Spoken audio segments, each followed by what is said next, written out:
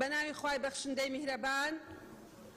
بەناوی گەلی کوردستان دانیشتنی ژمارە 3 وەرزی بەهارە ساڵی 4ەم لە خولی 5ەمی پەرلەمانی کوردستان دەست پێکەین.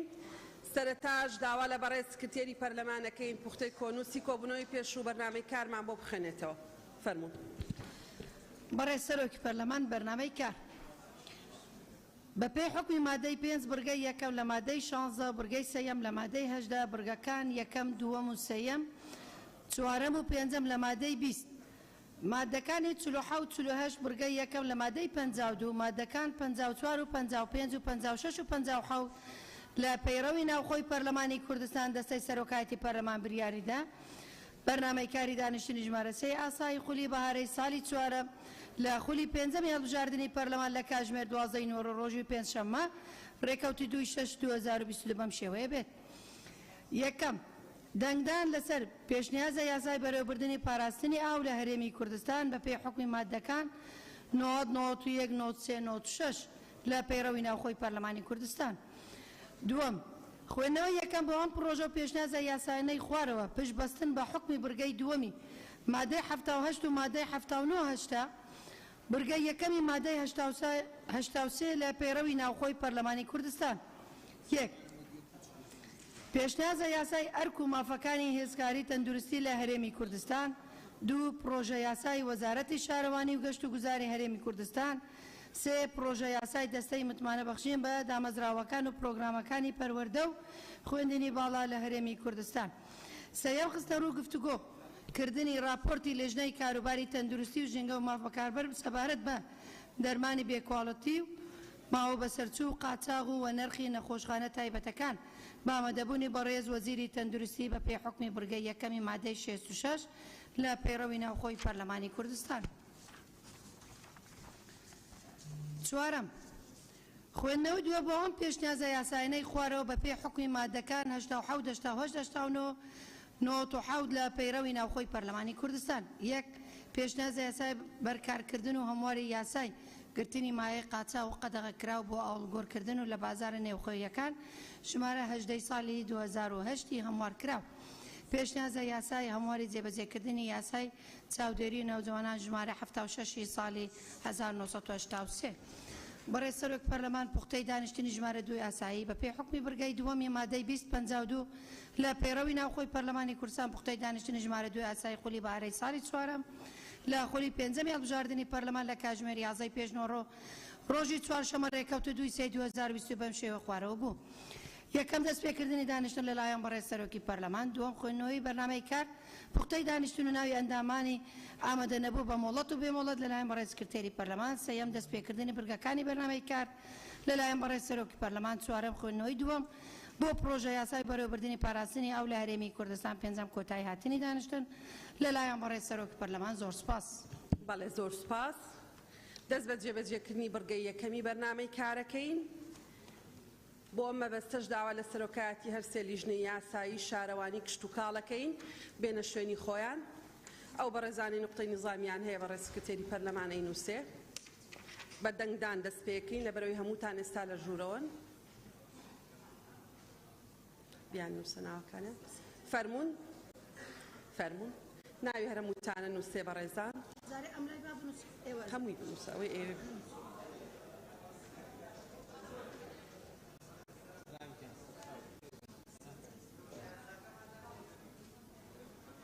ئەبێ داوای کەن بۆتان هێنن ئێستا.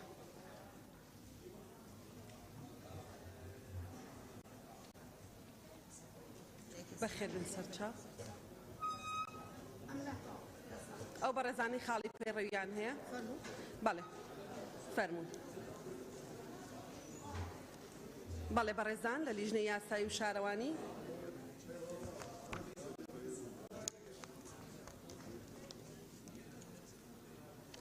بەڵێ کاکتۆر.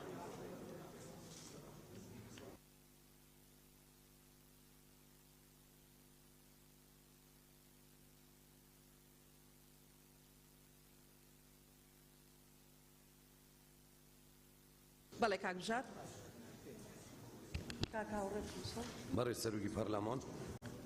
بۆ سەرۆکاتی پەرلەمانی کوردستان بابەت راپۆرتی دەنگدان لجنه کاروباری یاسایی، لجنه شهروانی گواستنەوە و گەیاندن و گەشت و گوزار و لجنه گشت و کاڵاوێری ڕۆژی سێشەممە ڕێکەوتی 12/3/2022 کاتژمێر 12 نیوەڕۆ و کوبوونەوەی هاوبەشیان ئەنجامدا بۆ تاوتوێکردن و داڕشنەوەی ئەو پێشنیارانەی کە لەلایەن ئەندامانی پەرلەمانەوە پێشکەش کراون سەبارەت بە پێشنیازی یاسای بەڕێوەبردن و پاراستنی ئاو لە هەرێمی کوردستانداش عێراق لە دانیشتنەوەی خوێندنەوەی دووەمدا دوای گفتوگۆکردن و تاوتوێکردن لجنەکان گەیشتنە ئەمەنجامانەی خوارەوە سەبارەت بە ناونیشان 5 پێشنیار هەیە پێشنیاری یەکەم پێشنیازی یاسای ئاو لە هەرێمی کوردستانداش عێراق پێشنیاری دووەم پێشنیازی یاسای بەڕێوەبردن و پاراستن و ڕێکخستنی ئاو لە هەرێمی کوردستانداش عێراق پێشنیاری سێم پێشنیازی یاسای پاراستن و بەڕێوەبردنی ئاو لە هەرێمی کوردستانداش عێراق پێشنیاری چوارەم پێشنیازی یاسای بەڕێوەبردن و پاراستنی سەرچاوەکانی ئاو لە هەرێمی کوردستانداش عێراق پێشنیاری پێنجەم وەک خۆی پێشنیازی یاسای بەڕێوەبردن و پاراستنی ئاو لە هەرێمی کوردستانداش عێراق. بەڵێ زۆر سپاس بەڕێزان سەبارەت بە ناونیشان 5 پێشنیازەیە هەر بەڕێزەی لەگەڵ یەکەمە داوای کەن کاگەسی هەر بەڕێزە لەگەڵ یەکەمە کەس لەگەڵ نییە هەر بەڕێزە لەگەڵ دووەمە کەس لەگەڵ نییە هەر بەڕێزە لەگەڵ سێمە کەس لەگەڵ نییە هەر بەڕێزە لەگەڵ چوارەمە ئەندامێکی بەڕێز دوو ئەندام هەر بەڕێزە لەگەڵ پێنجەمە وەک خۆی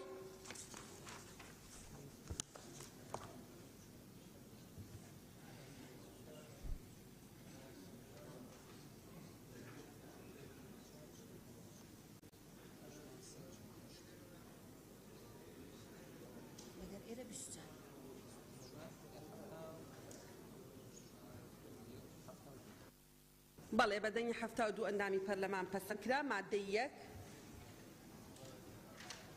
برای سەرۆکی پەرلەمان سەبارەت مادەیەک 5 پێشنیار هەیە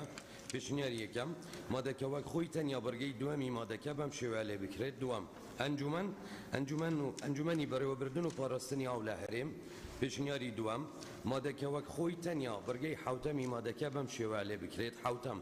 ئەوی سەرزەوی بریتە لە هەموو جۆرەکانی ئاو کە دەکەونە سەر ڕووی زەوی بە شێوەی وەستا و یان جوڵاو یان کۆکراو پێشنیاری سێم مادەکە وەک خۆی تەنیا بەرگەی سێمی مادەکە بەم شێوەیە لێ بکرێت سێم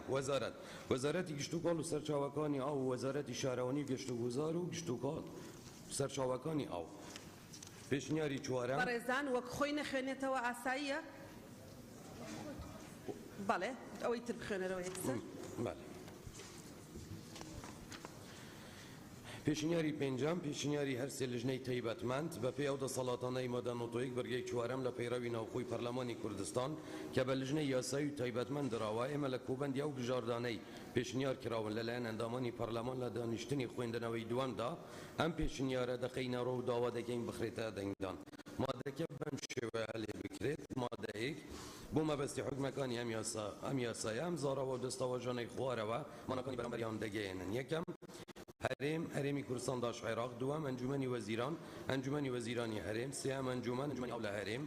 چوارەم وەزارەتی گشت و کاڵ و سەرچاوەکانی ئاو پێنجەم وەزیر گشت و کاڵ و سەرچاوەکانی ئاو شەشەم سندوقی پاراستن و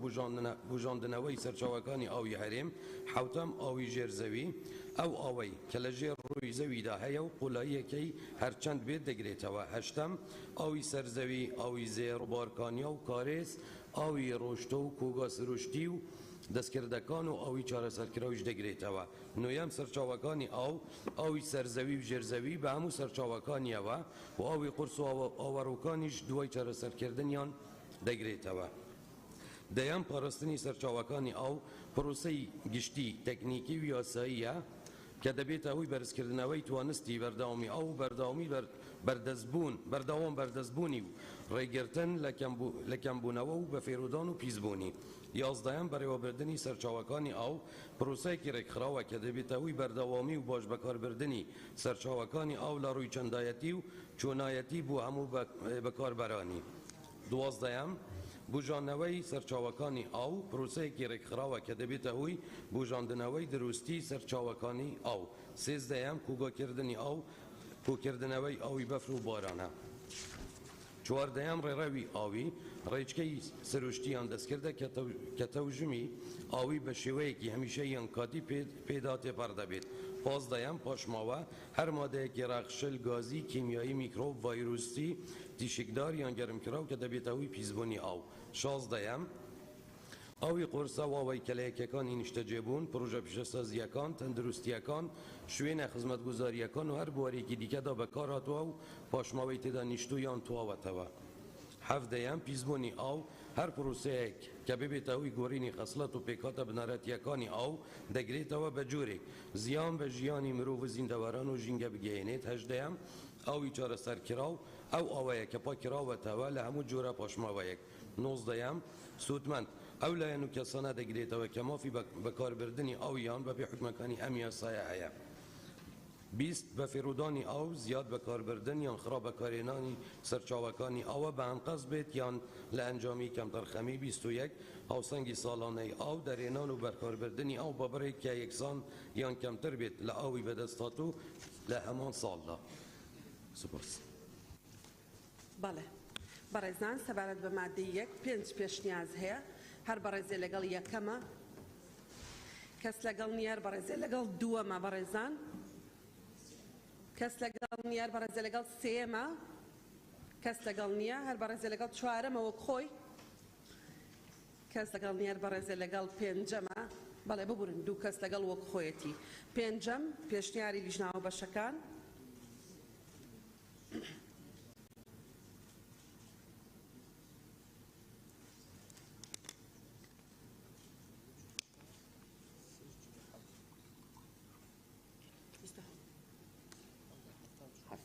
بەدەنی 74 ئەندامی پەرلەمان پەسەند کرا.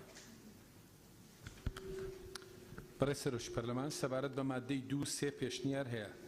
پێشنیار یەکەم مادەکەوە خۆی تەنها بڕگەی 1 بە زنجیرەی شەشەم زیاد بکرێت بۆ مادەکە بەم شێوەی خوارەوە. شەشەم گرنتیکردنی ئاوی هاتوو بۆ هەرێم. پێشنیاری دووەم وەک خۆی بەس دوو هەیە پێشنیاری دووەم وەک خۆی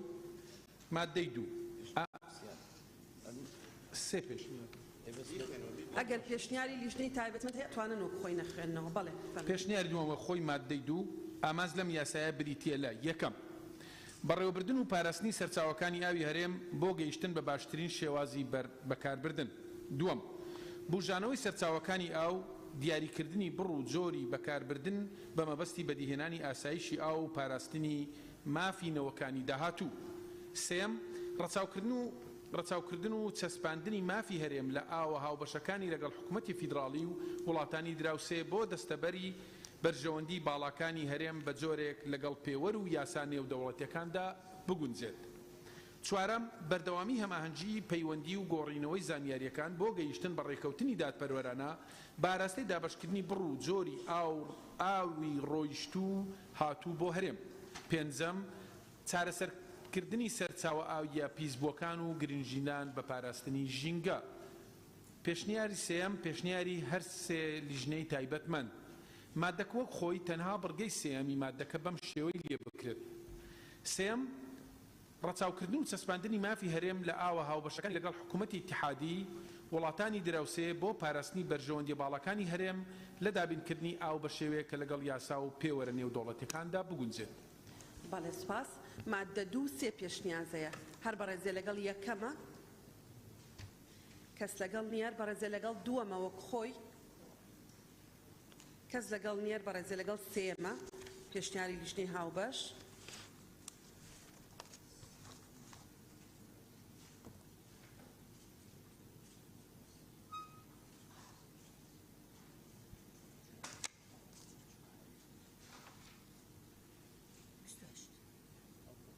بەڵێ بەدەنی 75 ئەندامی پەرلەمان پەسەند کرا. مادەی 3 بەڕێز سەرۆکی پەرلەمان سەبارەت بە مادەی 3 دوو پێشنیار هەیە. پێشنیاری یەکەم ئەم مادەیە لا ببرێت. پێشنیاری دووەم وەک خۆی بنەما گشتیەکان. مادەی 3 ئاو سامانێکی نیشتیمانیە سەرچاوەکانی بە موڵکی گشتی دادەنرێت بە مۆڵەت و بە پێی حکومەکانی ئەم یاسایە سوودیان لێ وەردەگیرێت. بەڕێزان مادەی 3 دوو پێشنیازەیە یەکی کانەڵێ لا ببرێ هەر بەڕێزێکی لەگەڵە. بەڵێ یەک بەڕێز پێشنیازی دووەم وەک خۆی هەر بەڕێزە لەگەڵ مادەکەی وەک خۆی.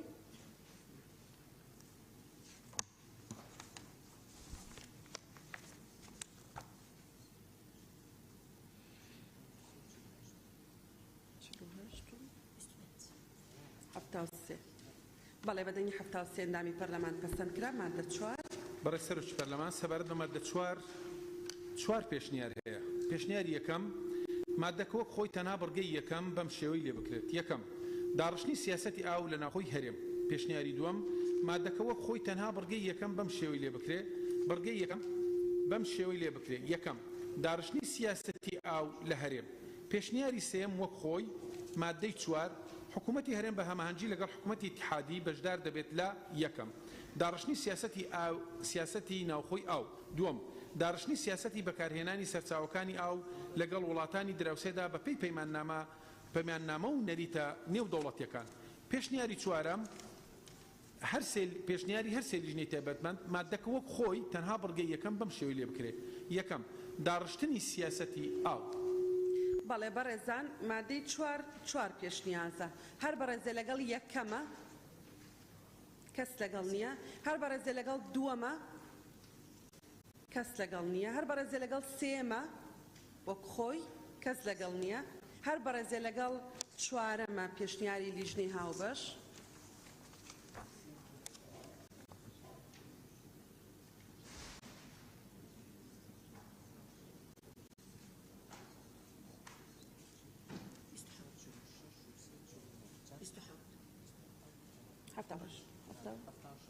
بەدەنگی 76 ئەندامی پەرلەمان پەسەند کرا. مادەی 5 فەرموون خوێندنەوە. کاک حاجی بیخوێنەوە. ببورن هەر کامتان لە لیژنەی کشت و کاڵ هەر کامتان. بەڕێز سەرۆکی پەرلەمان سەبارەت بە مادەی 5 دوو پێشنیار هەیە. پێشنیاری یەکەم وەک خۆی مادەی 5 یەکەم بەکاربردنی ئاو لە بەرامبەر بڕی بەرامبەری بەکاربردن و لەسەر بنەمای یەکەی پەیوانەیی دەبێت. دووەم بڕی بەرامبەر بەکاربردنی ئاو لەسەر بنەمای بڕ و زۆر و شێوازی بەکارهێنانەکەی دەبێت و بۆ گشت مەبەست و کەرتەکان دادەنرێت. ئەمەش بە پەیڕەوێک ڕێک دەخرێت کە ئەنجومەنی وەزیان دەری دەکات. پێشنیاری دووەم پێشنیاری هەر سێ لیژنەی تایبەتمەند ئەم مادەیە لابدرێت. بەڵێ بەڕێزان مادە 5 دوو پێشنیار هەیە وەک خۆی کەی لەگەڵە لەگەڵی یەک کەس. دووەم لا ببرێ.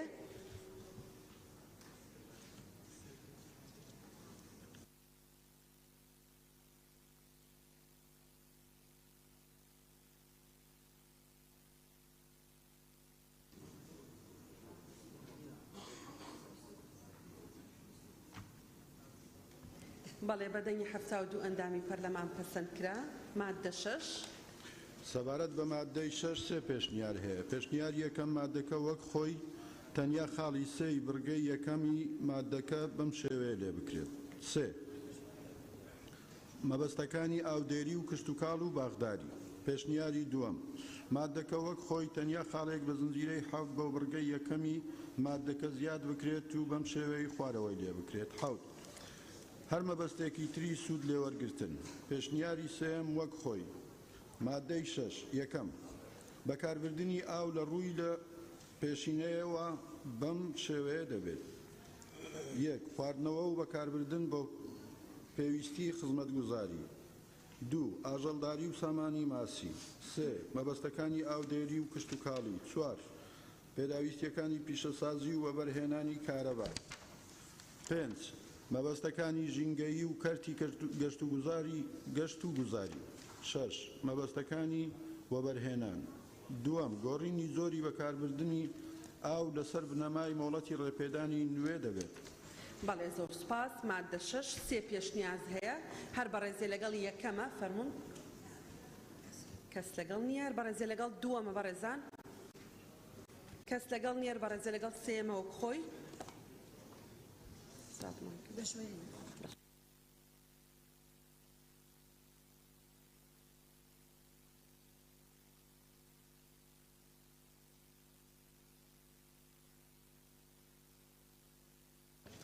بەدەنگی 78 ئەندامی پەرلەمان پەسەند کرا مادەی 7 بەنای خۆی گەورە بەڕێسەرۆکی پەرلەمان سەبارەت بە مادەی 7 سێ پێشنیار هەیە. پێشنیاری یەکەم مادەکە وەک خۆی تەنیا بڕگەیەک بە زنجیرەی پێنجەم زیاد بکرێت بۆ مادەکە. پێنجەم ئامادەکردنی پلانی وەرزی ساڵانە بۆ بەگەڕخستنی بەندا و کۆگاکانی ئاو لە هەرێمدا.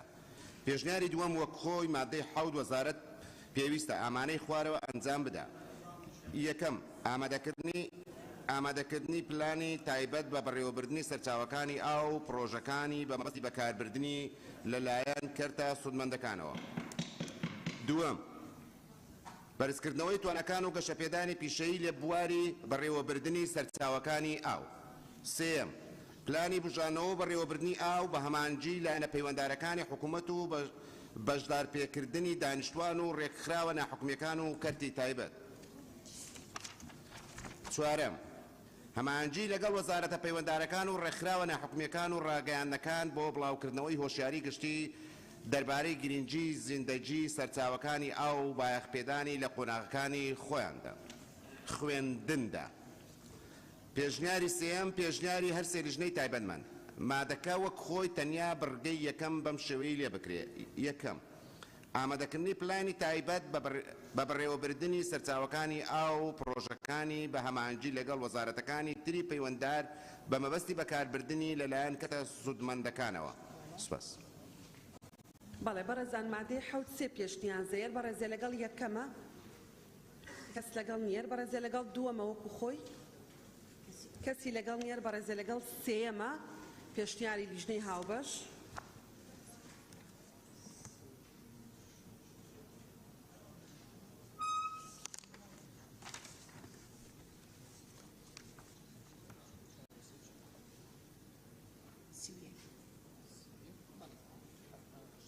بەدەنگی 78 ئەندامی پەرلەمان پەسەند. سەبارەت بە مادەی 8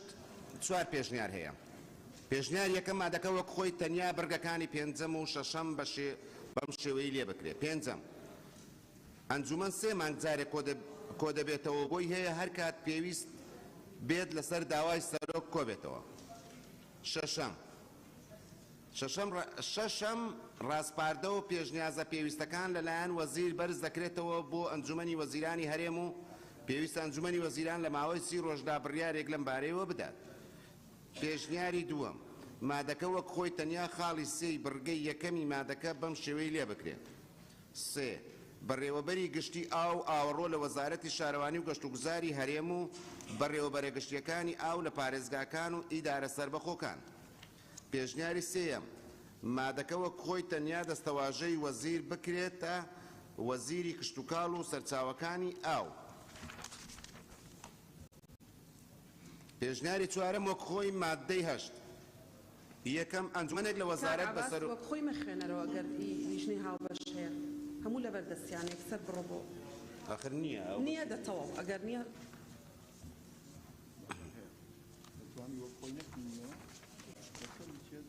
ئەخر نییە کاکە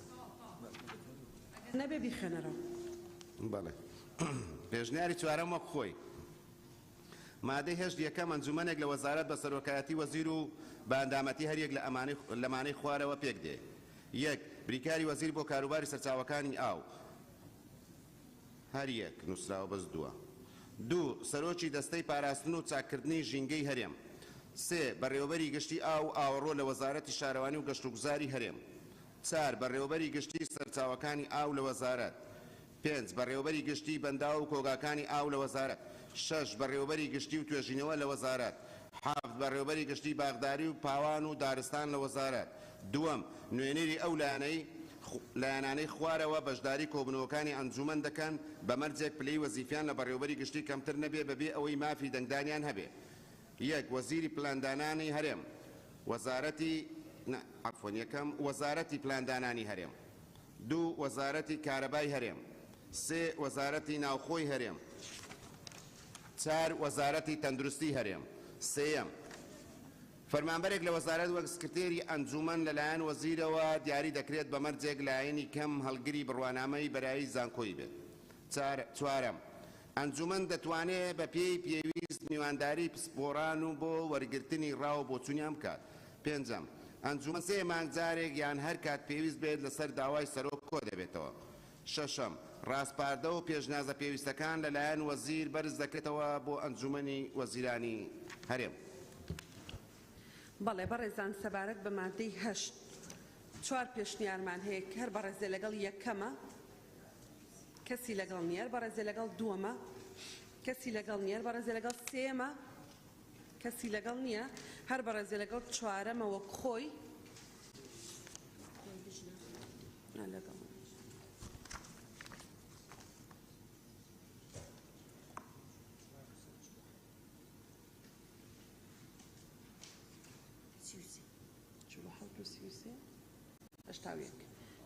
بەدەنگی 81 ئەندامی پەرلەمان پەسەند کرا. مادەی 9 فەرموو. برای سەرۆکی پارلەمان سەبارەت بە مادەی 9 پێشنیار هەیە. پێشنیاری یەکەم مادەکە وەکی خۆی تەنیا بەرگەی یەکەم و دووەم بەو شێوەیە لێ بکرێتن. یەکەم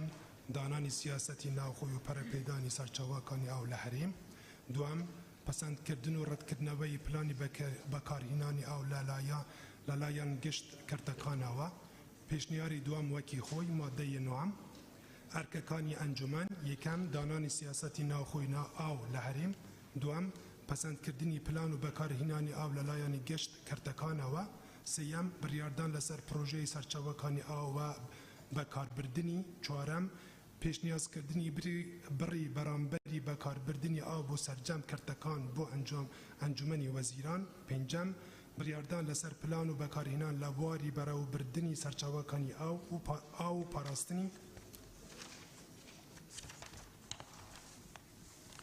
شەشەم بڕیاردان لەسەر استراتیژیەتی نیشتیمانی تایبەت بە گەش و هەوا و بەرزەفتکردنی کاریگەریەکانی لەسەر پاراستن و بۆژاندنەوەی سەرچاوەکانی ئاو. حوتەم بڕیاردان لە پلانی دابەشکردنی ئاو لە نێوان کەرتە جیاجیەکان و بەکاربردنە سەرەکیەکانی ئاو. هەشتەم کارکردن بۆ دابینکردنی بودجەی پێویست بۆ جێبەجێکردنی پرۆژەکانی بەنداوی گەورە و مامناوەندی و پرۆژە هەموو جۆرەکانی ئاو. مەسەوە خەلەت بەنداوزەیە گەورەیە یا بەنداوزەیە گەورە و مامناوەندی بۆ پرۆژە هەموو جۆرەکانی ئاو.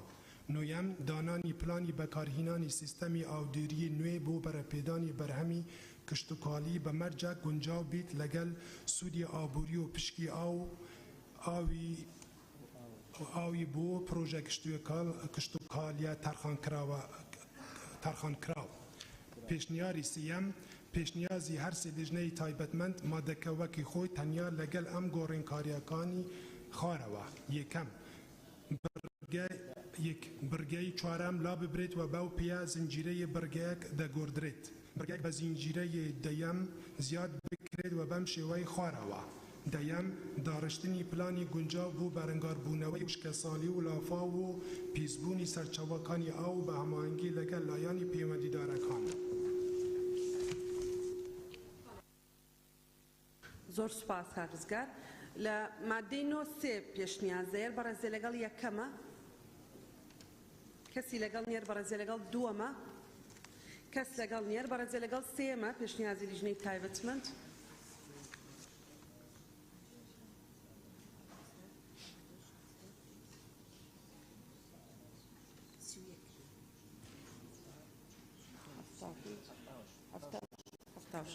بەدەنگی 76 ئەندامی پەرلەمان پەسەند کرا. بەڕێزان کە ئەیخوێنەوە هەر مادەیەک لیژنەی هاوبەش هەیبوو وەک خۆیەکە مەخوێنەوە. بەڕێزان لەبەر دەستیان فەرموون مادەی دەبخێنەوە. سەبارەت بە مادەی 4 پێشنیار هەیە. پێشنیاری یەکەم مادەکە وەکی خۆی تەنیا بڕگەی دووەم بەم شێوای لێ بکرێت. دووەم ئەنجامدانی گۆڕانکاری لە ڕێوڕەوی سەرچاوەکانی ئاو بە جۆرێک بیتە هۆی کەمکردنەوەی بڕی ئاویان، پیسبوونی ئاویان، ڕوودانی لافاویان، زیانگەیاندن بە سەرچاوە و جۆرەکانی ئاو. پێشنیاری دووەم مادەکە وەکی خۆی تەنیا بڕگەی یەکەمی مادەکە لا ببرێت. پێشنیاری دووەم وەکی خۆی. مادەی 10 ئەم کارانایی خارەوە ڕێگا پێنەدراوە. کارگزگار یەکسەر بڕۆ دوای ئەوە. پێشنیاری 4 پێشنیاری هەر سێ لیژنەی تایبەتمەند مادەکە بەم شێوای لێ بکرێت. مادەی 10 ئەم کارانەی خوارەوە ڕێگا پێنەدراون. یەکەم فرۆیدانی پاشەڕووی ناوماڵ پیشەسازی کشتتوکالی و تەندروستی و تەقەمەنی و بازرگانی یان هەر بوارێکی تر بۆ ناو سەرچاوەکانی ئاو تەنیا لەو بارەدا نەبیت کە چارەسەری زانستی پێویستی بۆ کرابیت. دووەم ئەنجامدانی گۆڕانکالی لە ڕێوڕەوی سەرچاوەکانی ئاو بە جۆرێک بیتە هۆی کەمکردنەوەی بڕی ئاو یان پیسبوونی ئاو یان ڕوودانی لافاو. سێەم بیرهەڵدان یان بەکارهێنانی ئاوی ژێرزەوی بەبێ مۆڵەتی وزارەت. چوارەم هەر چالاکیەک بۆ کۆکاکردنی یان کەمکردنەوەی سەرچاوەکانی ئاو بەبێ مۆڵەتی پێشوەخت. پێنجەم داپۆشینی پاشەڕۆ بە هەر ڕێگەیە کە دەرەنجامی کارگێری لەسەر جۆری سەرچاوەکانی ئاوی سەرزەوی یان ژێرزەوی یان ژینگە دروست دەکات. شەشەم بەکارهێنانی قێرکەر بۆ قەلاچۆکردنی پەتا کشتتوکالیەکان یان پەینی کیمیایی کە بیتە هۆی پیسبوونی سەرچاوەکانی ئاو. حوتەم دامەزراندنی هەر پرۆژەیەک یان کارگەیەک یان خانوویەکی نیشتەجیبوون یان کارگەیەک لەسەر کنارەی ڕووبار و لەقەکانیان دەریاچە کۆکەکانی ئاو و زەویەکانی دەوروپشتیان لە سنووری دیاریکراو بەبێ وەرگرتنی مۆڵەتی وزارەت جگە لە پرۆژەکانی ئاو و ئاوەڕۆ. هەشتەم بەکارهێنانی مادەی ژەهراوی یان کارەبا یان قێرکەر یان تەقەمەنی بۆ ڕاوی ماسی و گەاندراوە ئاویەکانی دیکە بە جۆرە کە بێتە هۆی پیسبوونی سەرچاوەی ئاویەکان. نوێم فرۆیدانی پاشماوەی نەوتی بۆ سەرچاوەکانی ئاو و سەرزەوی یان لە ناو ڕێوڕەوی ئاوی باران و کانیەوە و کاڕێز و دەریاچە و گاماوەکان یان بۆ ناو ئاوی ژێرزەوی و ناوچەکانی بوژانەوە. دەیەم فرۆیدانی لاشەی ئاژەڵ و پەلەورە و بۆ ناو ڕێوڕەوی ئاو یان ناوچەکانی بوژانەوەی ناوی ژێرزەوی. یازدەم هەر چالاکیە کە بیتە هۆی پیسبوونی ئاو یان کنار و ڕۆخی ڕێوڕەوەکانی ئاوی سروشتی یان کارگێری نەرەتی لەسەر برۆ و جۆری ئاوەکە دروست بکات. بەڕێزان مادەی دە چوار پێشنیازەیە. هەر بەڕێزێ لەگەڵ یەکەمە، کەس لەگەڵ نیە بەڕێزێ لەگەڵ دووەمە، کەس لەگەڵ نیە بەڕێزێ لەگەڵ سێمە وەک خۆی، کەس لەگەڵ نیە بەڕێزێ لەگەڵ چوارەمە پێشنیازی لیژنەی هاوبەش.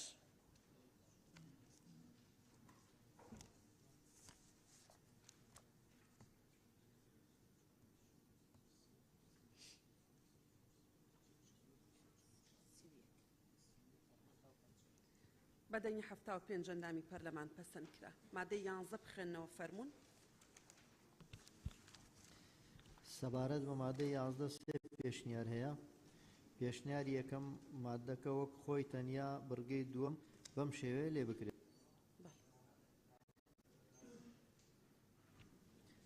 وەزارەت پابەندە بە دانانی تومارێکی تایبەت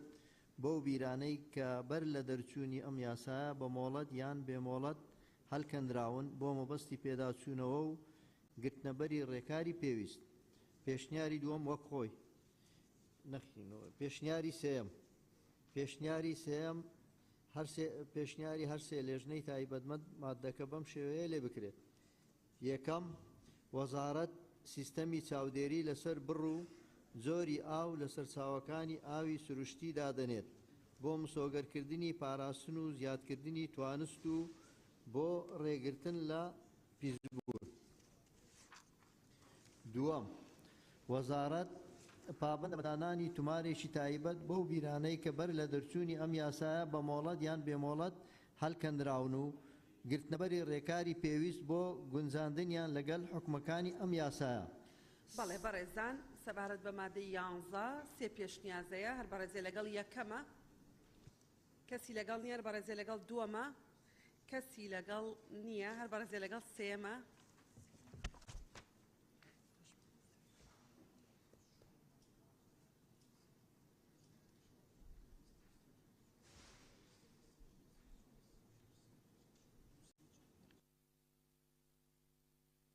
بەدەنگی 73 ئەندامی پەرلەمان.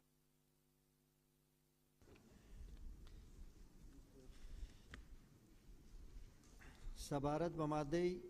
12 سێ پێشنیار هەیە. پێشنیاری یەکەم مادەکە وەک خۆی تەنیا بڕگەی یەکەم بەم شێوەیە لێ بکرێت. یەکەم پێویستە بەکاربردنی ئاو لە هەرێم بە پێی ستاندارد و کوالێتی هەرێمی بێت. پێشنیاری دووەم مادەکە وەک خۆی تەنیا بڕگەی یەکەم بەم شێوەیە لێ بکرێت. یەکەم پێویستە بەکاربردنی ئاو لە هەرێم بە پێی ستاندارد و کوالێتی جیهانی بێت. پێشنیاری سێم وەک خۆی.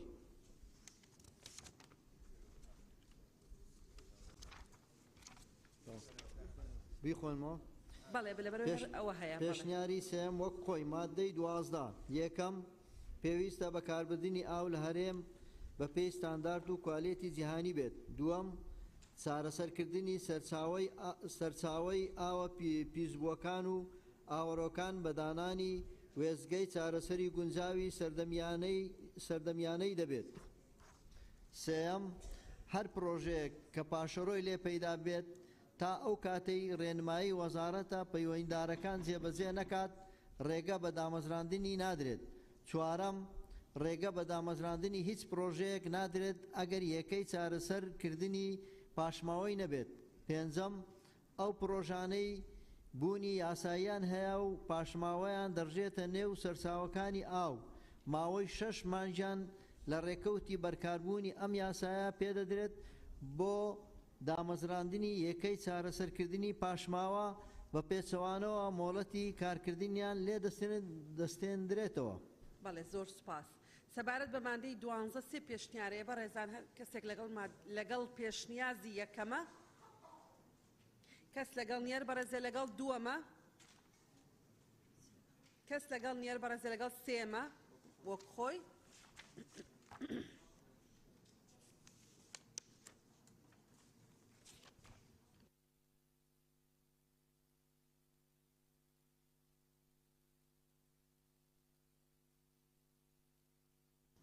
بەدەنگی 76 ئەندامی پەرلەمان پەسەند کرا. مادەی 13 بخوێنەوە فەرموو. سەبارەت بە مادەی 13 دوو پێشنیار هەیە. پێشنیاری یەکەم مادەکە وەک خۆی تەنیا بڕگەیەک بە زنجیرەی سێم زیاد بکرێت بۆ مادەکە و بەم شێوەی خوارەوە. سێم وەزارەت پلانی درێژخایەن ئاراستەی پەرلەمانی کوردستان دەکە لەو کاتێک کە پلانەکە دابڕێژرێت. پێشنیاری دووەم وەک خۆی. مادەی 12 یەکەم وەزارەت پلانی ساڵانە و مامناوەندی درێژخایەنی کرد و بوارە جۆراوجۆرەکانی لە بەکاربردنی ئاو پەسەند دەکات بۆ هێنانەدی هاوسەنگی ئاو و دادپەروەری لە دابەشکردنیدا. دووەم وەزارەت پلان بۆ ڕێگرتن لە ڕووچوونی زەوی سێڵا و لافا و چاکردنی ڕێڕەوی شی و کەناڵە گشتیەکان و کەنار و ڕووبارەکان و چاودێری هاتنی سێڵا و لافا و بەکارهێنانی ئاوی پرۆژەکانی ئاودێری دادەنێت بە جۆرێک گەرنتی پاراستنی ئاو لە بەفیڕۆدان و پیسبوون بکات. بەڵێ بەڕێزان سەبارەت بە مادەی 13 دوو پێشنیارەیە بەڕێزە لەگەڵ یەکەمە، کەس لەگەڵ نیەر بەڕێزە لەگەڵ دووەمە وەک خۆی.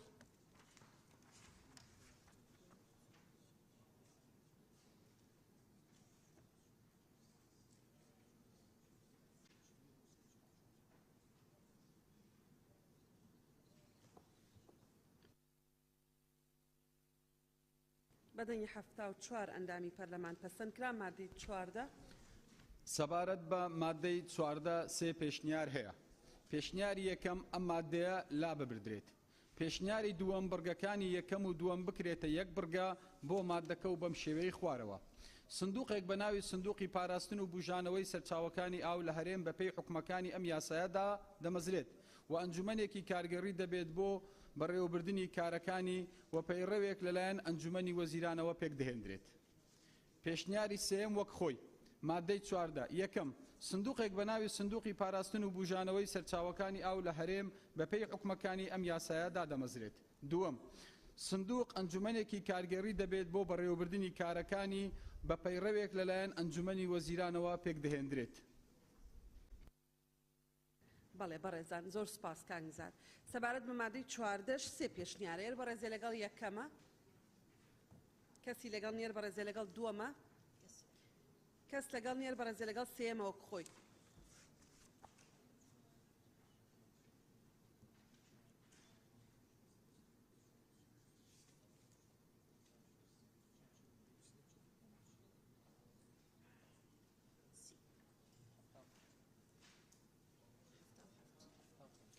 بەدەنگی 75 ئەندامی پەرلەمان پەسەندکرا مادەی 15. سەبارەت بە مادەی 15 پێشنیارەیە پێشنیاری یەکەم ئەم مادەیە لا دەبرێت پێشنیاری دووەم وەکو خۆی نایخوێنینەوە پێشنیاری سێم پێشنیاری هەر سێلیژنەی تایبەتمەند کە مادەکە بەم شێوەی لێ بکرێ مادەی 15 یەکەم داهاتی سندوق لەم سەرچاوانەی خوارەوە پێکدێ یەکەم بژمەی تەرخانکراو لە بودجەی ساڵانەی هەرێم دووەم هەر کۆمەک و یارمەتیەکە پێ یاسا پێشکەش بە سندوق دەکرێت.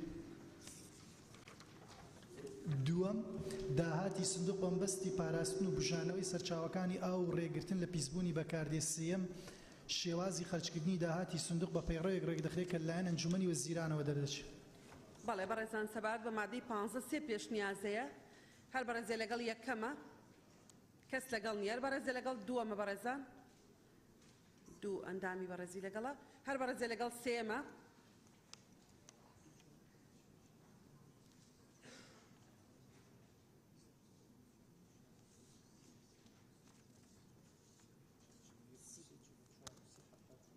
بەدەنگی 74 ئەندامی پەرلەمان پەسەند کرا مادەی 16 فەرموون.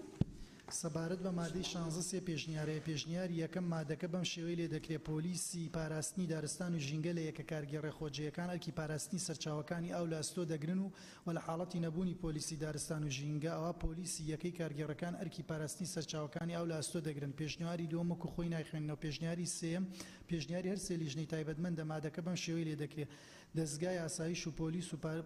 پۆلیسی پاراستنی دارستان و ژینگە ئەرکی پاراستنی سەرچاوەکانی ئەو لە ئەستۆ دەگرن.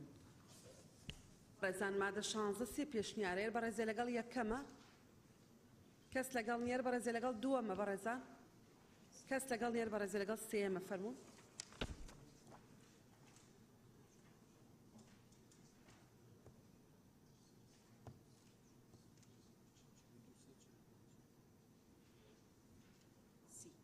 بەدەنگی 75 ئەندامی پەرلەمان پەسەند کرا.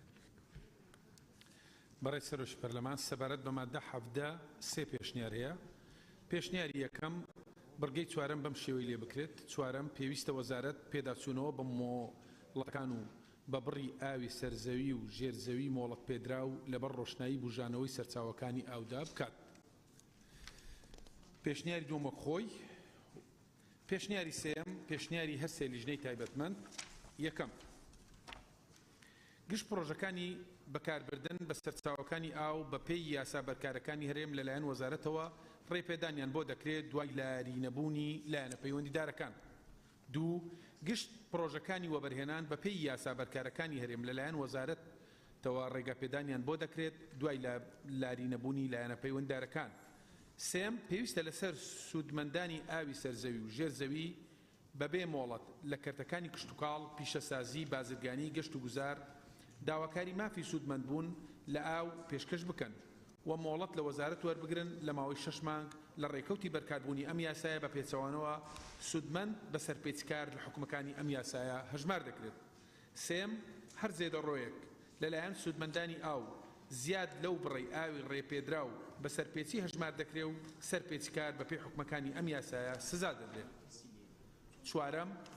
وەزارەت دەتوانێت پێداچوونەوە بە مۆڵەتەکان و بە بڕی ئاوی سەرزەوی و ژێرزەوی مۆڵەت پێدرا و لەبەر ڕۆشنایی بژانەوەی سەرچاوەکانی ئاودا بکات. بەڵێ بەڕێزان مادەی 73 پێشنیازەیە بەڕێزێ لەگەڵ یەکەمە کەس لەگەڵ نیەر بەڕێزێ لەگەڵ دووەمە بەڵێ دوو ئەندامی بەڕێز هەر بەڕێزێ لەگەڵ سێمە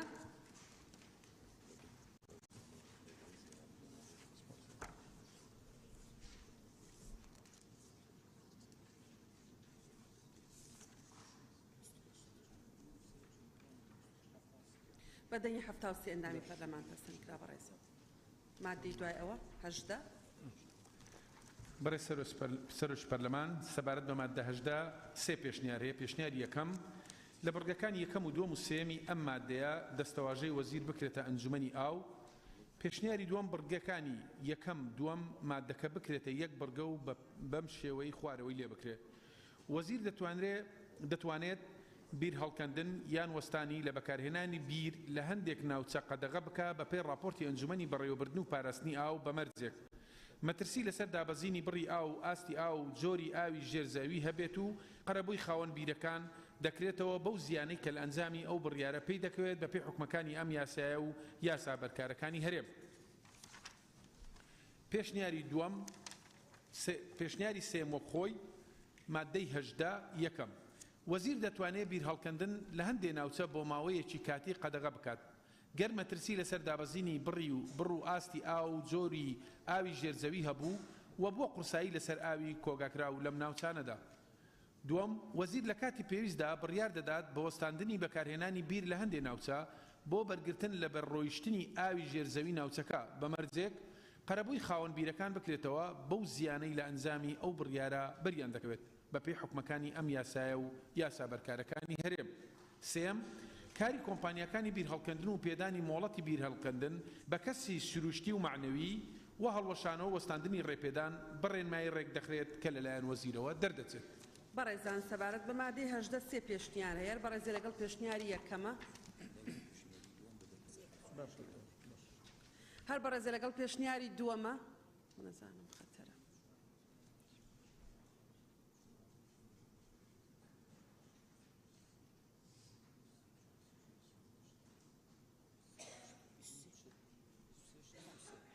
بەدەین 63 ئەندامی پەرلەمان پەسەند کرا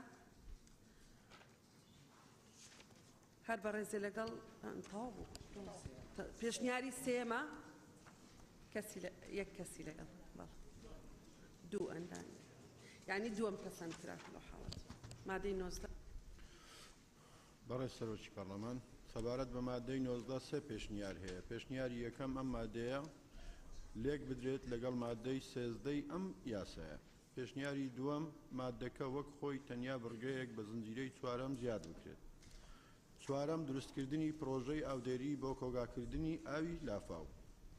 پێشنیاری سێم وەک خۆی مادەی 19 پێویستە وەزارەت ئەم ڕێوشوێنانەی خوارەوە بۆ ڕێکخستنی ناوچەی باراناوی کە دەبێتە هۆی ڕوودانی شێلاوە بەخۆی سێڵاو و لافاو و لەو ناوچەی پێیدا دەڕوات بگرێتە بەر یەکەم پاراستنی خاک و بەرگی ڕووەکی بە ڕێگای گونجاو بۆ چاندنی ئەو ڕووەکانەی خۆڵ جێگیر دەکەن بۆ پاراستنی ناوچەکە لە داماڵین و ڕووچوون دووەم ڕێکخستن و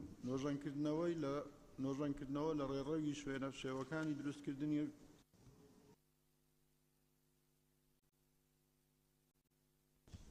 بۆ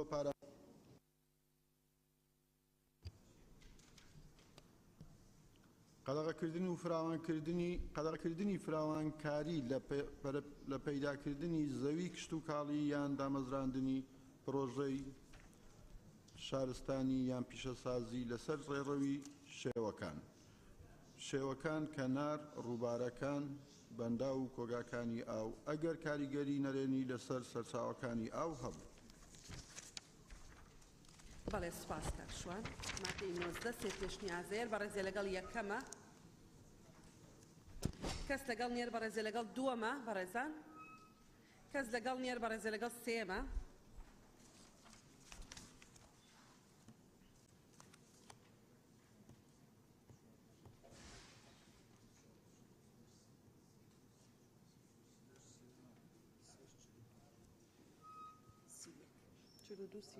هەفتا و سێ بەدەنگی هەفتا و سێ ئەندامی پەرلەمان پەسەند کرا مادە 20 بخوێنەوە فەرموو بەڕێز سەبارەت بە مادەی 24 پێشنیار هەیە پێشنیاری یەکەم مادەکەوەکی خۆی تەنیا بەرگەی یەکەم بەم شێوەیە لێ بکرێتن یەکەم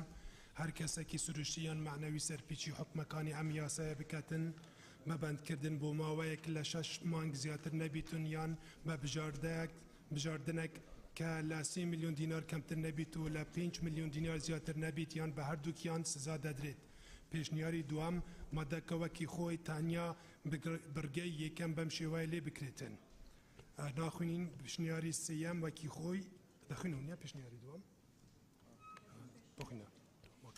پێشنیاری دوام مادەکەوەکی خۆی تەنیا بەرگەی یەکەم بەم شێوای لێ بکرێت یەکەم هەر کەسێک سەرپیچی لە حکومەکانی ئەم یاسا بکات بە بەندکردن بۆ ماوەیەک لە 3 مانگ زیاتر نەبیت یان بە بژاردنێک لە 10 میلیۆن دینار کەمتر نەبیت و لە 15 میلیۆن دینار زیاتر نەبیتن یان بە هەردووکیان سزا دەدرێت. پێشنیاری سێیەم وەکی خۆی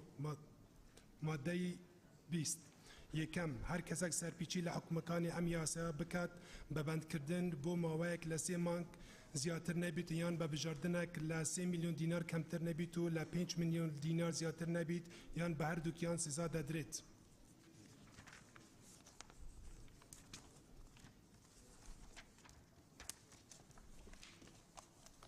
دوام سزاکانی هاتو لبرگری کمی اما دیا ریگر نابن لسپاندنی هر سزایکی تونتر لیاسا بکارکان هات بیتن. پیشنیاری چوارم پیشنیاری هر سلیجنه تایبتمن ماده وکی خوی تنیا لگل ام گورنکاریکانی خاروا.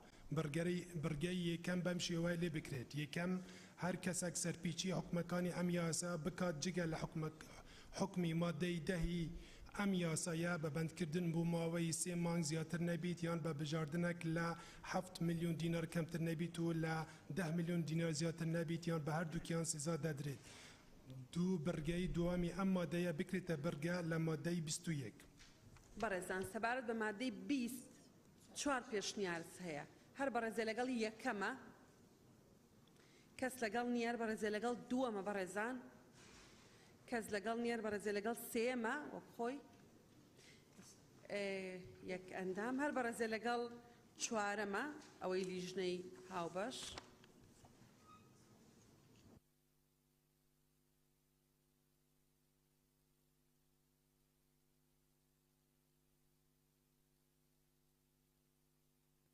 باش دنگی 64 اندامی پارلمان پسند ماده 21 بخوێنەوە فرمون بەڕێزان کاک حاجی فرمون سەبارەت بە مادەی 21 سێ پێشنیار هەیە. پێشنیاری یەکەم ئەم مادەیە لا ببرێت. پێشنیاری دووەم وەک خۆی نەخێنەوە. پێشنیاری چوارەم پێشنیاری هەر سێ لێژنەی تایبەتمەند مادەکە بەم شێوەیە لێ بکرێت. یەکەم هەر کەسێک سەرپێچە حکمەکانی مادەی دەی ئەم یاسایە بکات بە بەدکردن بۆ ماوەیەک لە 6 مانگ کەمتر نەبێت و بە پێبژاردنێکە لە 7 میلیۆن دینار کەمتر نەبێت و لە 10 میلیۆن دینار زیاتر نەبێت سزا دەدرێت. سزا دەدرێت و لابردنی سەرپێچیەکە و گەڕانەوەی مادە یان پاشماوەکان بۆ شوێنی پێشویان یان لە ناو بردنیان لە ئەستۆی سەرپێچیکار دەبێت. دووەم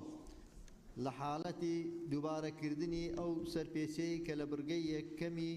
ئەم مادەیەدا هاتووە بە بەندکردن بۆ ماوەیەک کە لە 1 ساڵ کەمتر نەبێت و بە پێبژاردنێک کە لە 10 میلیۆن دینار کەمتر نەبێت و لە 15 میلیۆن دینار زیاتر نەبێت سزا دەدرێت. سزا دەدرێت و لابردنی سەرپێچیەکەش لە ئەستۆی سەرپێچیکار دەبێت. سێەم سزاکانی هاتوون لەم یاسایەدا ڕێگر نابن لە سەپاندنی هەر سزایەکی تونتر کە لە یاسا بەرکارەکاندا هاتبێت. بەڵێ مادەی 21 بەڕێزان سێ پێشنیازەیە بەڕێزە لەگەڵ یەکەمە کەس لەگەڵ نیەر بەڕێزە لەگەڵ دووەمە یەک کەسی لەگەڵە بەڵێ بەڕێزە لەگەڵ دووەمە کەس لەگەڵ نیەر بەڕێزە لەگەڵ سێمە بەڕێزان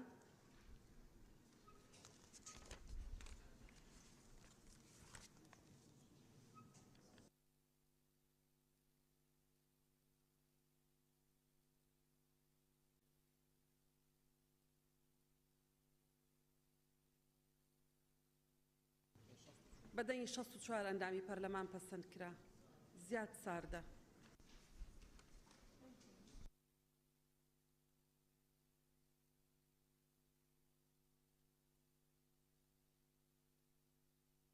بەڵێ فەرموون مادەی 22 بخوێنەوە بەڕێزان. سەبارەت بە مادەی 22 هیچ پێشنیارێک نییە وەک خۆی. مادەی 22 وەزیر ڕێنمایی پێویست بۆ ئاسان جێبەجێکردنی حکومەکانی ئەم یاسایە دەردەکات. بەڕێزان مادەی 22 وەک خۆی کێ لەگەڵە؟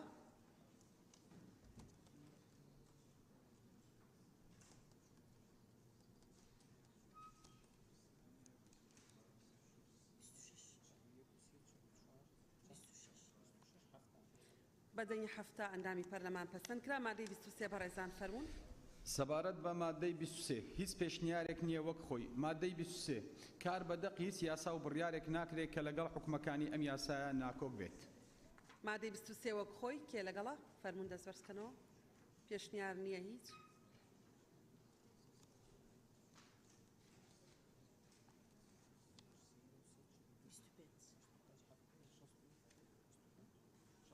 بەدەنگی 67 ئەندامی پەرلەمان پەسەندکرا. مادە 24 سەبارەت بە مادەی 24 هیچ پێشنیارێک نییە وەک خۆی. مادەی 24 پێویستە ئەنجومەنی وەزیران و لایەنە پەیوەندیدارەکان حکومەکانی ئەم یاسایە جێبەجێ بکەن. بەڵێ هەر بەڕێزێکی لەگەڵە وەکو خۆی هیچ پێشنیارێک نییە. مادەی 24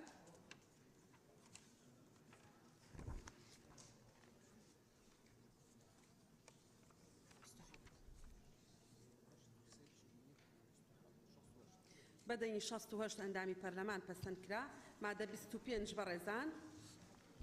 سەبارەت بە مادەی 25 هیچ پێشنیارێک نییە وەک خۆی. مادەی 25 ئەم یاسایە لە دوای تێپەڕبوونی 6 ڕۆژ لە ڕێکەوتی بلاوکردنەوەی لە ڕۆژنامەی فەرمی وەقایعی کوردستاندا جێبەجێ دەکرێت. بەڕێزان مادە 25 هیچ پێشنیارێک نییە. بەڕێزێکی لەگەڵە فەرمونون دەست بەرزکەنەوە.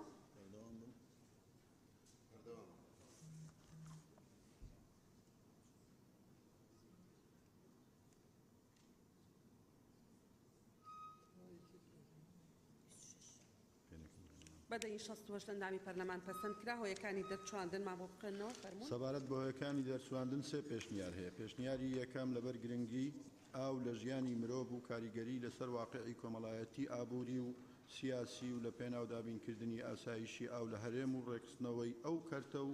پەرەپێدانی بۆ بژانەوەی لەبەر کاریگەریە قڕ فرە ڕەهندەکان و وەکو سامانێکی نیشتیمانی و ڕێگرتن لە خراپ بەکارهێنانی و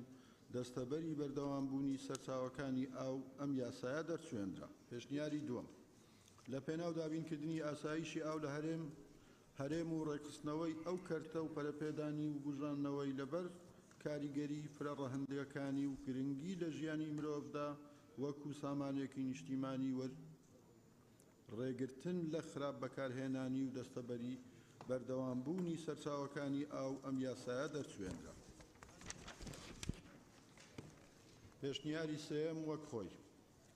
هۆیەکانی دەرچواندن لە پێناو دابینکردنی ئاسایشی ئاو لە هەرێم لەبەر گرنگی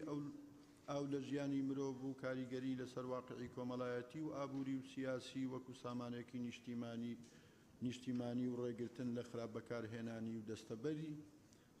دەستەبەری بەردەوامبوونی سەرچاوەکانی ئاو و دابەشکردنی بە شێوەیەکی دادپەروەرانە و بژانەوەی پاراستنی ئەم یاسایە دەرچوێنرا.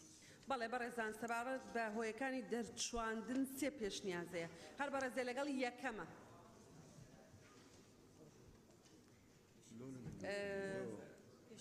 یەکەم خۆی سێ پێشنیازەیە.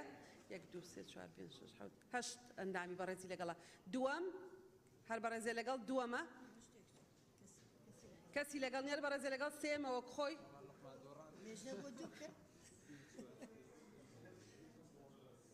یەکەمتان پێ جوانتر بوو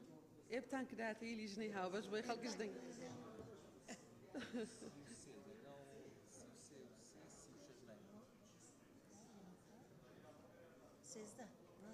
یاڵا بەدەنگی 36 و 13 بەدەنگی 49 ئەندامی پەرلەمان پەسەندکرا. بەڕێزان ئەندامانی پەرلەمان هەر کەسێک لەگەڵ کۆی یاسای بەڕێوەبردن و پاراستنی ئاو لە هەرێمی کوردستان داش عێراقە با بفەرمێن دەست بەرزکاتەوە.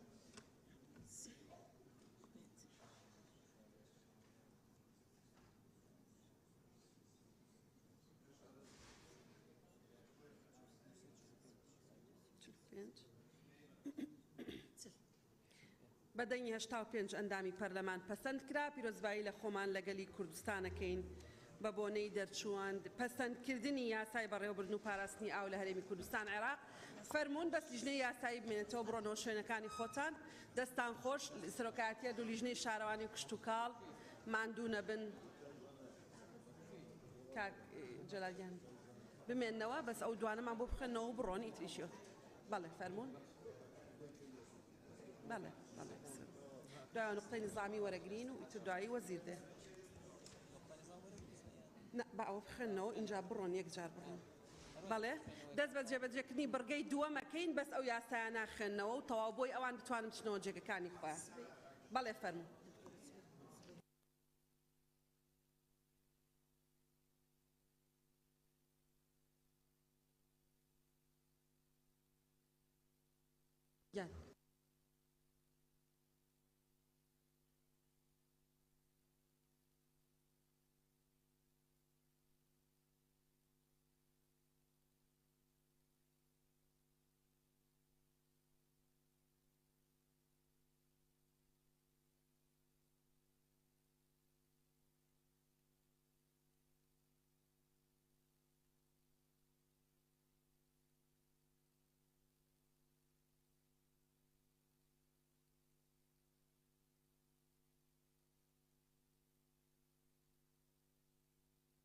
بەڵێ بەڕێزان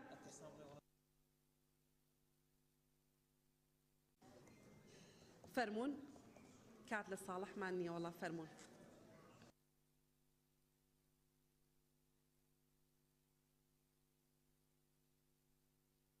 بڕگەی دووەمی بەرنامەی کار فەرمونون. بەڵێ دەست پێ بکەن. بەنای خۆی گەورە بەڕێز سەرۆکی پەرلەمان پێشنیازە یاسای ئەرک و مافەکانی هێزەکانی تەندروستی لە هەرێمی کوردستان داش عێراق لەلایەن ژمارەی یاسایی ئەندامانی پەرلەمانەوە پێشکەش کراوە و ئەم پێشنیازە یاسایە لە 14 مادە پێکاتووە لەگەڵ هۆیەکانی دەرچواندن. ناوی ئەندامانی پەرلەمان و واژۆکانیان لەسەر ئەم پێشنیازە یاسایە کردووە ئەمانە: دکتۆر سەباح زێباری، شایان کاکە ساڵح، شنۆ ئەشقی سورچی، زانا مەلا خالید اسماعیل، ڕۆژان ئیبراهیم سلێڤانی، دکتۆرە گەلاوێش عوبێد عوسمان، بەختیار شکری، لوقمان وەردی، مسلیم عەبدوڵڵا ڕەسوول، جەلال محەممەد ئەمین، نەجات شەعبان عەبدی، خەدیجە عومەر مزوری، گولیزار، ڕەشید سندی، جیهاد حەسەن ئیبراهیم، بژار کۆچەر عەباس فەتاح. بەڕێز سەرۆکی پەرلەمان داوا لە جەنابەت دەکەین ئەم پێشنیازە یاسایە ئاراستەی لیژنە تایبەتەکان بکەی. سوپاس. بەڵێ ئەو پێشنیازە یاسایە ئاراستەی لیژنەی تەندروستی لیژنەی یاسایی و سەرجەم ئەندامانی پەرلەمانەکرێ. فەرموو. بەڕێز سەرۆکی پەرلەمان پرۆژه یاسای وەزارەتی شارەوانی و گەشت و گوزار لە هەرێمی کوردستان داش عێراق لەلایەن ئەنجومەنی وەزیرانەوە پێشکەش کراوە. ئەم پرۆژه یاسایە لە 12 مادە پێکاتووە لەگەڵ هۆیەکانی دەرچواندن. داوا لە بەڕێستان دەکەین ئەم پرۆژه یاسایە ئاراستەی لیژنە تایبەتمەندەکان بکەن لەگەڵ ڕێزە. بەڵێ ئەو پرۆژە یاسایە ئاراستەی لیژنەی شارەوانی و یاسایی و سەرجەم ئەندامانی بەڕێزی پەرلەمانەکرێ. فەرموون. برای سروکی پارلمان پروژه یاسای دسته متمانه بخشیم به دامزروکان و پروگرامکانی پرورده و خیندنی بالا له هرمی کردستان داش عراق للایان انجمنی وزیران و پیشکش کراوه و ام پروژه یاسایه لده ماده پیکاتوه لگل هویکانی درچواندن. داواله برستان دکین ام پروژه یاسایه آراسته لجنکانی تایبەتمەند بکن. بله زۆر سوپاس. پرۆژه یاساکە ئاراستەی لیژنەی پەروەردە و خوێندنی باڵا یاسایی سەرجەم ئەندامانی بەڕێزی پەرلەمانەکرێ. زۆر سوپاستانەکەین بەڕێزان لە لیژنەی یاسایی فەرموون بچنەوە شوێنەکانی خۆتان. ئەوانەی نووسیومانن کاک مەمە سکەندەر، باش، کاک کێڤیدار، ڕۆژان خان، کاک سەروان، کاک نزار، کاک کاروان، کاک کاوڕێ، کاک دابان، کاک عەلی، شیرین ئەمین، کاک یاسین، کاک مسلیم، کاک کاوە، کاک سیپان، کاک دیاری، بەدرێخان، کاک سیروان، مامۆستا عومەر، سەرچنارخان، کاک مەم، هەڵەسخان، مژدەخان، دکتۆر شێرکۆ،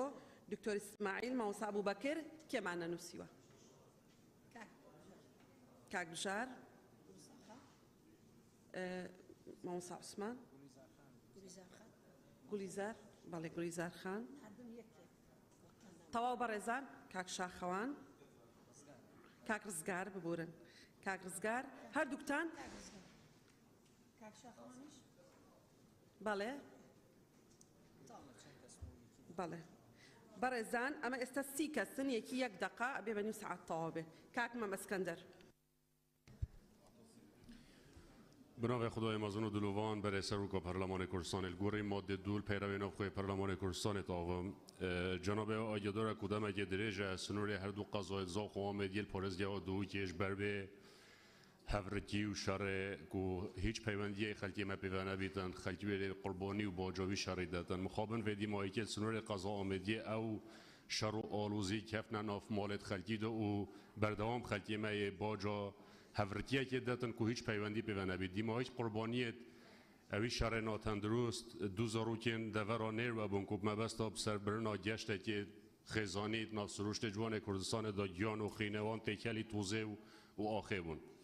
جبرند انویر نشنا پارلمان کردستان بدلیوت بینین کجا را دیتر سرساخین خو آراستای مالبات و کسو کارتوات این همو او کسی بوینه قربانی وی هفریکی که هیچ پیوندی پیوانینه و تمام دم داشتی داخواز همش لشکر ترکیه و همش چکدارت پیدا گرفتین اگر بوجاره کپتن جیبید جامعه یا خول هم بر خلکی هرما کردستان و دامود از جهت هرما کردستان نشان بدن به اونده چی دی که خلکی من نبید قربانی شرکه که هیچ پیوندی پیوانه بیدن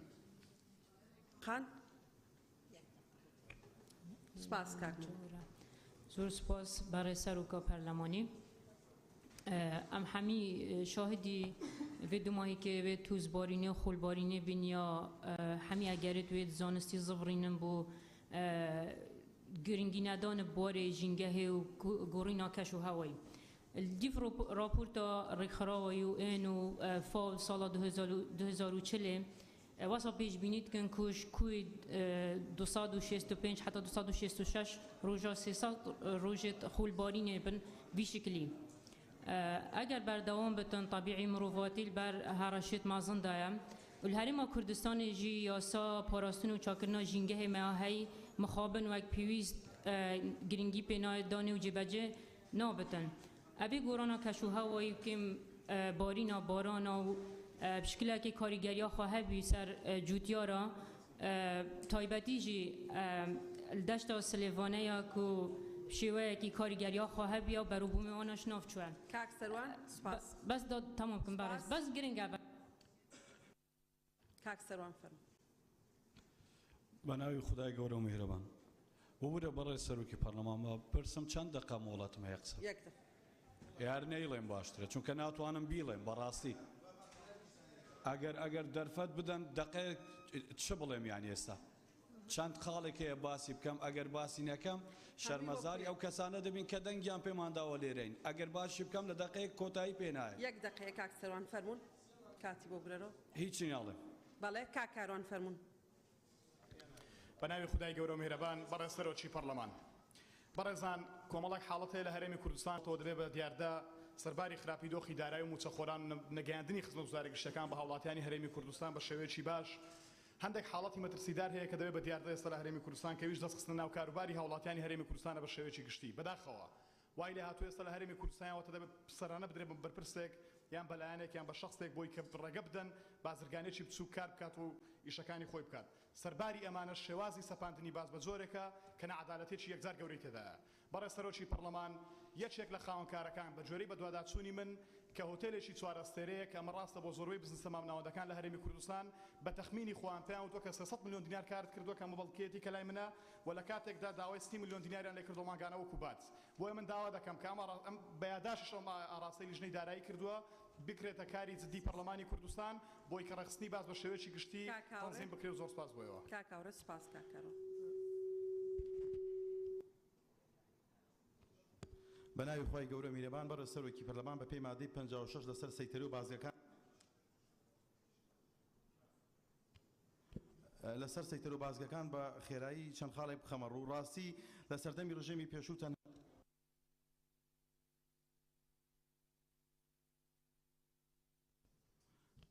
لە سەردەمی ڕژێمی پێشوو تەنها لە کوردستان لە نێو شار و شارژەکانی جۆرەها بازگە بوو بە بیانووی شەڕی پێشمەرگە بەڵام شارەکانی باشووری عێراق بەدەگمەن بازگە هەبوو لە کاتێکدا عێراق لە جەنگدا بوو ئێستا تەنها لە نێوان سلێمانی بۆ هەولێر نزیگەی 10 بازگە هەیە بەداخەوە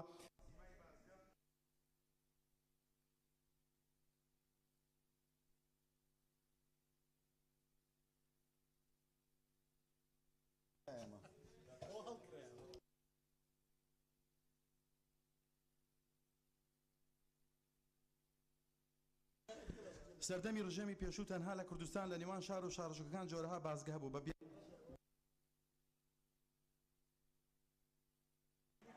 کاکە ماوەیەک ڕاوەستە بە کاک دابان قسە بکە وەرە لای هەژان خانەوە کاک دابان فەرموو شانسەنیەتی بەڕێز سەرۆکی پەرلەمان بە ناوی خۆی گەورە بەڵێ کاک دابان قساکە بەڵێ کاک دابان بە ناوی خۆی گەورە بە پێی مادەی 56 بڕگەی یەک قسە ئەەکەم ئێمە لە هەرێمی کوردستانە یاسای ژمارە 130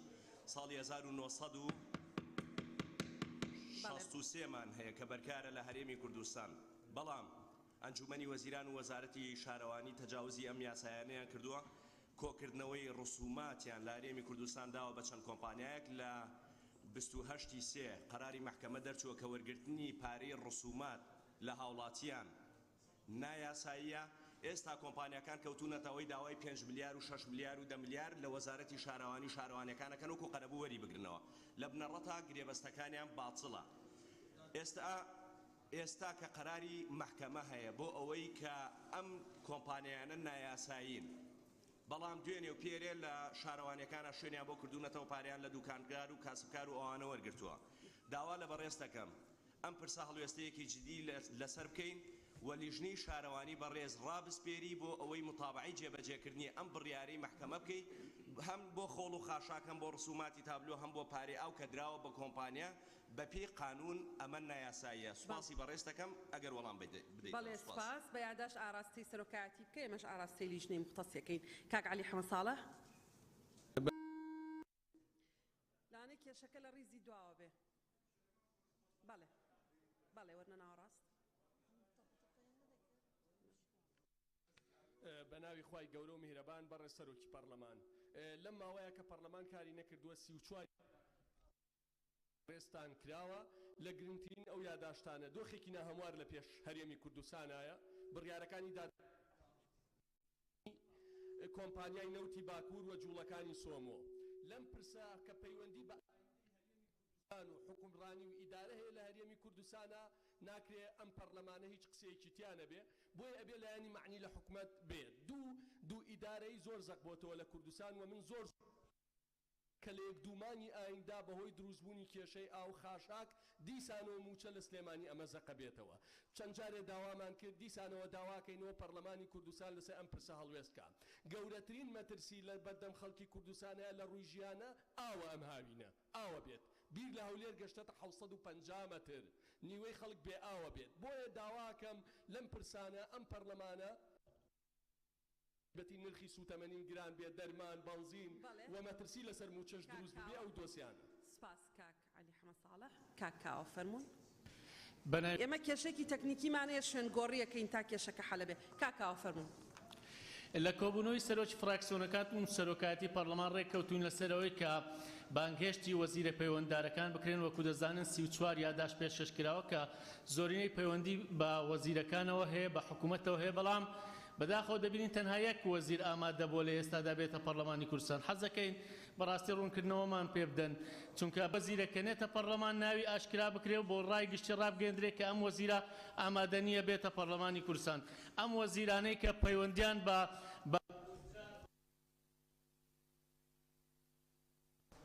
ئەو وەزیرانەی کە پەیوەندیان بە بودجە و بە موچە و بە کێشەی خەڵکەوە هەیە بۆ نایەنە پەرلەمانی کوردستان ڕوونکردنەوە بدەن. لە مانجی ڕابردوو لە عێراق داهاتی نەوت 11 ملیار و 436 میلیۆن دلار بووە زەحمەت نەبی ئێوە بەشی زۆرتان پێمان بڵێن داهاتی هەرێمی کوردستان داهاتی نەوت چەندە چێ دەزانی ئێوە زۆربەتان لە دەسەڵاتن زۆرینەی پەرلەمان لە دەسەڵاتە داهاتی ناوەخۆ مانجی ڕابردوو سەرۆکاتی حکوومەت ڕێککەوتووە کە بە داهاتی نەوت و داهاتی 200 ملیارەکە موچە بداتن ئەی داهاتی ناوەخۆ چی لێ هات؟ بەڵێ زۆر سپاس بەڕێزان بۆی سەبارەت بە 34 یاداشتەکە ڕوونکردنەوادەم بەڵێ بەڕێ سەرۆک پەرلەمان تکایە بە بەڵام ئێمە شتمان قسەی زۆرمان هەیە ئێمە سێ مانگە دانەنیشتین بەڕێ سەرۆک پەرلەمان تکایە بە قسە یعنی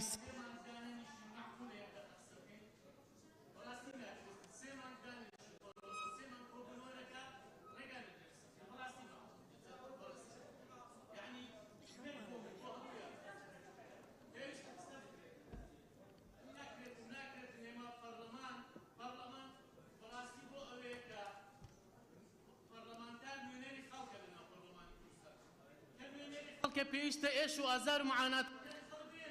بەڕێزان سەبارەت بەو 34 یاداشتەی بەڕێزان ئەندامانی پەرلەمان ئاراستەی سەرۆکایەتی پەرلەمانیان کردووە خۆشبەختانە دوای هاوئاهەنگیکردنمان لەگەڵ سەرۆکایەتی حکوومەتی هەرێمی کوردستان و دوێنێش بە پەیوەندی تەلەفۆنی لەگەڵ جەنابی سەرۆکی حکوومەتی هەرێمی کوردستان بە سوپاسەوە بەڵێنیان پێداوین کە هەفتانە ئێمە ئەو بەرنامەی کارەی دایانین بە پێی هەر وەزیرێک کە خۆی دەرفەتی حازربوونی لەو هەفتەیە هەیە وەزیرەکان دێنە پەرلەمانی کوردستان و ئەو 34 یاداشتەی کە بەڕێستان داوتانە کۆی کێشەکانی هەرێمی کوردستانە هەفتانە بتوانین یەکێک یا دوانیان بخەینە بەرنامەی کار من دڵنیامە توانین زۆرترینیان قسەیان لەسەر بکەین و ڕاو بۆ چوونیان لەبارەوە بڵین کاک موسلیم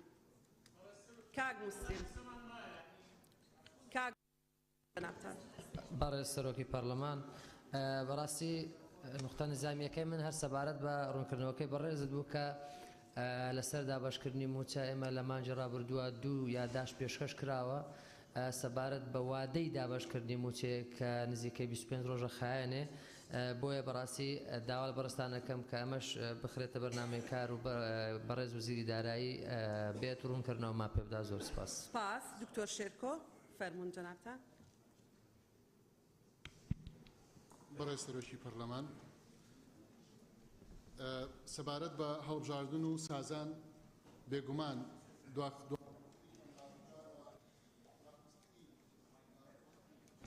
دواخستنی هەڵبژاردن بەم شێوەیە کە دیارە کە مفتعەلە و کە متعەمەدە بێ چارەسەر بکرێت، چونکە سازان نابێ یەکسان بێ بەوەی کە هیچ ئیجراعاتێک نەکرێەوە هیچ هەنگاوێک نەدرێ بۆ سازان. ئێستا ئەوەی کە ڕاگەنراوە ئەوەیە کە هەمووان ڕێکن لەسەرەوەی کە هەڵبژاردن لە کاتی خۆیان بکرێ و تەفاوز و ڕێکەوتنیش ئەنجام بدرێ. بۆیە هیچ بیانێک نەماوە بۆی کە سازان بێتە دی تکاکەین کە پەرلەمانی کوردستان هەڵسێ بە ئەرکی خۆی بۆ گەیشتن بە سازدن لە کاتی خۆیان بکرێت.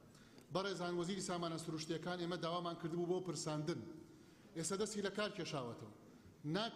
ناکرێت بەرپرسێکی باڵا لە حکوومەت پەرلەمان بانیکا بۆ پرساندن بچێ لەولاوە دەست دەکار کێشێتەوە کە هۆکارەکەشی لای پەرلەمان معلوم نییە. بۆیە پێویستە ئەوە وەکەرتی گرەوت و گازی لەگەڵ بەغدا مەترسیش کاکمەم فەرموون. سپاس کاکتۆر. بەڕێز سەرۆکی پەرلەمان، من بە پێی مادەی 18 51 56 و 43 بە خێرایی قسەیەکەم. با لە 43ەوە دەست پێ بکەین داواکەم لە بەڕێستان لێرە لە ناو جەلسەیە لیژنەی شارەوانی و گەشت و گوزار ڕاست پێردێ بۆ ئەوەی کە لەسەر خاڵانە یەکەمیان بەشێکی زۆری زەوی هەن ڕێگەزەکانیان لە بازرگانیەوە کراوە بە نیشتەجێکردن، لە نیشتەجێکردن کراوە بە بازرگانی، لە کشت و کاڵیەوە کراوە بە بازرگانی و لیژنەی ڕاست پێرێ بۆ مەسەلەی ئەوە یەک و دووەم هەمان لیژنە ڕاست پێرێ بۆ ئەوەی کە بەشێکی زۆری زەوی هەن شاخن یا گردن داگیر کراون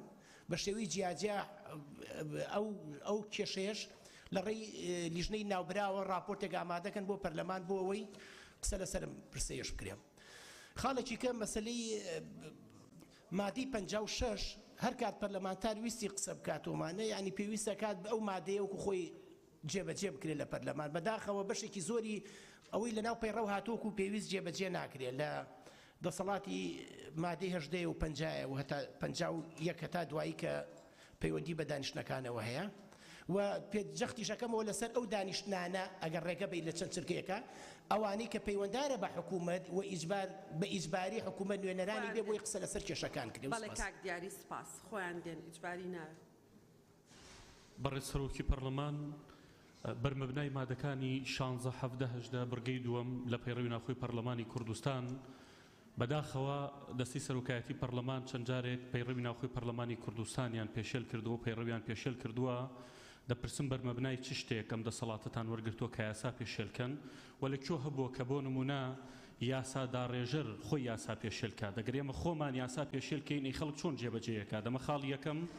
خاڵی دوم بەڕێز سەرۆکی پەرلەمان دەیان بابەتی گرنگەیە کە پەیوەندیان بە ژیانی خەڵکەوە هەیە لەسەر پرسی بوجە موچە تۆپبارانی سوپای تورکیا پرسی غاز نەوت هەموو ئەمانە بۆچی ئەمانە لە بەرنامەی کارانین بۆ دوای 3 مانگ لە پاکستانی دانیشتەکانی پەرلەمانی کوردستان ئەم بابەتە گرنگانی کە پەیوەندیان بە ژیانی خەڵکەوەیەکی پەرلەمانە قسانە سەر بکرێت. پرسی هەڵبژاردن ئەگەر ئەرکی پەرلەمانی کوردستانە کە بپی یاسا ئەرکی ئێمەیە بۆ پەرلەمانی کوردستانم بابەتە ناخاتە بەرنامەی کارەوەیشی لەگەڵ ناکەوە ئەگەر بابەتەکە سازانە بۆ زەخت لەلایەنە سیاسیەکان ناکە کە سازان کەن لە کاتێکی دیاریکراوە بۆی هەڵبژاردن دوانەکەوێت ئەگەر نا بەڕوونی بڵند دەسەڵاتمان نییە و ئێمە بووینەتە هۆکاری ئیفلیجکردنی ئەم پەرلەمانە. سپاس. بەڕێز سەرۆکی پەرلەمان داوا لە بەڕێزتانەکەم لە ژنەی سامانە سروشتیەکان ڕاست پێرن لە کت و پڕ لە پارێزگای دهۆک لێترێکی بنزین 200 دیناری چۆتە سەر یعنی لە شەو ڕۆژێک لە خەو هەستای ئەم بنزینە گران بووە بوو پێمان خۆشە یانی بەدوادا چون لەسەر ئەو قەزیە بکرێتن پارێکی یەکجار زۆرە 200 دینار بۆ یەک لێتر. بەڕێز سەرۆکی پەرلەمان ئەوە دەبێتە 4 ساڵ ئێمە لە پەرلەمانین بۆ یاسای وەبەرهێنان نەهاتوتە پەرلەمانی کوردستان هەموار بکرێتن. پارە لە خەڵکی فەقیر وەرەگرێتن بە پێ یاسای وەبەرهێنان خەڵکێک یەکجار زۆر دەوڵەمەند یەک دیناریش نەزاری بەدەدا نە گومرگ دەدا بوو ماوەی 10 ساڵ و ئەم یاسا هەر بەردەوام دەبێتن وتمان ئەم خولەی پەرلەمانی کوردستان ئەبێ عەدالەت هەبێتن چاکسازی بگرێتن خێرە لە پارەی لە پرۆژەکانی وەبەرهێنان چاکسازی تێدا نەکرا و هەر پرۆژە دەکرێت و هەر ئەوانزاری بەنادەن خەڵکی فەقیریش ئەبێ هەموو جارێ هەموو ڕۆژێ باج و گومرگ بداتن داواکەین وەزیری کوشت و کاڵ میوانداری بکرێتن لە ئەولەویەتی کاری پەرلەمان بێتن بابەتی ئەمنی غیزایی ئاسایشی خۆراک بابەتێکی مەترسیداری هەموو جیهانە ئێمە لە هەرێمی کوردستان لەکوێن پێمان خۆش بووە ئەو بابەتە باز بکەین سوپاس گولیزار خان سوپاس فەرموون بەڕێز سەرۆکی پەرلەمان دیاردەی بیابانبوونی مەترسیەکە مازنە پاشە ڕۆژەکە نێزیک چونکە دەبەرامەد گوهۆرینە سەقامبینێ مازندا دەرباز دەبین و راپۆرتێ ناودەوڵەتی و لۆکالیژە ئاماژە بێ چەندێ دایە لەورا مەفەرزانیک و وەزیرا کوشت و کاڵێ و کۆمیتا ژینگە هێل پەرلەمانی بەرهەف بیدەک و پلانەوانە یا پلانەوانە داهاتی ئەم پەرلەمانی گەنگەشە بکەین سپاس بەڵێ زۆر سپاس شیرین ئەمین بەڵێ بەڕێز سەرۆکی پەرلەمان ئاماژە بە مادەی 16 و مادەی 18 لە پەیڕەوی ناوخۆی پەرلەمانی کوردستان پرسیارێکم لە بەڕێستان هەیە ئایا دەکرێت سەرۆکی پەرلەمان لە پەیڕەوی ناوخۆی پەرلەمانی کوردستان یاخود هەر بەرگە و مادەیەکی یاسای بەرکاردا بتوانێت لە پێناو بەرژەوەندی ئەحزابی سیاسی یاخود هەر بارێکی کە پەرلەمان پەک بخات دەکرێت جیهەتی جێبەجێکردن دەکرێت لایەنێکی تر پەک بخرێت بەڵام ناکرێت پەرلەمانی کوردستان لە پێناو هیچ بەرژەوەندیەکی شخصی و تایبەتی و حزبی و حکومیە پەک بخرێت بۆیە بە دیاریکراوی پرسیارم لە بەڕێستان هەیە لە چۆن لە وەرزێکی یاسادانانە 3 مانگی تایبەتی وەرزی یاسادانان پەرلەمان پەک دەخرێت و کاروباری خەڵک و پرسی گشتی ناتوانرێت ئیشی لەسەر بکرێت و هاوکات بەڕێستان تەمەنای ئەوەتان دەکرد کە لە پەرلەمانی سوید بوونایە ئایا بە هەمان نەفەس و بە هەمان ریتمی ئێستا لە پەرلەمانی سویدشدا لە پەرلەمانی سویددا کارتان دەکرد ئایا گەلی سوید بەم نەفەسەی ئێستا کە بەردەوامن ڕێگەی بە ئێوە دەدا نوێنەرایەتی خەڵک بکەن و لە جیهەتێکی باڵای یاسادانانە ئێوە بتوانن بەردەوام بن ئێوە چونکە لەم خولەی پەرلەمانی کوردستانە بەداخەوە ئەمە چەندین جارە ئەم پرسە تکرار دەبێتەوە کە پەرلەمانی کوردستان پەک دەخرێت سپاس شیرین خان کاکاوەڕێ فەرموو بەڕێسەرۆکی پەرلەمان من لە ساڵی پێشووی ئاداشتێکم لەسەر سەیتەر و بازگەکان هەبووە ئێستا وڵەدەم بە خێرایی بخوێنمەوە بۆی ئێمە هەمومان لە پەرلەمان و فراکسیۆنەکان بتوانین کار لەسەرەوە بکەین و لە چەند ڕۆژی پێشوو بەڕێز جێگری سەرۆکی حکوومەتی دیسانەوە بەڵێنەی دابوو بۆی بە کۆدەنگی بتوانین سەردەمی ڕژێمی پێشوو تەنها لە کوردستان لە نێوان شار و شارۆچەکان جۆرەها بازگا بوو بە بیانووی شەڕی پێشمەرگە بەڵام لە شارەکانی باشووری عێراق بە دەگمەن بازگا بوو لە کاتێکدا عێراق لە جەنگدا بوو ئێستا تەنها لە نێوان سلێمانی بۆ هەولێر نزیگەی 10 بازگە هەیە بەداخەوە سیمای بازگە سیمای جەنگە و زۆر کۆنە ئەگەر زۆر دوور نەکەینەوە تەنها وڵاتانی دراوسێ بە نمونە وەربگرین ئەبینین لە دوای سنوور هیچ بازگەیەک بوونی نیە پاشان ئەم بازگانەی ئێرە هیچ جدوایەکی ئەمنی نیە بە نمونە تا ئێستا نەبیستراوە دوو تەنکەرنەوتی قاچاق دوو تاوانکار دوو تیرۆریست دوو ڕێگر و دوو پیاوکوژ لەو بازگانە دەستگیر کرابن ئەوەی لە چالاکی ئەمریکان داگیراون هێزەکانی ئاسایش و پۆلیس و دژەتیرۆر بە ڕێگای خۆیان تاوانباریانیان کردووە زۆر بەداخەوە بەشێک لە کارمەندانی ئەو بازگانە هۆکارێکن بۆ استفزاز و استقلالی ئەو هاوڵاتیانەی دڵنیان لە خۆیان و بەو بازگانەدا گوزەر دەکەن بە تایبەت ژنان و کچان ئەمە جگەلەوەی کە لە ڕووی ئابووری و توانای بەشەریەوە لەسەر حکوومەت زۆر ناکەوێت ڕێگای مۆدێرن بۆ پاراستنی ئاسایی بەس پێشنی زۆر سپاس یاداشتەکەمان بە نووسرا و بدەرێ لەسەر سەرمان فەرموو بەدریە خان بڵێ بەنای خۆی بەخشندەی میرەبان بەڕێز سەرۆکی پەرلەمان نزیک بە ساڵێکە چەند پرۆژە یاسایەک لە ئەنجومەنی وەزیرانە بۆیە داوا لە سەرۆکایەتی پەرلەمانەکەی جەخت بکەن و داوا بکەن کە و پرۆژانە بێنە پەرلەمان لەوانە پرۆژە یاسای کار پرۆژە یاسای خانەنشین و دەستەبەری کۆمەڵایەتی پرۆژە یاسای ڕێخستنی کاری سندیکاکان کە نزیک بە ساڵێکە لە لای حکوومەتە ئومێد دەکەین جەنابتان جەخت بکەن تا بێنە پەرلەمان و بکرێنە یاسا زۆر سپاس زۆر سپاس کاک سیروان بەڕێز سەرۆکی پەرلەمان من بە پێی مادەی 60 قسە ئەکەم کە ئەبێ ئەو لایەنەی پرسیاری ئاراستەکراوە لەلایەن پەرلەمانتاری بەڕێزەوە لە ماوەی 7 ڕۆژ جواباتەوە طبعا جەنابتان و زۆر هەمومان ئەزانین کە بۆ 7 ڕۆژدانراوە لەبەرەوەی هۆکارەکە ئەگەر نەما ئیتر پرسیارەکە جە دوای نامێنێ من بۆ خۆم و هاوڕێیانیشم زۆرترین پرسیارم ئاراستەی بەڕێستان کرۆ بە سپاسەوە بۆم هاتوو کە ناردووتانە بەڵام حکوومەت جواب نایەتەوە بۆ نمونە لە ڕێگەی عەربەت گەنجینەکانی سلێمانی هەیە چەند ساڵە من پرسیارم ئاراستەکردنەوەڵم چەندەها دۆنم بە سەدەهان ملیۆن دۆلار تەوزیع کراوە زیاد وەڵام نەدراوەتەوە مەسلحەی سلێمانی وا داگیر کرا هەموو ئەرزە و شوێنەکان کە بستێک نامێنێ بۆ نەوەی دوا ڕۆژمان هەر منداڵەکانی ئێوە پێی بخەنە سەر هەتا ئێمە پرسیارەکان نووسین تا ئەڕات و بەبی 30 ڕۆژ جواب نایەتەوە ئەو جێبەجێیەکە باڵەخانەی لەسەر دروست کراوە لەبەرەوە جێبەجێکردنی ئەم ئەرکەی ئێمە ئەکەوێتە سەر شانی حکومەت و بەدواداچوونەکانی ئێمە دەقەکەم تەواو بسپاس. بەڵێ زۆر سوپاس. کاکسیپان فەرموون. دەست خۆش بێ کاکسیرۆن. برس سروکا پارلمانی گلک جه پارلمانتارین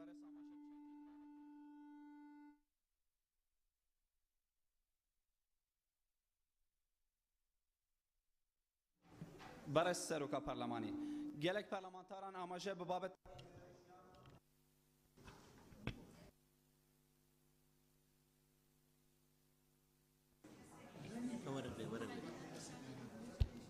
برس سروکا پارلمانی گلک پارلمانتارا آماجه به بابت انگریدای جین و جیاره هاولاتیان وکرن لمدوید سرن جواب سرجم پارلمانتاران به بابت که پیوز جه پارزگاه دهوکه اوجی بابت کیمیا سوتمنیل پارزگاه دهوکه بویا دیارده که برچاو لوی پارزگاه او پارزگاه کوروجانه پیتیوی میلیونه کو 200,000 لیتران دنوکه دا بتنه 216,000 لیترین پانزینه جبوی دهنه دابین کرن اوش هو کارک سرکی جبوی که بردام خلق دسرای دابی جبوار گتنا بشا سوتمنیه و بردام خلق دنالا باریه دابیتن لورا دبیته هو کاروی چندیجی کو بهای سوتمنیل و پارزگاه لاس پارزگاه هندی روش بروش بلنتل بهتن پرسکادی کویا پیوز به پارزگاه دوی که کیمیا بشا دابین که نکاربان اجتماعی لوی پارزگاه اوش دبیته هو کاروی چندی کو کریا موالد یا مهانه لپارزگاه دوی که لچاو پارزگاه هندی محجب و مهزیلتر بید کدوی مهدا جبهای 1 امپیر مالی ده 11,000 دینار. خوش. کاک نزار فرمون. سپاس کاک سیپان. بناوی خدای گورا برای سروکی پارلمان ماویک لمو بر لحکومتی ناوند بریارک در سبارت با صرف کردنی سلفه چی عقاید بناوی خدای گورا برای سروکی پارلمان نزار سورچی ماویک لمو بر لحکومتی ناوند بریاری صرف کردنی سلفه چی 150 میلیون دیناری بو هاولاتیانی حراق درکرا ولا لا يكتري شوا لا بانقي مركزي برياري 100,000 ديناري عراقي مانغانا وكو مناسبات بيان وكو هاوكاري بي لبو كم درامتكان دركرا آيا بري جنابتان اما بيشل كردني مادي تساردي دستوري عراقينيه كوا باس لداد پروری و یکسانی هاولاتیانی عراق دکا اما للایکی تریش خالش تر بر سروکی پارلمان سبارت بو کریکارو هر ناو نشانه کل دروی ولاد دین هرمی کردستان ام کریکارانه کل هرمی کردستان کار دکن 1 دینار 1 فلس ضریبه نادن به حکومت هرمی کردستان بلام لهمان کا دوانه هاولاتیانی هرم اگر کار بکن ضریبه ددن آیا ام کریکار بیانیانا ضریبه ناس تسر ام پاره لهرم بنا دروا زور سپاس بله سپاس کاگیاسی سپاس کاگنزار بناوی خواه گەورە و میهرەبان بەڕێز سەرۆکی پەرلەمان چماوە باجی لەسەر لێ نەستێنرێ لەم وڵاتە گوڵە بە ڕۆژە فرۆش شیر فرۆش تەنانەت دەرمانی نەخۆشیش باجی لەسەرە ئێستا هیچ نەماوە هەر بینای پەرلەمان و جادە قرتاوەکانمان بسێندێ خۆمان و باو باپیرمان بستدنا بو خراب بقرآن يعني نخير أو هم باري هي لكردستان يعني خانواده شيء خانواده شهيدان پێشمەرگە خانە نشین أو هم باري هي لكردستان خانە نشین بمرێ يعني اشتوا هي لهم دنيادا سما وبازي لسردانين يعني من سلم سورماوا لسروچ هرم لسروچ حكومة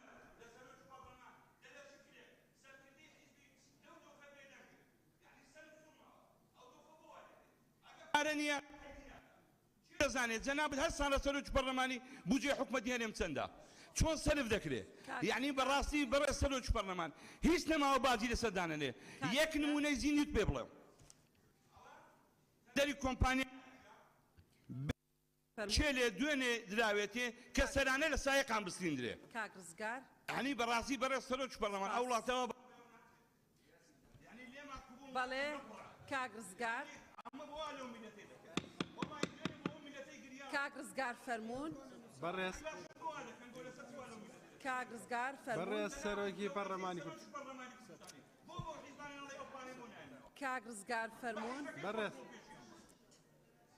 بەڕێز سەرۆکی پەرلەمانی کوردستان ڕزگار محەممەد نەگڕەی من بە پێی مادەی دوو قسەکەم بەڕێز سەرۆکی پەرلەمانی کوردستان گەورەتری دەستگای یاسادانان و چاودێریکردن و مەرجەعی سیاسی و یاساییە لە هەرێمی کوردستان بەڵام من لەم ڕۆژانە سەردانی دام و دەستگاکانی ئیدارەی گەرمیانم کرد بەداخەوە لە سەرۆکایەتی پەرلەمان ئەم پەرلەمانە بە ڕێزە نووسراوێکی ئاراستەی ئیدارەی گەرمیان کردووە و ئەڵێ پەرلەمانتار یەکەم جار کە سەردانی دەوایرەکان بکە ئەبێ بێ پرسی ئێمە بکە بەڕاستی ناکرێ پەرلەمان بێڕۆڵ بکرێ و پەرلەمان بچووک بکرێتەوە ئەگەر شتی وا بێ بەڕاستی گلەیمان لە سەرۆکایەتی لە سەرۆکی پەرلەمان و لە سەرۆکایەتی پەرلەمانەیە یعنی ئەمە قسەی نووسراوەکەت لایە؟ نووسراوەکەیان پێم نەدا بەڵام من سەردانی دائیرەی تاپۆم کرد وتی لایەن سەرپەرشتیاری داری گەرمیانەوە پێمان وتراوە ئەبێ سەردانمان بکەن و نووسراومان لە پەرلەمانەوە بهاتووە بەڕاستی ئەگەر شتی وا بکە ئەمە لە هیچ لەکوێی پەیڕەوە هاتووە کە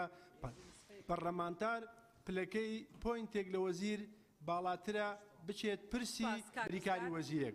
ئێمە نووسراوی وامان نەکردووە و ئەگەر ئەو نووسراویان لایە بۆمان بێنە ئێمە سۆری من نەیکردو و منیش نەمکردو ینی لە پەرلەمانەوە نووسراوی بەو شێوەیە نەکراوە بەڵێ سپاس مامۆستا عومەر بەناوی خۆی بەخشندەی میێرەبان بەڕێز سەرۆکی پەرلەمان ئێمە 24 ئەندامی پەرلەمان پاڵپشت بە مادەی 78 پێشنیازە بڕیارێکمان پێشکەش بە ئەوەی بەڕێز کرد کە ژمارەیەک مادەی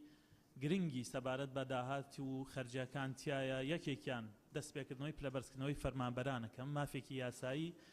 فەرمانبەران و مامۆستایانە ئێوەی بەڕێز لە 11 وەڵامتان داینەوە کە لیژنەی یاسایی قەناعەتیان وایە کە لێنی یاسایی نییە بە پێی پەیڕەوی ناوخۆ بڕگەی دووەم لە مادەی 80 ئەگەر ئێمە بە وەڵامەکە ڕازی نەبووین ئەینێرینەوە بۆ بەڕێستان ئێوە لەم هۆڵە ئەیخەنە بەرنامەی کارەوە لێرە یەکلاکرێتەوە ئێمە 5 مانگە چاوەڕێی ئەوەین کە ئەم پێشنیازە بڕیارە بهێننە هۆڵی پەرلەمان لێرە کێ لەگەڵ ئەوەیە کە ئەم مافە یاساییە بۆ موچە خۆران بۆ مامۆستایان بۆ خانشینان داهاتەکانی ناوخۆ بگەڕێتەوە با دیار بێ و من دڵنیام لێرە لەم هۆڵە و ئەو ڕاستیانە دەرەکەون کە کێ ئەوێ ئەم وڵاتە بچێتەوە سەر سیستەم حکومەت یاساکان جێبەجێ بکە بەرژەوەندی گشتی تەحقیق بێت زۆر سپاس عومەر سەرچنارخان فەرموون بەناوی خۆی گەورە بەڕێز سەرۆکی پەرلەمان تێبینی بکرێەوە هەموو پەرلەمانتاران پرسیار ئاڕاستی جەناب دەکەن لە بە نوقتە نیزامی بە خاڵی پەیڕەوی بەڵام ئامادەنی جوابی کەسیان بیتەوە ئەگەر وا بێت ترێمە پرسیار بۆ ئاڕاستی جەناب بکەین من خاڵی پەیڕەویەگرم و داوای وەڵامیشەکەم پرسیارەکەم لە دەستەی سەرۆکایەتی پەرلەمان ئێوە دوای 3 مانگ چۆن جورئەتان بە خۆتانە دانیشتنەکانی پەرلەمان پەکخەن چۆن پەکتان خست چۆنش دەستان پێکردەوە ئەوە بەرنامەی کاری دانیشتنەکانە 4 بڕگەیە یەک بڕگەی لە مەسلحەتی خەڵکە کە باسی دەرمان و دەرمانی بەسەرچووەکە ئەوانی تر هەمووی خوێندنەوەی یەکەم و دووەم و دەنگدانە ئەبووە ئێمە 34 یاداشمان پێشکەش کردووە ئەبووە ئێستا ئێرە هەمووی وەزیرەکان بۆیە بەهاتنایە هەر 4 بڕگەی ئەم دانیشتنە ئەبووە باس لەو 34 یاداشتە هەر جایی 4 یاداشان 3 یاداش بخایەتە بەرنامەی کارەوە و باسی لەو هەموو قەیران و کەم و کورتێ بکردایەکە لە هەرێمی کوردستانە کەڵەکە بووە ئەمە خاڵێکی تر بەڵێ مامۆستا عوسمان بەناوی خوای بەخشندەی میهرەبان بەڕێز سەرۆکی پەرلەمان بە پێی مادە 56 بڕگەی یەکەم ئەم زیندانیە سیاسیانەی کە موچەکەیان بڕاوە بە پێی یاسای چاکسازی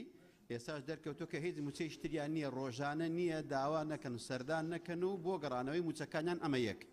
جەنابەت هەوڵێک بدە سوپاست دەکەم دووەم داوا دەکەم سەرۆکی لێژنەی ئەوقاف و کاروباری ئاینی ڕوونکردنەوە بدا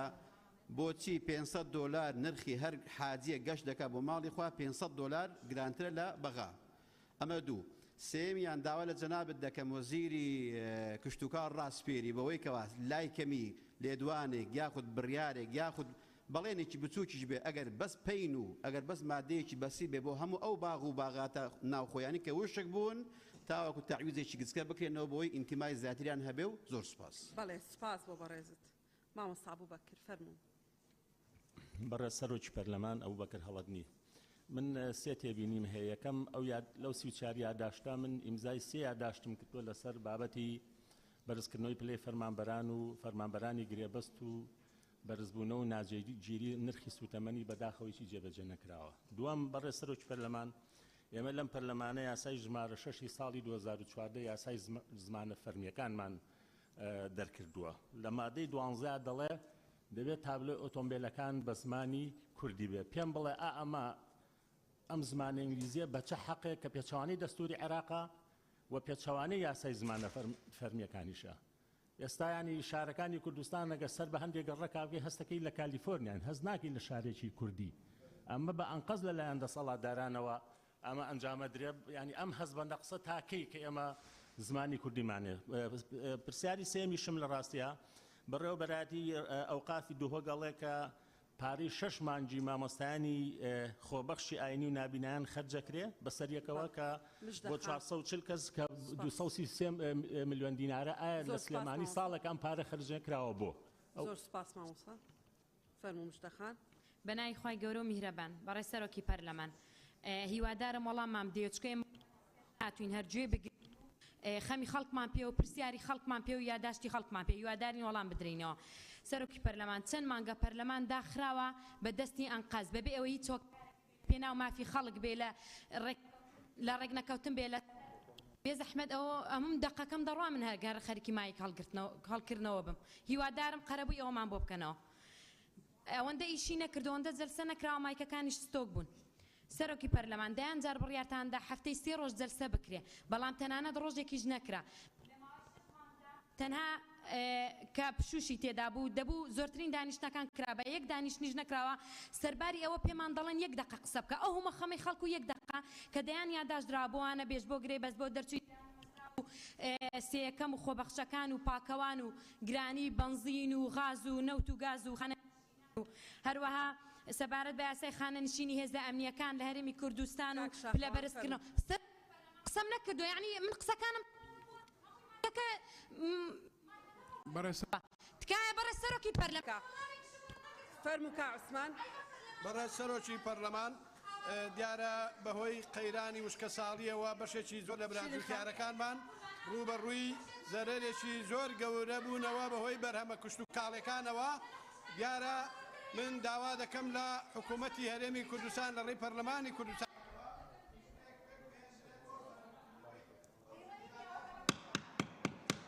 تەنها و تەنها لەسەر سێکتەری کشت و کاڵە و هەروەها لە بودجەی قەیرانەکان لە حکوومەتی ناوەندی عێراق داوا بکرێت بودجەیەک تەرخان بکرێت بۆ قەرەبووکردنەوەی برادجووتیارەکانمان و هەروەها چارەسەرێکیش بدۆزرێتەوە بۆ کێشەی سوتەمەنی کە بەڕاستی کێشەی سوتەمەنی بۆ تا کێشەیەک کە چۆتە ناو هەموو خەڵکی کوردستان و هەموو کۆمەڵانی خەڵکی کوردستان بۆیە ئێمە داواکارین چارەسەرێکی بەپەلە بکرێت بۆ ئەم بابەتانە و زۆر سپاس. کاک شاخەوان ئێستا فەرموون. بەڕێز سەرۆکی پەرلەمان بە نسبەت خانەنشینی هێزەکانی ناوخۆ و ئاسایش ئێمە چەند جارێک نووسراومان نردووە و جەختمان کردووە لەسەر ئەوەی کە پرۆژه یاسای خانەنشینی هێزەکانی ناوخۆ ئاسایش ڕەوانەی پەرلەمانی کوردستان بکرێ بەڵام بەداخەوە تاکو ئێستا و پرۆژه یاسای کە لە ئەنجومەنی وەزیرانە یا ئەو پرۆژەی کە ئێستا لە ئەنجومەنی وەزیرانە تا ئێستا ڕەوانەی پەرلەمانی کوردستان نەکراوە و ئێمە داواکەین لە جەنابتان یعنی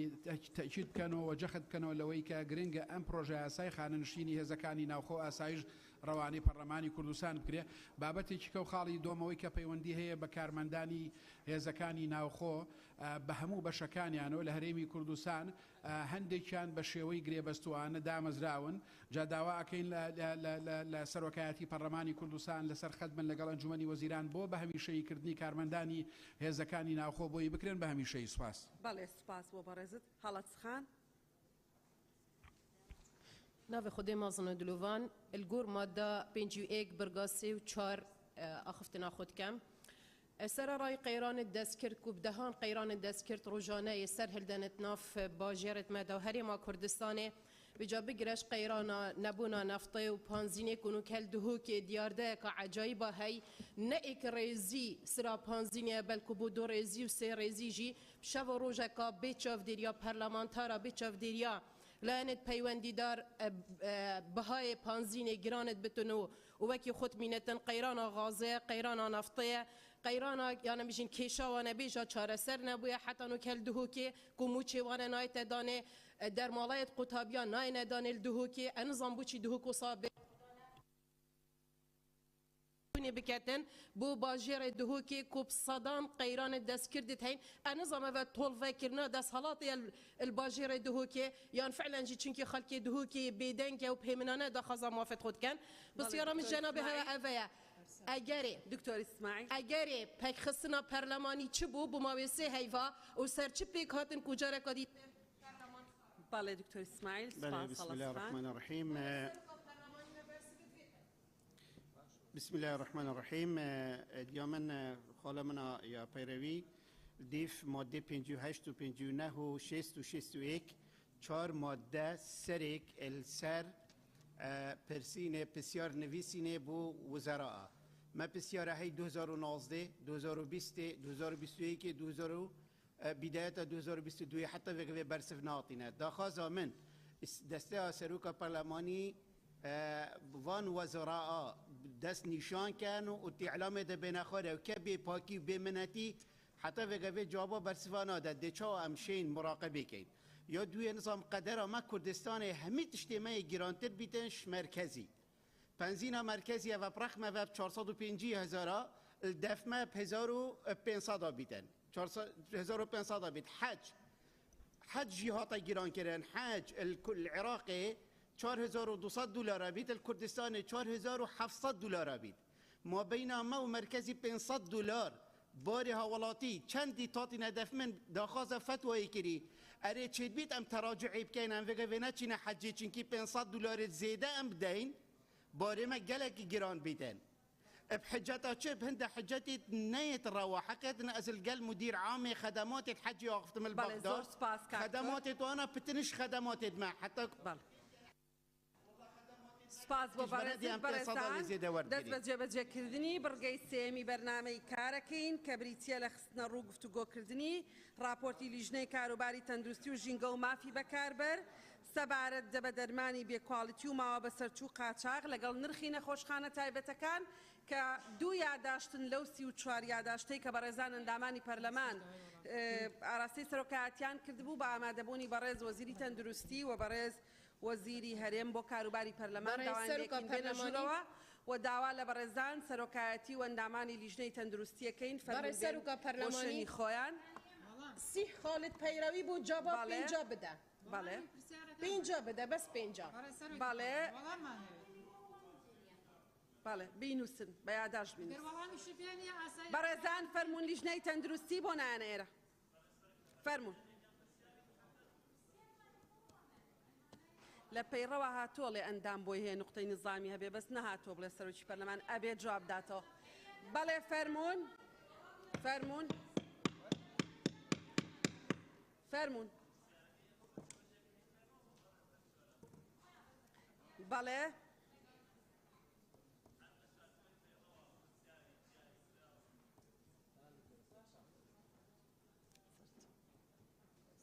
چون کانگ بختیارگیان باش حیاتم فەرموون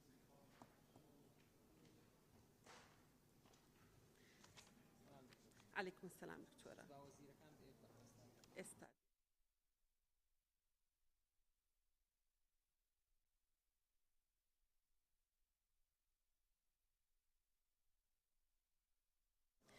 بەڕێزان ئەندامانی پەرلەمانی کوردستان ئەوای ئێستا مناقەشەیەکەین بریتیە لە دوو لەو 34 یاداشتەی کە بەڕێزان ئەندامانی پەرلەمان بەدەیان واژۆ ئاراستەیان کردوین فەرموون با بێنە هۆڵی دانیشتنی پەرلەمان چونکە ئێستا لە ناو هۆڵی پەرلەمان کەمتر لە 40 ئەندام لە ژوورەوەن فەرموون با بێنە ژوورەوە بەڕێزان بەڕێزان ئەندامانی پەرلەمان ئەم بابەتە بابەتێکی گرنگە فەرموون وەرنە ژوورەوە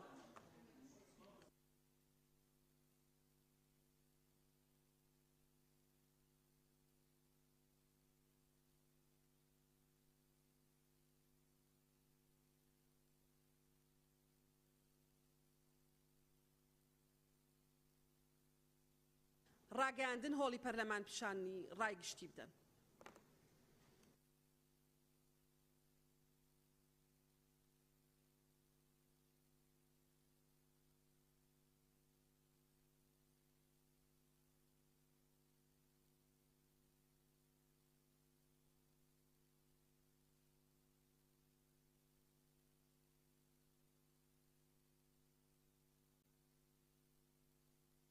بەڵێ بە ناوی پەرلەمانی کوردستان بە خێراتنی بەڕێز وەزیری تەندروستی بەڕێز وەزیری هەرێم بۆ کاروباری پەرلەمان و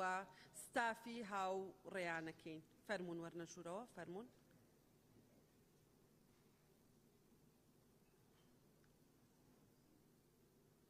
هاوکارانی بەڕێز وەزیری تەندروستی ئەتوانن دانیشن فەرموون. ئەتوانن لەو دیۆ دانیشن ئیزنتان وەرگرت بوو پێشتر فەرموون. بەڵێ.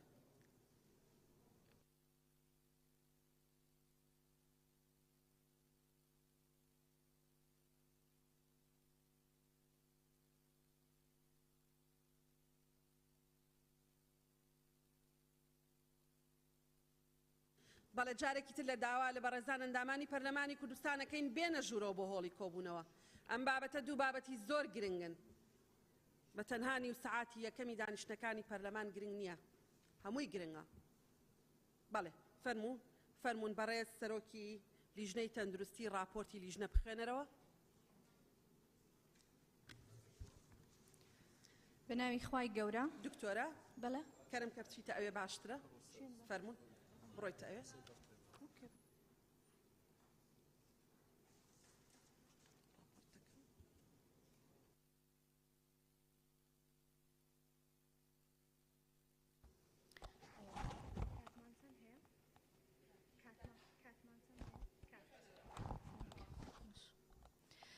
بناوی خوای گەورە بەڕێز سەرۆکی پەرلەمان بە خێرهاتنی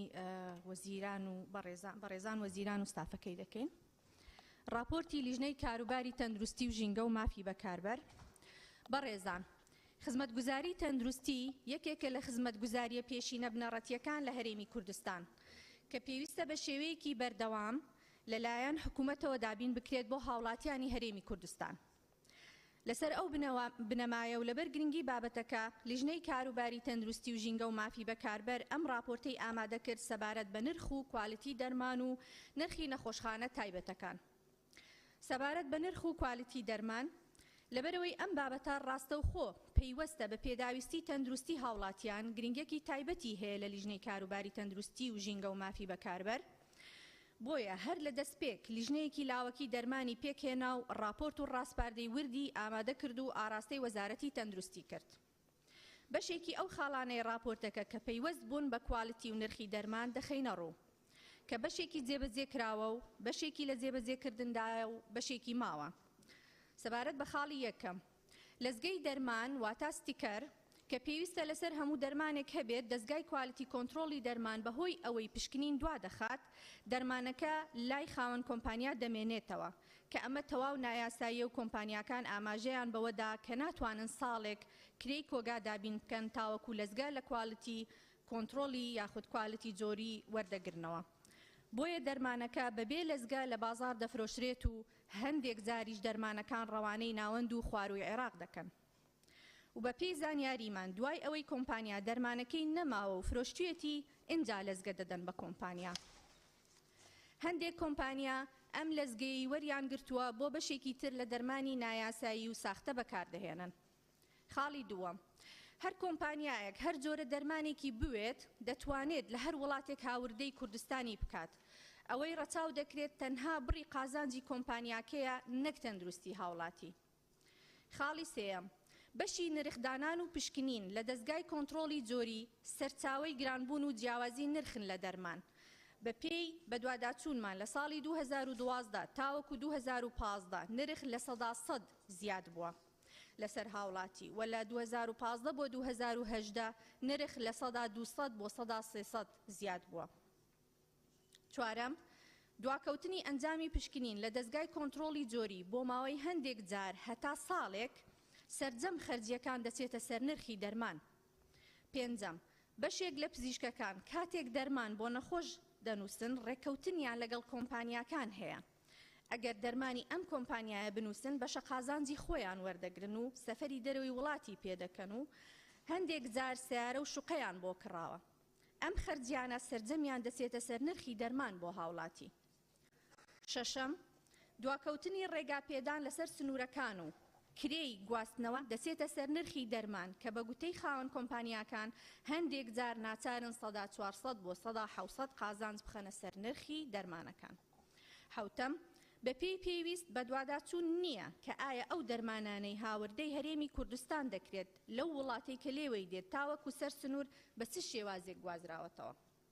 هەشتەم، دەرمانخانەکان شەوانە تا دوای نیوەڕۆ داخراوە و کارەبا و سارکەرەوەکانیان کار ناکات. ئەمە وا دەکات دەرمانەکان تێک بچن بەر لەوەی بگاتە دەستی هاوڵاتیان. نۆیەم، لە پرۆسەی کڕینی دەرمان بە کەرتی گشتی یاخود بۆ کەرتی گشتی واتە حکوومەت جیاوازی لە نێوان پارێزگاکانی هەرێم هەیە لە پێدانی پارە لەلایەن حکوومەتەوە بە کۆمپانیاکان. ئەمە وا دەکات کۆمپانیاکان بە پارەیەکی زۆر زیاتر دەرمان بە حکوومەت بفرۆشن، هۆکارەکەش ئەوەیە کە پارەکەیان بە ماوەیەکی زۆر پێدەدرێتەوە. دێم، پرۆسەی کڕینی دەرمان لە نێوان پارێزگاکان وەک یەک نییە. جاری وا هەیە پرۆسەی کڕینەکە بە تەندەریش بۆ ماوەی 6 مانگ دوا دەکەوێت لە نەخۆشخانەکان دەرمان نامێنێت. هاوڵاتی ناچارە لە دەرەوە و کەرتی تایبەت دەرمان بکڕێت. 11 دەرمانەکانی شێرپەنجە لە ڕێگەی وەزارەتی تەندروستی و لەسەر سندوقی کۆمەک بۆ توشبانی شێرپەنجە دەکردرێت کە تا ئێستا سەرجەم تەندەرەکانیان لە 3 تا 5 کۆمپانیا تێپەڕی نەکردو و قۆرخکاری زۆری تێدایە. 12 دەرمانی بێمۆڵەت لە مەرزەکانی هەرێمی کوردستان و بازگە ناوخۆیەکان و بەشەکانی تری عێراق دێتە ناوەوەی هەرێمی کوردستان. سەبارەت بە نرخی نەخۆشخانە تایبەتەکان لە هەرێمی کوردستاندا کەرتی تایبەتی تەندروستی پاڵپشتێکی گرنگە بۆ کەرتی گشتی، بەڵام لە ئێستادا وەکو پێویست ڕێک نەخراوە لە ڕووی نرخ و کوالیتی خزمەتگوزاریە تەندروستیەکان. لە ئەنجامدا دەبێتە بارگرانی بۆ سەرشانی نەخۆش. ڕاستپاردەکان: یەکەم، پڕکردنەوەی ئەو بۆشاییە یاساییانەی کە هەیە لە کەرتی تەندروستی بە لێکجیاکردنەوەی کەرتی تایبەت و گشتی، دانانی بیمەی تەندروستی و ڕێکخستنەوەی نرخی دەرمان و خزمەتگوزاری تەندروستی لە کەرتی تایبەت. دووەم، دامەزراندنی دامەزراوەی نیشتیمانی دەرمان و خۆراک لە کوردستان بە شێوەیە کە لە 100% ئەم دامەزراوەیە کەرتی گشتی بێت و حکوومەت خۆی بەڕێوەی ببات و هیچ کۆمپانیایەکی کەرتی تایبەت پشکی نەبێت، چونکە جارێکی تر دەبێتەوە هۆکارێک بۆ قۆرخکاری ئەم دامەزراوەیە. حکوومەت تاکەلایەن بێت بۆ پاراستنی هاوڵاتیان. سێەم، کۆگای تەندروست لە مەرزەکانی سنوور و ناو هەردوو فڕۆکەخانە دروست بکرێت کە مەرجەکانی بۆ هەڵگرتنی دەرمان هەبێت. چوارەم، لیژنەی چاودێری بازار بە بەردەوامی چاودێری دەرمانخانە و کۆگاکانی کۆمپانیاکانی دەرمان بکات، بە بەردەوامیش ستافی لیژنە بگۆڕدرێت. پێنجەم، جەخت دەکەینەوە هەر فەرمانبەرێکی ئەم دەستگایە لە کەرتی تایبەت کار بکات وەک کۆمپانیا و دەرمانخانە و بازرگانی دەرمان لە دەستگای کوالیتی کۆنتڕۆڵ دوور بخرێتەوە. شەشەم، بۆ کۆنتڕۆڵکردنی نرخی دەرمان دەتوانرێت بە یەک سیستم سەرجەم دەرمانەکانی کوردستان بەیەکەوە ببەسترێتەوە و هەر هاوڵاتیەکیش لە ڕێگەی مۆبایل ئەپلیکیشنی تایبەت بەم سیستمەی هەبێت. تیایدا نرخ و جۆری دەرمانەکان دیار دەبێت. بۆ لانەدان لەم سیستمە لیژنەی ئاماژەپێکراوی سەرەوە دەتوانێت بە دواداچوونی ورد بکات بە پێی ستانداردی وڵاتان. هەر دەرمانێک لە کۆمپانیا و کۆگاکانی دەرمان کە دەدرێت بە دەرمانخانەکان نابێت لە 100 بۆ 112 سوودی بچێتە سەر لە دەرمانخانە بۆ هاوڵاتی و لە 120 بۆ 130 بڕی سوود نابێت زیاتر بێت. حوتەم، لەزگەی دەرمان نەدرێت بە کۆمپانیاکان و تیمی تایبەت بە کۆنتڕۆڵی جۆری دەرمان ببورن. بەو شێوە دەیخێنەوە لەزگەی دەرمان نەدرێت بە کۆمپانیاکان و تیمی تایبەت بە کۆنتڕۆڵی جۆری دەرمان دەبێت خۆیان لەزگەکە لە دەرمان بدەن و بۆ ئەوەی چیتر لەزگەی دەرمان بۆ دەرمانی نایاسایی و ساختە بەکار نێت و مامەڵەی کڕین و فرۆشتنی پێ نەکرێت. هەشتەم، بڕی پارەی خەرجکراو بۆ کۆمپانیاکانی دەرمان کە دەرمان بە کەرتی گشتی دەفرۆشن لە سەرجەم پارێزگاکان وەک یەکی لێ بکرێت و هەوڵ بدرێت بڕێک پارەی کاشیان پێ بدرێت پارەکەیان لە بڕی سەداچاری مانگانە زیاد بکرێت تاوەکو کۆمپانیاکان ناچار نەبن دەرمان بە نرخی گرانتر لە بازار بە کەرتی گشتی بدەن. نۆیەم،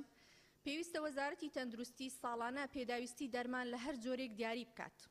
و لەم بڕە زیاتر دەرمان نێتە کوردستان زۆری هاوردەکردنی دەرمان وا دەکات پشکنینەکان دوا بکەون لە هەمان کاتدا ئەو دیاردەیە نامێنێت کە کاتێک هاوڵاتیەک دەچێتە دەرمانخانەیەک زیاتر لە 10 کۆمپانیای جیاواز لە یەک جۆری دەرمانی بۆ دابنێت. پرسی زیادکردنی داهاتی حکوومەت نابێت لە کەرتی تەندروستیدا پەیڕەو بکرێت. 11 پێویستە وەزارەتی تەندروستی حکوومەتی هەرێمی کوردستان جەخت لەو بەشە بودجە سیادیە بکاتەوە کە تەرخان کراوە بۆ تەندروستی تاوەکو بە بەردەوامی بگات بە هەرێمی کوردستان بە تایبەتی لە بواری شێرپەنجە و نەخۆشیە درێژخایەنەکان. 12 ڕەچاوکردنی پێویستی جوگرافی لە کاتی پێدانی مۆڵەتی کردنەوەی نەخۆشخانە تایبەتەکان. زۆر سپاس. زۆر سپاس بۆ دکتۆرە شایان. بەڕێز وەزیری تەندروستی دوو بیرۆکە هەیە. بەڕێستان وەڵامی راپۆرتی لیژنەی تەندروستی بدەنەوە دواتر ڕێگە بە ئەندامانی بەڕێزی پەرلەمان بدرێ هەر ئیزافەیەکیان هەیە.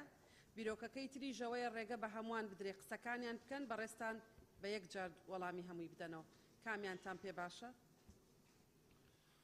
زۆر سپاس جەنابی سەرۆکی پەرلەمان بەڕێزان ئامادەبوان و پەرلەمانتارانی بەڕێز. کام ڕێگە بەڕێستان پێتان باشە ئامادەین. بە بڕوای منیش وایە هەموو تەواو بن پرسیارەکان ئامادەین بۆ هەموو پرسیارێک لە دەرەوەی ئەو پرسیارانەش بێت. زۆر سپاس. بەڵێ بەڕێزان کێ ئێوێ قسە بکا لەسەر ئەو بابەتە. ماشەڵڵا. ئەرەوەڵا بێ ناو بنووسی. ئەولەوێت بۆ ئەوانەیە کە یادداشتیان ئیمزا کردووە دوایی بۆ هەموو ئەوان ئەندامانی تری پەرلەمان و نازانم ئەوانە یادداشتەکە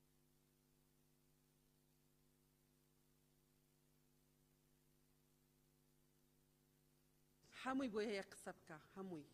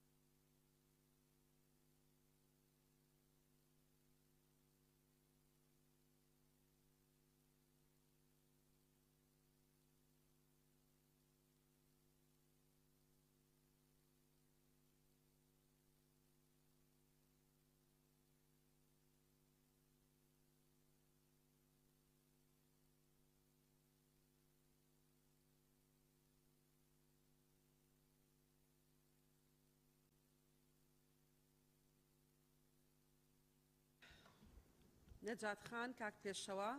کاک مەلای حسان کاک ئیدریس کاک بەهجەت کاک ڕزگار عیسا خەدیجە خان کاک چیا دکتۆر ڕێبوار شێخ زاهر کاک سعید کاک سەروان کاک حاجی سەفین سەوسەن خان کاک شوان کاک حاجی ئەڵکەوت لەنجە خان گولیزار خان لێرە کێمان نەنووسیوە گوڵستان خان لیزا خان کاک نزار تەواو بەڵێ کاک زیاد گوڵستان خان کاک باڵامبۆ ڕۆژان خان شیرین یونس شادی خان کاک جەلال کاک بەڵێن کاک شەمۆڵ کاک شاخەوان کاک ڕزگار هەژان خان کاک کاروان کاک حاجێرش شیرینەمی کەسێ نەمان نووسی بێ باشە کاکاوە دکتۆر شێرکۆ کاک دیاری دکتۆر ئیسماعیل مامۆستا عومەر مژدەخان هەڵەستخان مامۆستا ئەبوبەکر سەرچنار خان کەسێ نەمان نووسی بێ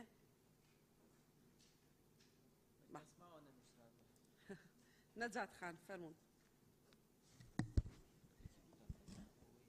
بناوی خودی مازن و دلوان برای سروکا پارلمانی دست پیک بخیهاتنا وزیرین برست کین و هر واسه دست خوشی لجنه تایبتمند یا تندرستیت کین یا من بیتی شرایط پیبدم او اکو راسپاردکس سر راسپاردا بهت زیاده کردن او جی ابایم بو ریوبرین نخوش خانن در بی سنترین پارزگاه دا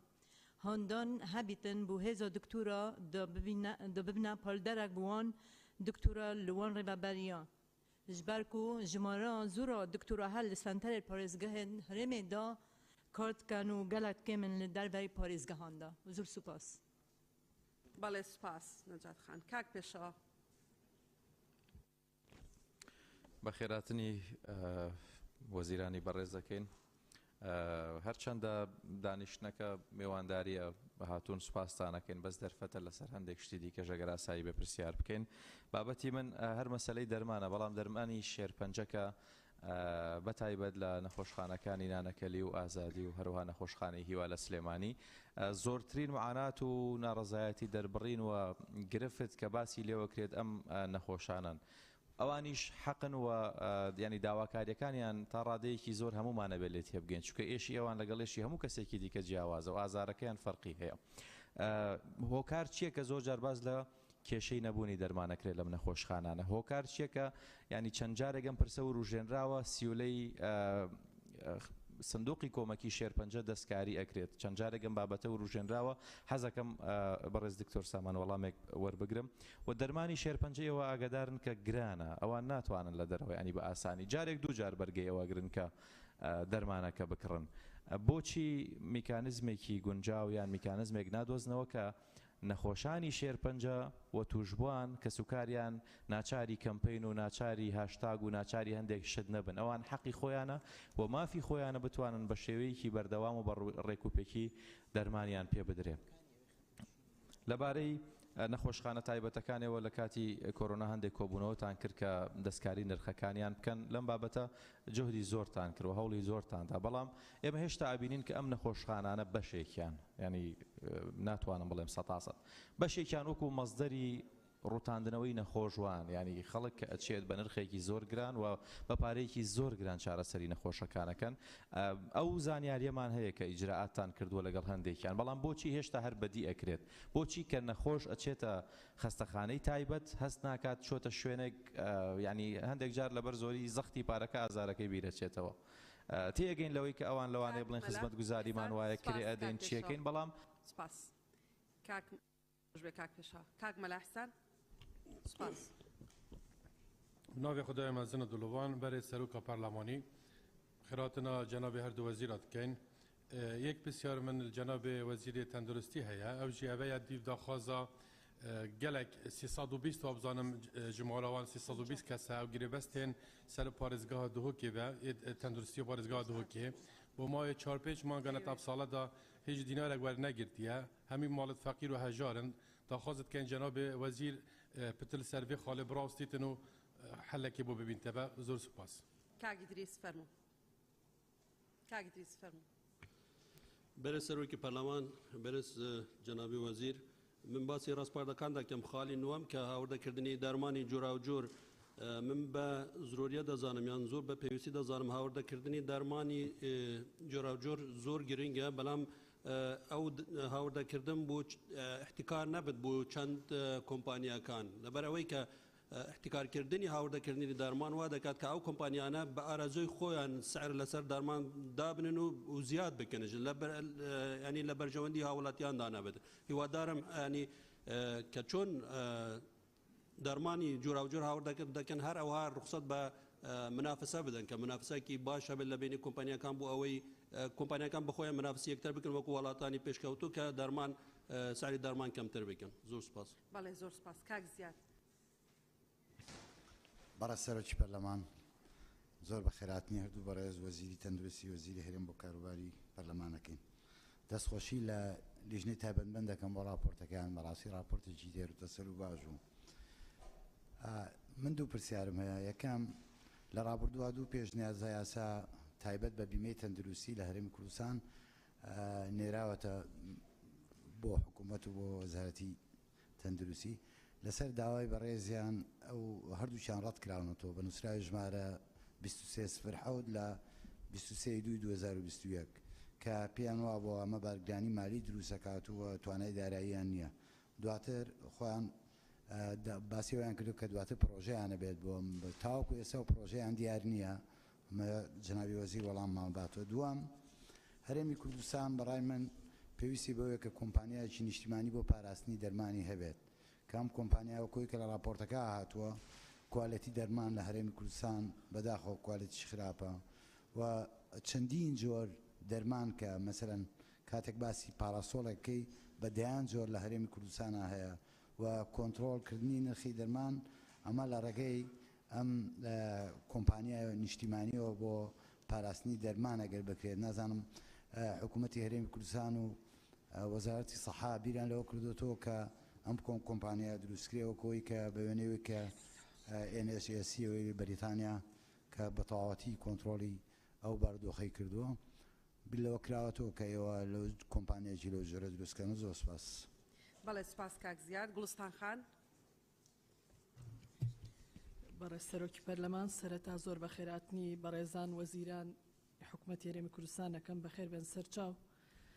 وەڵاهی من چەند بابەتێکی هەر حەسەکەم ئەگەر ڕێگە بدرێ باسی کەم یەکەمیان لەسەر خەستەخانە ئەهلیەکان و گرانی نرخی خزمەت گوزاریەکانیان کە ئەمە گرفتێکی زۆر گەورەیە لە بەردەم هاوڵاتی و بە تایبەتی لەم دۆخی قەیراناویە کە ئەتوانم بەشێک لەو خزمەت گوزاریانە بە ئاستێکە کە لە ینی توانای خەڵکی هەرێمی کوردستانان نییە زۆر کاتیش سەر ئەنجامیش کۆتایی بەژیانێ و کەسێ لەو خەستەخانانەیە کە لە پاڵەوەی کە پارێکی زۆریان لێسەندرێ. خاڵێکی ترم سەبارەت بە بەکارهێنانی کەرتی گشتیە بۆ دۆزینەوەی مشتری بۆ کەرتە تایبەتیەکان کە ئێمە ئەبینین لە هەرێمی کوردستان زۆرێک لەو دکتۆرانە کەرتی گشتیان کردوتە ڕێگایەک بۆ دۆزینەوەی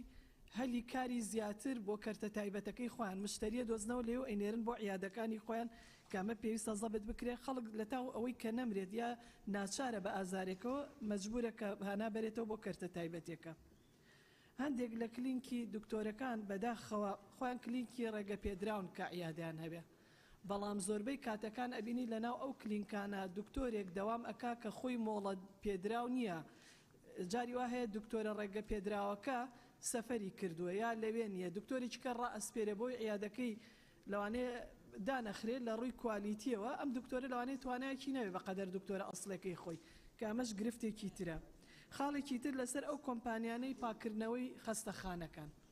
یعنی ئێمە ئاگامان لێ لە ساڵی پارەوە بەشێک لەو کۆمپانیانەی پاکردنەوە گرفتی تازەکردنەوەی عقدی ئیشکردنیان هەیە و بەشێکیان لەلایەن خاوەن کۆمپانیاکانەوە موچەکانیان پێ نادرێ و هەڕەشەی ئەویان لێکرێت کە موچەکانیان ئەبڕێت و جەنابیشتم پێشتر ئاگدار کردەوە لە ڕێی چەند مەسجێکەوە ینی بەڕاستی ئێمە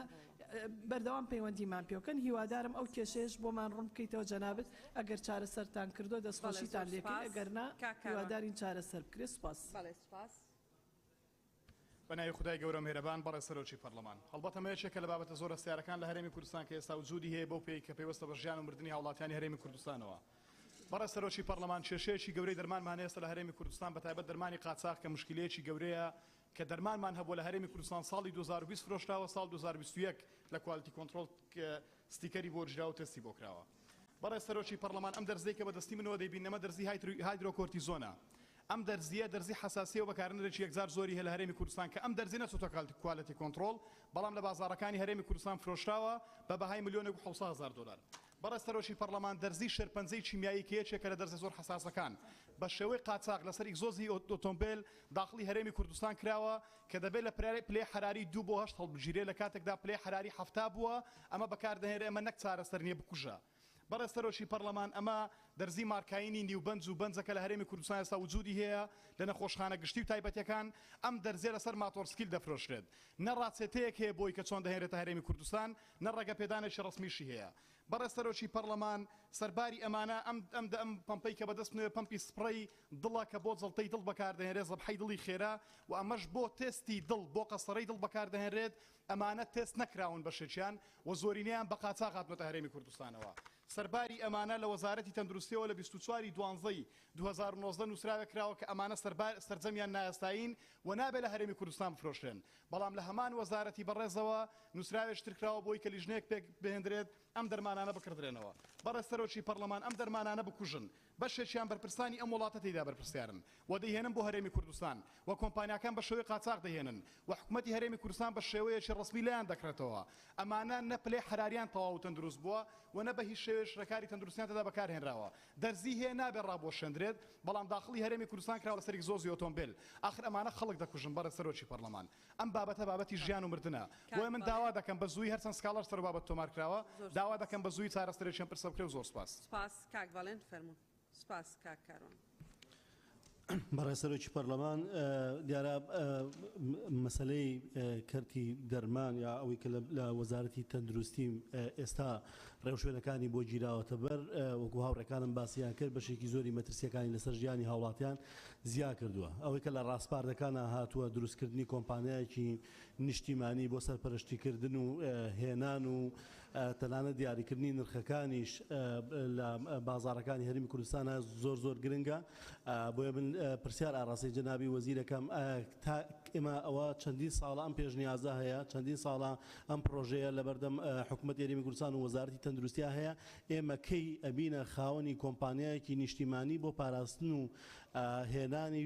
دەرمان بۆ ئەوی لانی کەم لە بێکواڵێتی و لە هێنانی دەرمانی قاچاق نەجاتمان بێ و زۆر زۆر سپاس.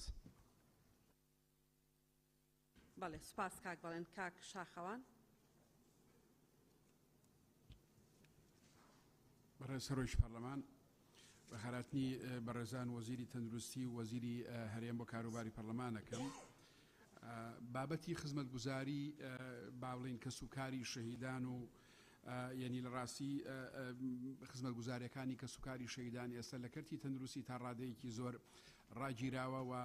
داواکەین و پێشنیارەکەین هەموو ئەو خزمەتگوزاریانەی کە پەیوەندی هەیە بە کەسوکاری سەربەرزی شەهیدان ئەوانە بچێتۆ دۆخی جاران و خزمەتگوزاریەکانیان بۆ جێبەجێ بکرێت لە هەموو بنکەی تەندروستی و مەڵبەند و شوێنەکان کە پەیوەندی هەیە بە خزمەتگوزاری کەسوکاری شەهیدان لە کەرتی تەندروستی. خاڵی دووەم لەسەر مەسەلەی قۆرەخکاری لەلایەن پزیشکەکانەوە لە زۆربەی بەشی زۆری پزیشکەکان کە لەگەڵ دەرمانخانە و لەگەڵ تاقیگە و لەگەڵ سۆنەر و شوێنەکانی کە تا ڕادەیەکی زۆر ڕێکەوتون لەسەرەوەی کە یعنی قۆرەخکاری ئەم بەشە بکەن بۆ فرۆشتنی دەرمان یا لە مەجای سۆنەر و مەجای بابڵێن تاقیگە و مختبەر و شتەکان لەبەرەوە گرنگە لە ڕاستی وەزارەتی تەندروستی ینی پیاچوونەوە بکەن بەم بابەتەوە لەگەڵ هەموو شوێنەکان و بە تایبەتی کە ینی ئێستا لە هەرێمی کوردستان کە ئەچیتە لای دکتۆرێک ینی تەواوی عیمارەکە لە ڕاستی هەموو دکتۆرەکان ڕێکەوتون لەگەڵ سەیدەلەکەی ژێرزەمینەکەی خۆیان لەگەڵ مختبەرەکان لەگەڵ سۆنەرەکان لەگەڵ هەموو ئەم شوێنانە ڕێکەوتون لە کاتێکا تۆ ئەچی لە شوێنێکی کە لە عیمارەیەکی کە لە سەیدەلەیەکی کە ئەچیت دەرمانەکانە کڕیت و بۆشی ئەبەیتەوە دکتۆرەکە پێتەڵاڵە کاکە بڕۆم دەرمانە بگۆڕا مەبەستی ئەوەیە کە بچی لە سەیدەلەکەی خۆیان و لە ژێر عیمارەکەی خۆیان کە ئەمە ڕێکەوتنی خۆیانە بچی لەوێ بیکڕی و هیواداری وەزارەتی تەندروستی ینی کۆتایی بێنێ بەم قۆرەخکاریە لەلایەن پزیشکەکان و شوێنەکانی کەوە کە کراوە. سپاس. بەڵێ پەرستەرۆکی پەرلەمان سەرەتا بە خێراتنی وەزیرە پەیوەنددارەکانەکەم لە ڕاستیاوێ من ئەمەوێت جەختی بکەمەوە لەسەرەوەی کە ئێستا لە کەرتی تەندروستیا کێشۆگرفتی گەورە هەن چەند کێشەیەک بە کورتی کەەوەی ئێمە بەڕاستی ڕۆژانە سکاڵایەکی زۆر لایەن هاوڵاتیانەوە ئاراستی ئەماکرێ بەڕێزیان لێ ئاگادار بکەینەوە. بەڕێز وەزیری تەندروستی ئەوەی کە بۆ تەکێشەیەکی گەورە ئێستا لە بواری کەرتی تەندروستیە بەرامبەر نەخۆشان و خانەوادەی نەخۆشەکان ئەو ناچوونیەکی نرخەیە بەڕاستی لە تاقیگەکانە هەیە لەسەر پشکنینەکان و لەسەر فرۆشتنی دەرمان لە سەیدەلی و دەرمانخانەکان هەیە یعنی بە پێی بقعی جوگرافی بە پێی سەیدەلی لە هەر شوێنێ بۆ شوێنێکی تر بەڕاستی دەرمانەکان بە سعرێکی جۆرا و جۆرە فرۆشتەوە ئیستیغلال لەو بوارەوە ئەکرێ و چەند جارێکیش بەڕاستی ئێمە باسمان کردووە و پرسیارمان لە بەڕێستان کردووە هیوادارم ڕوونکردنەوە لەسەر بابەتە بدرێ اینجا بەڕاستی بابەتێکی تر بوونی دەرمانی بێستیکەر کە من خۆم ڕۆژانە چەندین جار لە دەرمانخانەکانە بەرچاومەکەوێ و ئەبینم دەرمانخانەکان دەرمانی بێستیکەرە فرۆشن و ئەم دەرمانانە چۆن ڕێگەیان پێدراوە دەرمانخانەکان دابدرێ و ڕێگە بدرێت کە بفرۆشرێتەوە کە بێگومان ئەمە دیار نییە ئەم دەرمانە لە ڕێگەی تەندروستیەوە ڕێگە پێدراوە و ماوە بەسەرچوونی چەند شیاوە بۆی کە نەخۆش بتوانێت بەکاری بێنێ خاڵی سێممان بریتە لە گرانی نرخی ئەو فحوسات و بینینی دکتۆر و نەشتەرگەریە کە لە نەخۆشخانە تایبەتیەکانە ئەکرێ ئێمە چەند جارێک بەڕاستی باسماکەوەش کۆنفرانس و کۆبوونەوەی تایبەتیتان بۆ کرد وەکو وەزارەتی تەندروستی ئایا ئەم کۆنفرانس و دیدارانەی کە لەسەر ئەم بابەتە کرا چارەسەرەکە چی لات و ئەنجامەکەی چی بوو چونکە ئێستاش لە نەخۆشخانە تایبەتەکانە گلەی زۆری هاوڵاتیان لەسەرەوەی کە بەڕاستی نرخەکان زۆر گرانن و چونیەگنی لە نەخۆشخانەیەکی تایبەت بۆ نەخۆشخانەیەکی تایبەتی تر بەنای خوای گەورە سەبارەت بە بابەتی بەر لە هەمووی سەرۆکی پەرلەمان ئێمە دوێنێ 11 ئەندامی پەرلەمان بەپێی بەرگەی بەپێی مادەی 48 بەرگەی چوارداوای دانیشتنمان کردبوو بەرگەیەک زیاد بکرێ بۆ ئەم دانیشتنە سەبارەت بە بابەتی نەخۆشخانەی هیوا کە بەداخەوە بابەتێکی زۆر زۆر زەرورە دەبوو چەند مانگێک لەمەوە پێشدانیشتنی بۆ کرا بە هیوادارم وەزیری تەندروستی وەڵامی ئەوانەمان بداتەوە کە تایبەتە بە نەخۆشخانەی هیوا من چەند پرسیارێکم هەیە بۆ وەزیری تەندروستی جیاوازی نرخی دەرمان بەداخەوە ئێستا حەبی پلاڤێکس لە 38,000ەوە هەیە هەتا 45,000 لە زۆر ینی زۆر جار خۆم بەو جیاوازیە کڕیومە دەستم کەوتووە یاخود هەندێک دەرمان پێویستی بە بەڕادا من دانەیەکم کڕیوە بە 2500 هەمان دەرمان لە عیادەی دکتۆرەکە بە 25,000 چۆن دەبێ 22,500 فەرقی بێ ئایا چۆن ئەو بڕەپارەی دەخرێتە سەر ئێوە وەزارەتی تەندروستی ئەو جیهەتانە سزا دەدەن بە دوواداچوون دەکەن بۆ ئەوە یعنی یەک دەرمانی بچووک یەک شروع خواردنەوەی ئەوەندا چۆن ئەو بڕەپارە زۆرەی دەخرێتە سەر ئینسان کە نەخۆش دەبێ حتمما خەڵکی فەقیر و هەژار و یەک دنیا مەساڕیفی هەیە لە وڵاتە چکە تەندروستی بەپێی دەستور بەلاشە لە وڵاتەدا بەڵام بەداخەوە هەمووی بۆ بەپارە سەبارەت بە تەلاعوبی نرخ ئەوە ڕێک نەخراوەتەوە هەتاوەکو ئێستا جیاوازیەکی زۆر زۆر هەیە سەبارەت بە نەخۆشخانەی هیوا چەند پرسیارێکمە بوو لە کاتێکدا داهات زۆر زۆرە بۆچی چەند مانگە پارەی سندوقی کۆمەک بۆ توژوانی شێرپەنجە خەرج ناکرێت خۆ کاتی کۆڕۆنا نیە لە کاتی کۆڕۆنادا دەتانگو داهات سفرە لە ئێستا $1 بەرزە داهاتی ناوخۆ و سعری نەوتی زۆر زۆر بەرز بۆتەوە پارەی 1 ساعتی نەوت بدرێ بە ئامێری پزیشکی زۆرێک لە کێشەکانی نەخۆشخانەی هیوا چارەسەر دەکرێت هەوڵتان داوە بۆ هەموارکردنی یاسای ژمارە 11 ساڵی 2012 کە ئەم یاسایە لە سەردەمێک دەرچووکە 50 نەخۆش سەردانی نەخۆشخانە هیوای کردووە بەداخەوە ینی سەرۆکی پەرلەمان زۆر شتی دیکەمان ماوە پێم وانێ 2 دقیقە بێەوە کاک سیروان کاک عومەر دەیڵێ فەرموو کاک اسماعیل فەرموو دەست خۆش بێ بسم الله الرحمن الرحیم دەست پێکەم خێرهاتنا هەردوو وەزیرە دکەین و دەستخوشێش لەژنا تایبەتت دکەین دەست پێکەم پرسیارێکی هەر دکتورێکی ئەم لێ پرسیارکن بێژنێ بۆ ڕەوشە ساخلەمیل کوردستانی ڤێڕەنگیە دەبێژی چینکی سیستەمی خەلەتە تێکەلت مابەینە ئەهلیدا و مابەینە حکومیدا کەنگی دێ پروژەکێت بێتە ئێک لاییکردن وەکو هەمی وڵاتیا یعنی کەرتێ تایبەت و کەرتێ حکوومەتێ تێکەل نەبن gelek خەلەتی ئەڤی سەبەبینە دوو پرسیارە منە دوێ وەزارەتە ساخلەمیێ ئیحسایەکەیە بزانیتن چەند پارە کوردستان چیتە دەرڤە سبب کرینا پارا و استیراد و اینانا یا درمانی عفوان چند پاره کردستان چیتش دەرڤە بسبب استیرادا یا دیه و چیت جارە سەرکەتە دو تشتا ایک اولا دو کمپانیە هەبن کمپانیەک بو درمان سازی وەکو سامرا بو امتیازات الشركات العالمية تورجتن أو درمان الكردستان بيتا درست كرنو أو بارا نجتش درفا يه كردستانيات دوي کمپانیا که تایبەت بید بو اینانا یا درمانا دا سیطره سر کوالیتیشی بیتا کرن و سیطره سر سعریجی بیتا کرن. سه چید بید اف بسیاره یعنی بوما بیتا رسر کرن وکو پرلمان بس وزارت ساخلمیجی پی معنیه تأمین صحی هنگید کردستان دا نبید دی باری ها ولاتی گله که گران بید بیتیویه پرلمان گل وزارتی زیده هاری کار بن زی تأمین صحی قانون تأمین صحی بیتا چسپاندن و بیتا دیکرن. الدهوی که جناب وزیری 325 گری بس اوه 4 هیوه راتبت خونه ورگتینه یعنی چه خود قبیل کتت وقتی کرونا ایدا 24 ساعتات انذار دابون و وگاوه 4 هیوه سریک راتب خو نورگرن یعنی دیچا واحده ادی کرن. بسیار منادی کیشا خو بخشانا یه خو بخشینا کاک سیروان خودش از گلک ما بیدره کاکتور شرکو بسیاره فرمون کاکسن دست خوش به کاکتور جن برای سروک پرلمان برای بخیرات نیوی برای وزیری تندرستی و دکتر بالا کارتی تندرستی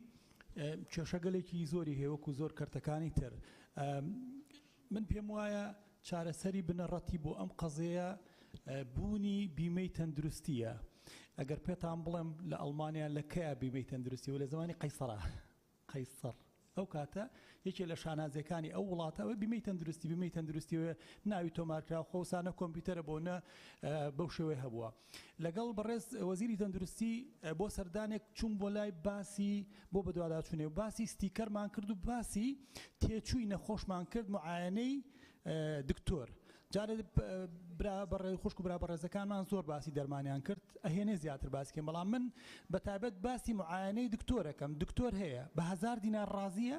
و دکتۆرێکی پرۆفی و زۆر باشە و ینی بەناوبانگە دکتۆر هەیە کە یەکێ بۆ لای گوێی لێ ئەگرێ ئەو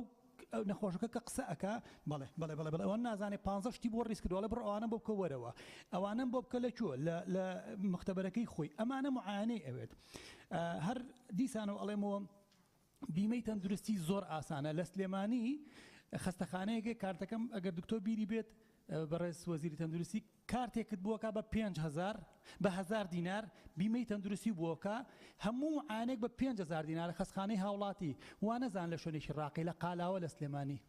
لە شەمحێدین یعنی چۆن ئەتوانێت خەستەخانەیەکی تر بتوانێت ئەوە نەکا ئەی بۆ حکومت بۆ کارتی تایبەت بتوانێت بە 5000 معاینە بۆ خەڵک بکە بۆ حکومت نەتوانێت ئەوە بکە بەڕێز سەرۆکی پەرلەمان لە ڕێجە نابێت بە دکتۆری بەڕێز ئەڵێم ئایا چ ڕێگریەک هەیە لە نەبوونی بیمەی تەندروستی بۆ ئێمە بۆ هاوڵاتیان یعنی ئەوە چارەسەرێکی گرنگە زۆر سپاس بەڵێ سپاس لیزا خان فەرموون بەڕێز سەرۆکی پەرلەمان دەستخۆشی لە لیژنەی تایبەتمەندەکەم بۆ ئامادەکردنی ئەم راپۆرتە و بەخێرهاتنی بەڕێز وەزیری تەندروستی و وەزیری هەرێم بۆ کاروباری پەرلەمان دەکەم سەبارەت بە ڕاستپاردەکان لەسەر خاڵی یەکەم هەروەکو کاکسیروانش باسی لێکرد لەسەر بیمەی تەندروستی بەڵام بۆ حکومە ئێمە لە لیژنەی داراییم پێم وایە تاوەکو سیستەمی بانکی بە ئەلکترۆنی نەکرێ بیمەش تۆزێک سەختە بێ لە هەرێمی کوردستان بۆیە تا ئەو کێشەی بانکەکان و کۆنەکردنەوەیان بەو شێوەیە بەردەوام بێت لە یەک بانکێکی نیشتیمانی کە ئێستا پرۆژەیەکیش هەیە کە هەر 94 بانکی هەرێمی کوردستان کۆ بکرێتەوە لە یەک بانکی نیشتیمانی و ئەوسا دەتوانرێت زۆر کار لەسەر ئەم بابەتە بکرێت و مەحاولەیەکیش هەیە ئێمە وەکو لیژنەی دارایی کارمان لەسەر کردووە بەوەی کە هەژماری تایبەت بۆ موچەخۆران دروست بکرێت ئەو کات بیمە زۆر کارێکی ئاسانتر دەبێت جێبەجێکردنی هەروە پێم خۆشیشە لە جەنابی وەزیری تەندروستی بپرسم ئایا تا ئێستا بۆ مەسلەی پرۆژە یاسای بیمە چیان کردووە چکو بەڵێنیان دابوو بینێرن بۆ پەرلەمان و ئێمە شکای لەسەر بکەین و لە کاتی بانگەشەش بەڕاستی زۆر باسمان لێوە کرێتێک بوو لەو پرۆژانەی کە بە شانازیەوە باسمان نەکرد کە بێنن بۆ ئەم خولە و کاری لەسەر بکەین لە عێراقیش مەحاولەیەکە بوو لە پەرلەمانی عێراق نازانم ئەگەر بەڕێز جەنابی وەزیر ئاگادار بێ ئەو پرۆژەی لە عێراقیش ئیشیان لەسەرەکە لیژنە تایبەتمەندەکان بەکوێ گەیشت ئایا دەنگی لەسەر دراوە تاوەکو ئێمەش کاری لەسەر بکەن یان خۆت خوێندنەوەی بۆ کراوە لەسەر ڕاستپاردەی شەشەمیش ئەوەی کە باس لە ئەپلیکیشنێکی تایبەت دەکات بە موبایلەکان ئەمە سیستەمێکی زۆر باشە پێم وایە ئەگەر بکرێ هەر دەرمانێک بارکۆدێک یان سریال نمبرێکی بۆ زیاد بکرێت لەنێ ئەو بارکۆدانە بنووسرێ بۆ نمونە ئەمە نرخەکەیەتی ئەمە ماوەی بەسەرچووەکەی ئەمەنەیە ئەمە بەبێ ئەوەی تەوسیەی دکتۆر نادرێ بە نەخۆش هەندێک تایبەتمەندی ئەو زۆر بە ئاسانی چکو ئێستا بارکۆد لە زۆربەی ئەپلیکیشنەکان بەکاردەهێنرێ و تێچووەکەشی زۆر کەمە ئەمە دەتوانرێت سیستەمێکی باش بۆ کارتی تەندروستی و کارتی دەرمان بێنێتە ئاراوە و زۆر سپاس کاک نزار فەرموون بەناوی خدای گەورە وێڕای دەستخۆشی لە لیژنەی ئامادەکاری ئەم راپۆرتە بەخێراتنێکی گەرمی هەردوو جەنابی وەزیر دەکەین پرسیارەکانم ئاراستەی بەڕێز وەزیری تەندروستیە بەڕێز وەزیری تەندروستی سەبارەت بە ئەو منتیقانەی کە دوورە دەستن لە سنتەری قەزاکان و پارێزگا ئایا لە بەرنامەی کارتاندا هەیە نۆرینگەی ئێواران بکرێتەوە سەبارەت بە نەحیەکان بە تایبەتی ئەو سنوورەی دەڤەری شەقڵاوانە کەوا بە پێی ڕێژەی دانیشتوان زۆر لۆدی لەسەر یاخود زۆر قەرەبارغا ئەگەر بکرێ سەبارەت بەکردنەوەی نۆرینگەی ئێواران ئەمە کارێکی زۆر باش و کاراسانی بۆ هاوڵاتیان دەبێت سەبارەت بە کارێکی تر بەڕێز جەنابی وەزیری تەندروستی ئێوە لە بەرنامەی کارتان دایە زیاترکردنەوەی نەخۆشخانەی حکومی لە سنتەری قەزا و نەحیەکان و بە تایبەتی ئێمە لە شاری هەریر لە ساڵی 2014 بەردی بناغەی نەخۆشخانەیەکی 50 سەرینی دانرا ئایا هەر لە بەرنامەی وەزارەتی تەندروستیدایەکەوە ئەم کارانەی ماون جێبەجێ بکرن دوای تەواوکردنی ڕەهەندی دارایی زۆر سوپاس کاک ئازاد سپاس کاک نزار فەرموون کاک بەڕێز سەرۆکی پەرلەمان پرسیارێکمە لە جەنابی وەزیری تەندروستی ئێمە دووش زۆر گرنگە لە بۆ هاوڵاتیان یەک تەندروستی یەکیش پەروەردە مەجبور باینە تەسلیمی کەرتی تایبەت بین لۆ لەبەرەوەی دیارە لە کەرتی گشتی چارەکە نەکرایە بۆیە خەڵکەکە مەجبور مایە بستە لۆ معاینە و عیلاج و فحوسات بستە کەرتی تایبەت ئایا ناکرێ خەستەخانە گشتیەکان هەمووی بکرێتە معاینەی دکتۆرەکان بە پارەی کەم بڵێن باباد وادا بنێن 5,000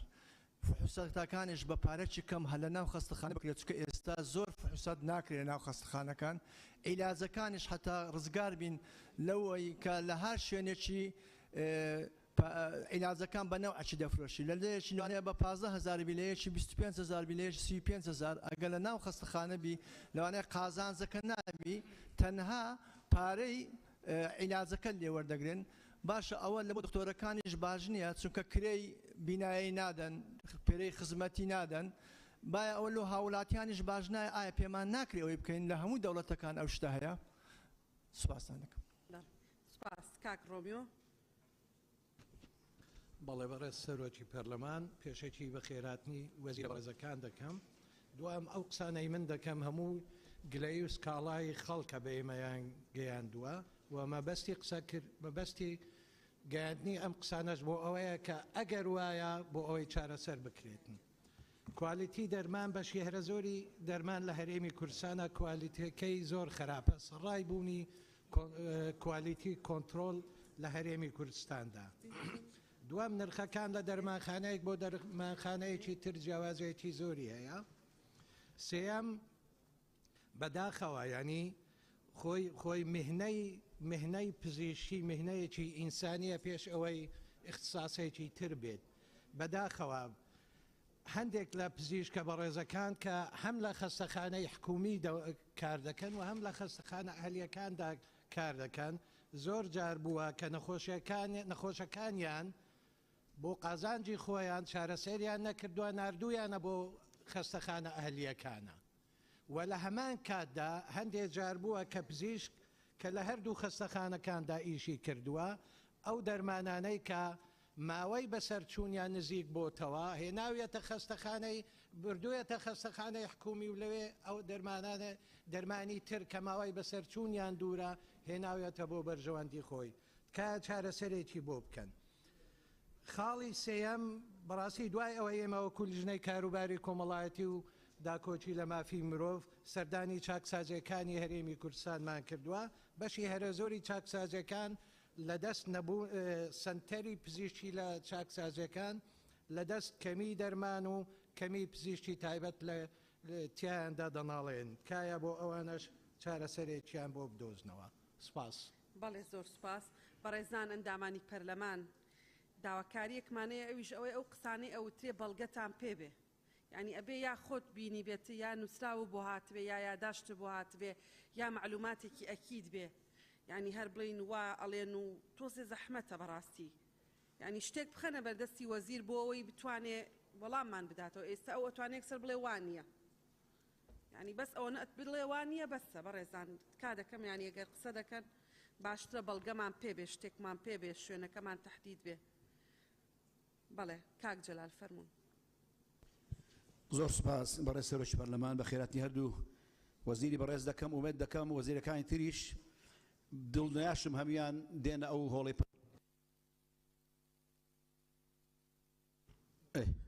بەخێر بێن دووبارە.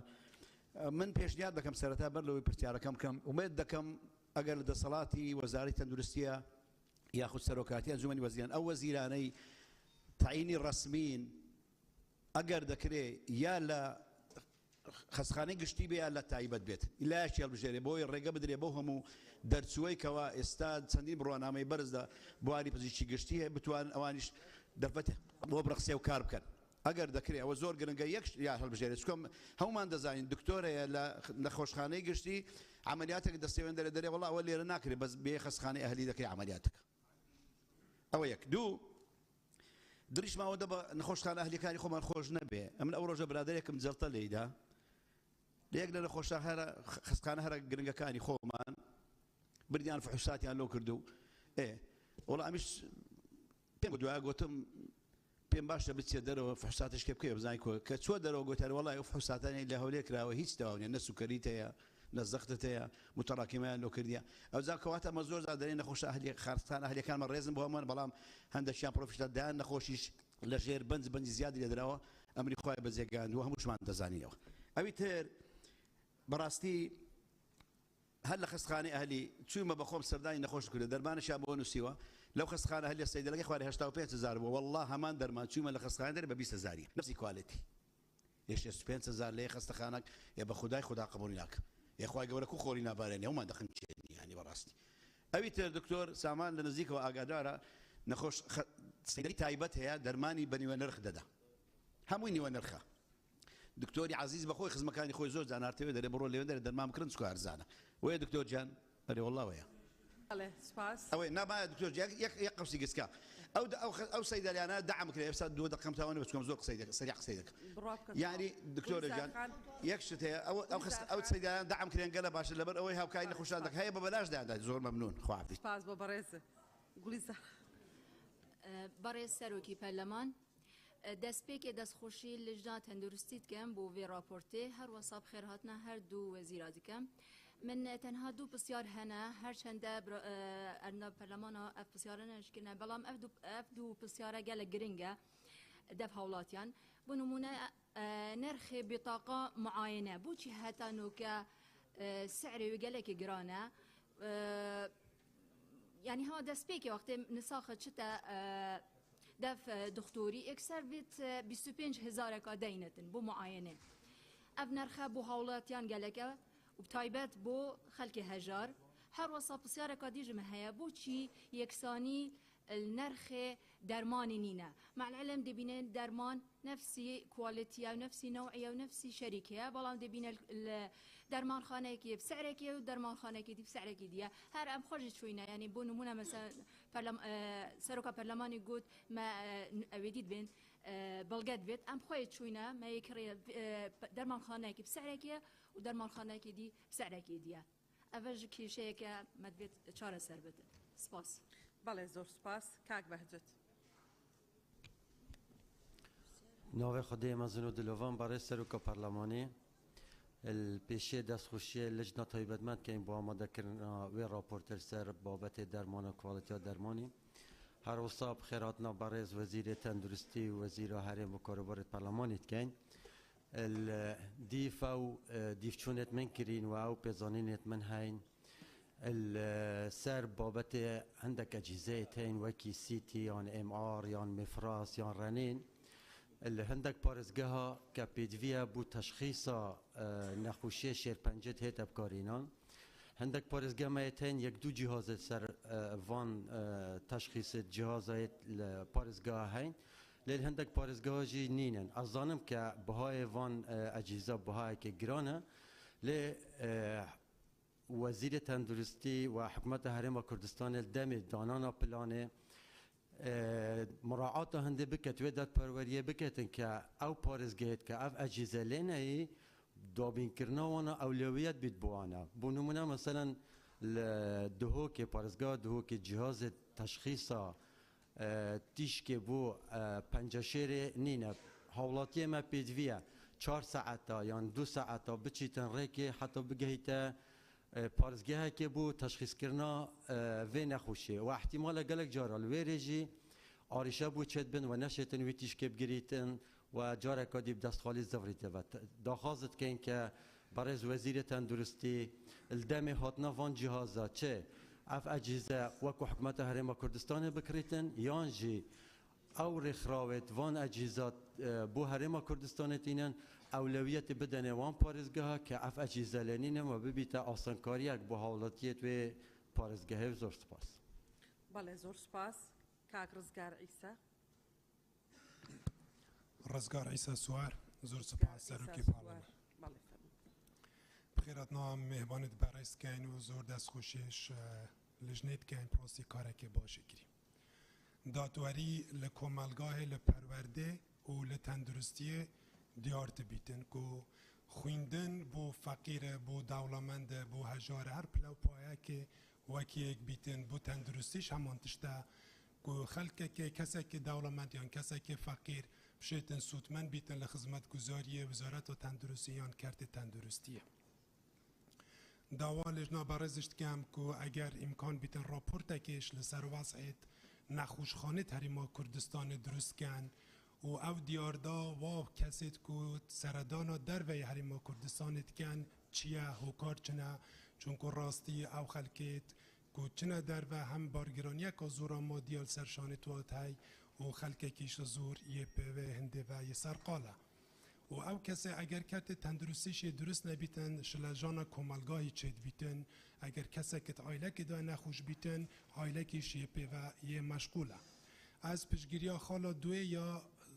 لجنا تایبت کم که بحثا هندت کتن که ارکی حکومت حریم کردستانی که درمانا دابیم کتن بویا اصلا هبونا کرتی تایبت بو کرین و فروتنا درمان راستی کارساتا و جریمهش و ارکی حکومتیا ارکی وزارتا تندرستیا ارکی وزیریا کوب همه هنگی لگل دولتت معتبر گل کمپانیت معتبر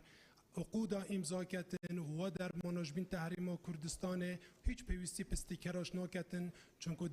درمان خانت معتبر دولت تا خو استیکر سر های بویا از دوباره تاکید لهندت کما و کدبیت انداز بجی همو او کمپانیت کرت تایبت کو درمانتینن حلوشن و حکومت ارک خوب و اینا درمان حلستید زور سپاس فرمون لنجخان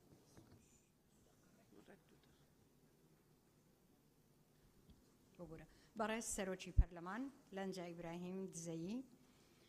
بخیر هاتنی وزیر بارێزەکانی حکوومەتی هەرێمی کوردستان دەکەم و دەستخۆشی لە لێژنەی تایبەتمەند دەکەم بۆ ئامادەکردنی ئەم راپۆرتە. بەڕێز وەزیری تەندروستی بەکارهێنانی لەزگەی دەرمان بۆ دەرمانی نایاسایی بەڕاستی کارێکی مەترسیدارە کە ئاماژەی پێکرا لە راپۆرتەکە و کاریگەری خراپی لەسەر تەندروستی و ژیانی هاوڵاتیان دەبێت. ئایا بەرنامەی وەزارەت چییە بۆ ڕێگریکردن لەم کارە و سزادانی ئەو کۆمپانیانەی ئەو کارە دەکەن و هەروەها ڕێگریکردن لە بوونی دەرمانی نایاسایی. هەروەها خاڵی دووەممان زیادبوونی نرخی دەرمان بە ڕێژەیەکی یەکجار ئەوها زۆر کە بارگرانی دەخاتە سەر شانی هاوڵاتیانی بەڕێزی هەرێمی کوردستان. طبعا دەرمان شتێک نییە کە هاوڵاتی کەمالیاتێک بی بتوانی دەستبەرداری بی. بۆیە پلانی وەزارەت چییە بۆ کۆنتڕۆلکردنی نرخی دەرمان و ڕێخستنەوەی نەبوونی کارەبای لە شەوانتانی وەڕۆ لە دەرمانخانەکان کە دەبێتە هۆی تێکچوونی دەرمان زۆر گرینگە وەزارەت بە زووترین کات بە هەماهەنگی وەزارەتی کارەبا چارەسەر بۆ ئەو پرسە بکەن. سەبارەت بە دەرمانی شێرپەنجە هەمان پرسیاری بەڕێز کاک پێشەوام هەبوو دووبارەی ناکەمەوە و بۆ بیمەی تەندروستیش پشگیری لە زۆری ئەو ئەندامە بەڕێزانە دەکەم کە پێویستە هەنگاوی جددی بۆ بەهاوێشترێ کە دەبێتە هۆی بارسوچی نەخۆش و هاوڵاتیانی هەرێمی کوردستان. زۆر سوپاس. بەڵێ سوپاس. کاک باڵام بۆ فەرموون. سوپاس بەڕێز سەرۆکی پەرلەمان. هەبوونی دەرمانی قاچاق و ماوە بەسەرچوو کوالیتی نزم بە تایبەت دەرمانی شێرپەنجە لە کام دەواازەوە دەهێنرێتە ناو هەرێمی کوردستان. کارکراوە بۆ ڕێگاگرتن لێیان ئەگەر کراوە تا چەند سەرکەوتوو بوون وەزارەتی تەندروستی ئەگەر نەشکراوە هۆکارەکەیمان بۆ ڕوون کرێتەوە بۆچی ناتوانن ڕێگە لەم دیاردەیە بگرن. ئەو کەسانەی دەرمانی بەسەرچوو قاچاق و کوالیتی نزم دەفرۆشن سزا دراون یان سزا دەدرێن و ئەگەر دراون داتایەک لە بەردەستە تا ئێستا چەند کەس لەسەر فرۆشتن و مامەڵەکردن بە دەرمانی کوالیتی نزم و ماوە بەسەرچوو سزا دراوە و سزاکەیان لە چه ئاستێکدا بووە. دەپرسم لە شتەرگەری نیمچە تایبەت لە نەخۆشخانەکان دەکرێت کە پارە لە نەخۆش وەردەگیرێ لە کاتێکدا لە نەخۆشخانە حکوومیەکان پێویستە ئەمە بە تەنها بڵین بڕەپارەیەکی کارگێڕی بێ نەک بەو بڕەپارەی زۆرەی کە لە نەخۆشە سەندێ چونکە ئەم نەخۆشخانانە حکومین و ئەرکی چارەسەرکردنی تەندروستیش وەکو ئەرکی فێرکردن و پەروەردە ئەرکی حکوومەتە. لەبەرەوە ئەگەر ئەم بابەتە تا ئێستا ماوە ئایا بەتەمان ئەم بابەتە چارەسەر بکرێ یان نەکرێ. پرسیارێکی کەشم بڵاوکردنەوەی وێنەی نەخۆش لە تۆڕە کۆمەڵایەتەکان ئایا وەزارەتی تەندروستی هەوڵی داوە ڕێگری لەم کارە بکە ئەوە نەکرێ بە بیان و کە ئایا نەخۆش خۆی ڕازیە لەسەر ئەوەی کە وێنەکەی بڵاو بکرێتەوە یان وێنەکەی بڵاو نەکرێتەوە. کۆتا پرسیارم ئەوەیە ئایا وەزارەتی تەندروستی وەکو پارێزگایەک مامەڵە لەگەڵ بەڕێوەبەرایەتی تەندروستی شاری هەڵەبجە دەکات و حسابی تایبەتی کردووە بۆ شاری هەڵەبجە هەموو کۆی کە پارێزگایەکی تازە دروست بووە هەموو کۆی کە خۆمان نزانین خاوەنی قوربانێکی زۆرە. سوپاس. ڕۆژان خان. بەناوی خوای گەورە و میهرەبان بەڕێز سەرۆکی پەرلەمان ڕۆژان حەمەڕەش سەرەتا من چەند پرسیارێکم هەیە بۆ بەڕێز وەزیری تەندروستی. یەکەم هۆکار چیە تا ئێستا لیژنەی تەندروستی کە بە فەرمانی وەزارەتی تەندروستی ژمارە 2600 لە 16/2007 پێگەنراوە پشکنین بۆ چەند بەرکەوتەیەکی چەکی کیمیایی لە هەڵەبجە نەکردووە و کە هەندێکیان ڕەزامەندی ئەنجومەنی وەزیرانیشیان هەیە و بە ژمارە 3843 لە 27/6/2019 و دواتریش بە فەرمانی نوێ لیژنە پێگەێنراوە و دروست کراوە چەندارێکیش یاداشتمان ئاڕاستەی وەکو لیژنەی شەهیدان یاداشتمان ئاڕاستەی وەزارەت کردووە لە ڕاستپاردەکانی پارکە لیژنێکی تایبەتمەند پێگەێنرا بۆ ئەو کێشە و گرفتانەی کە لە هەڵەبجە هەیە و بەرکەوتوانی چەکی کیمیایی هەیەە لەوەشە ئاماژەمان پێیا بوو هۆکار چیە تا ئێستام لیژنەیە پێگنێنراوە و دەست بەکار نەبووە. ئاخر پرسیارمان لە 15 ئەم ساڵدا 2022 کراوە تا ئێستا ئەم لیژنەیە پێگنێنراوە. پرسیارێکی ترم لە نەخۆشخانە حکومیەکان ئەبێت تا کاژمێر 12 لە شتەرگەری بەبێ بەرامبەر بۆ نەخۆش ئەنجام بدرێت لە دوای 12 نیمچە تایبەتە سێمی پرایڤێت. هۆکار چییە و بە چی ڕێنمایی یەکیان یاسایە کە زۆر جار لە دەی بەیانیەوە کرێت بە نیمچە تایبەت. وابزانم هەمان پرسیاری کاک باڵام بۆ بوو ئایا وەزارەتی تەندروستی ئاگادارە لەمە لە کاتێکە ئەو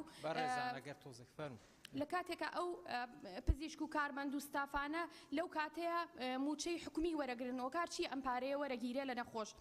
و پرسیارێکی کەم پزیشکی تایبەتمەند ئەخسایەکان ئەوانەی کە لە کەرتی گشتی لە نەخۆشخانە حکومیەکان دەوامەکەن لە کاژمێر 8 بۆ 12 تا یەک دەبێت تەواجودیان هەبێت لە نەخۆشخانە حکومیەکانە. بەڵام هەندێک لەو پزیشکانە کە لە نەخۆشخانەی تایبەتیش داوامەکەن لەو کاتەیە لە نەخۆشخانە تایبەتەکان سۆنەر یان نەشتەرگەریەکەن کە پێویستە بەرامبەر ئەو موچەی وەریانەگرن تەواجودیان هەبێت لە نەخۆشخانە حکومیەکان. ئایا بۆ ئەمە وەزارەتی تەندروستی ئاگادارە هیچ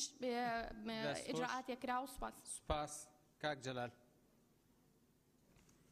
بەناوی خوای گەورە بەخێرهاتنی وەزیرە بەڕێزەکانەکەم سوپاس بۆ لیژنەی تایبەتمەند. دیارە من ئەوەی کە ئەمەوێ قسەی لەسەر کەم بابەتی نەخۆشیە دەرونیەکان و نەخۆشخانەی دەرونی وەک دەزانرێت لە ئێستادا بابەتێکی گرنگە کە ڕێژەیەکی زۆر لە بەداخەوە لە نەخۆشی دەرونی لە هەرێمی کوردستان وجودی هەیە و لە وزارەتی تەندروستی کار کراوە بەڵام لە چاو پێویستی ئەو ڕێژە زۆرەی نەخۆشان نییە و خاڵێکی تر گرفتی دەرمانی نەخۆشخانەی دەرونی بە شێوازێکە کە شەریکاتی زۆرە هاوشێوەی با بڵین دەرمانەکانی تر بەڵام دەرمانی ئەوان لە کاتی گۆڕینی یەک شەریکە بۆ شەریکەیەکی تر گرفتێکی گەورە لە ناو خانەوادەیەک دروستەکە و بۆ خۆتان ئاگدارن لە هەندێک لە هەرێمی کوردستان لە هەندێک حاڵەتی ئەو نەخۆشیە دەرونیانە تووشی جەریمەی گەورە بوونە و چ بەرامبەر خۆیان چ بەرامبەر کە سوکاریان و بەرامبەر خەڵکی دەرەوە کراوە ئێستا بەشێک لەو نەخۆشیە دەرونیانە لە زیندانەکانن بەهۆی ئەو ڕەفتارانەیانەوە بۆیە داواکارین لە بەڕێز وەزیری تەندروستی هاوشێوەی سندوقی شێرپەنجەکارێک بکاوە عیلاجەکان گرانن و ناشکرێ پشتگوێ بخرێن ئەم چین و توێژە کارێک بکرێت کە هاوکاری کە سوکار یا با بڵێن ئەو کەسی کە سەرپەرشتی کەسێکی نەخۆشی دەرونیەکات بۆەوەی بتوانێت هەم لەو فترە زەمەنی ڕزگاری بکە و هەم ئەو گرفتەش بەڕاستی مەترسی لەسەر کۆمەلگا کەم بێتەوە. بابەتێکی تر دیاردەیەک کە با بڵین تێکەڵبوونی سیستەمی گشتی و لەگەڵ تایبەت ئەمە هەندێک لە خەڵکی ئەهلی اختصاص ئەوەی ئێمە کە پرسمان پێکردوون ئەڵێن ژیاکردنەوەی کارمەندان و پزیشکان گشتیەکان لە گشتی و تایبەتیەکان لە تایبەتی بەشێکی زۆر لە گرفتەکان معالەجاکەن داواکارین لە بەڕێز وەزیری تەندروستی هەوڵێک بدا بۆ جیاکردنەوەی هەردوو سیستەمەکە و کارمەندەکانیشیان دیارە لەگەڵ پزیشکەکان و یەک کۆتا پرسیار دەپرسم لە بەڕێز وەزیری تەندروستی تا چەند لە هەرێمی کوردستان ئەو میکانزمەی کە ڕێکخراوی تەندروستی جیهانی سپاس کاک حاجێرش بەناوی خۆی گەورە و میهرەبان سەرەتا بەخێرهاتنی وەزیرە بەڕێزەکان دەکەم و دەستخۆشی لە لیژنەی تایبەتمەند دەکەم من پرسیارێکم هەیە لە جەنابی وەزیر سەبارەت بە لەزگە ستیکەر ئایا بە چ پێوەرێک ئەم لەزگەیە دەدرێ بە کۆمپانیاکان بۆ ئەوی بە ئارەزوی خۆیان بەکاربێنن بۆ لەلایەن لیژنەی تایبەتمەندەوە ڕاستەخۆ لە دەرمانەکە نادرێت هەروەها پرسیارێکترم لەسەر کەمی دەرمان لە نەخۆشخانەکان بۆ پێش ئەوەی دەرمانەکان کۆتاییان بێ کارێکی وا ناکرێت کە دەرمانی پێویست دابین بکرێ و نەخۆش بەبێ ئەوەی دەرمانی پێویستی پێ بدرێ ڕەوانەی نەخۆشخانە تایبەتیەکان بکرێت هەروەها پرسیارێکی ترم دەربارەی بەڕێوەبەرایەتی گشتی تەندروستی ڕاپەڕین کە گرفتێکی گەورەی هاوڵاتیان لەم سنوورە هەیە تا ئێستا بەداخەوە چارەسەر نەکراوە کە پزیشکی دادوەری لەم سنوورە نییە تا ئێستا زۆربەی حاڵەتە گوماناویەکان دەنێرێن بۆ پارێزگای سلێمانی بۆیە داوا لە بەڕێز وەزیر دەکەم کە چارەسەرێکی ئەم گرفتە بکە و پزیشکی تایبەتمەند بۆ ئەم بوارە لە سنووری ئیدارەی ڕاپەڕیندا بمەزرێنرێ زۆر سپاس کاک دابان بەناوی خۆی گەورە بە خێراتنی بەڕێزان لە ئەنجومەنی وەزیرانەکەین من پرسیارێکم بۆ بەڕێز وەزیری تەندروستی هەیە کێشەی کۆگای ژمارە 19 بەڕێوەبەرایەتی تەندروستی هەولێر گەیشت بەکوێ کە لە کاتی خۆیان گەورەترین بەڵگە بوو لەسەر ئەو بەشە دەرمانە حکومی کە لەلایەن حکوومەتی عێراقەوە هات چۆن ئێکسپایر ئەکرێ و چۆن لە کۆگاکانە هەڵەگیرێن بۆ ئەوەی دەرمان لە کەرتی تایبەتەوە زیاتر بە بازار بخرێ و زیاتر سەرف بکرێت دەرمانەکان بە سەدان تۆنن و من بەڵگە ڤیدۆکەکەیشم لایە لێرە کە بەڕێز سەرۆکی پەرلەمان دکتۆرە ڕێواز باسی لەوە کرد ئەوە بەڵگە ڤیدۆکەیە لە کاتی خۆیان هینمان کردووە دراوە بە محکەمە بەڵام تاوکو ئێستا هیچ نەتیجەیەکی نەبووە حتا قسەیەک شەکرێک وایە بەڕێز وەزیری تەندروستی تا ڕادەیەک تەداخلی لەو پرسەیە کردووە هیوادارم هەم زانیاریمان بداتەوە هەم ڕوونکردنەوەش لەسەر ئەو پرسەبدا زۆر سوپاس کاکتۆر شێرکۆ بەناوی خۆی گەورە مهرەبان بەخێرهاتنی وەزیرە بەڕێزەکانەکەم سەبارەت بە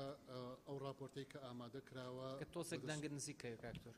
سەبارەت بەو راپۆرتەی کە ئامادە کراوە بەدەستخۆشیەوە داواکەین کە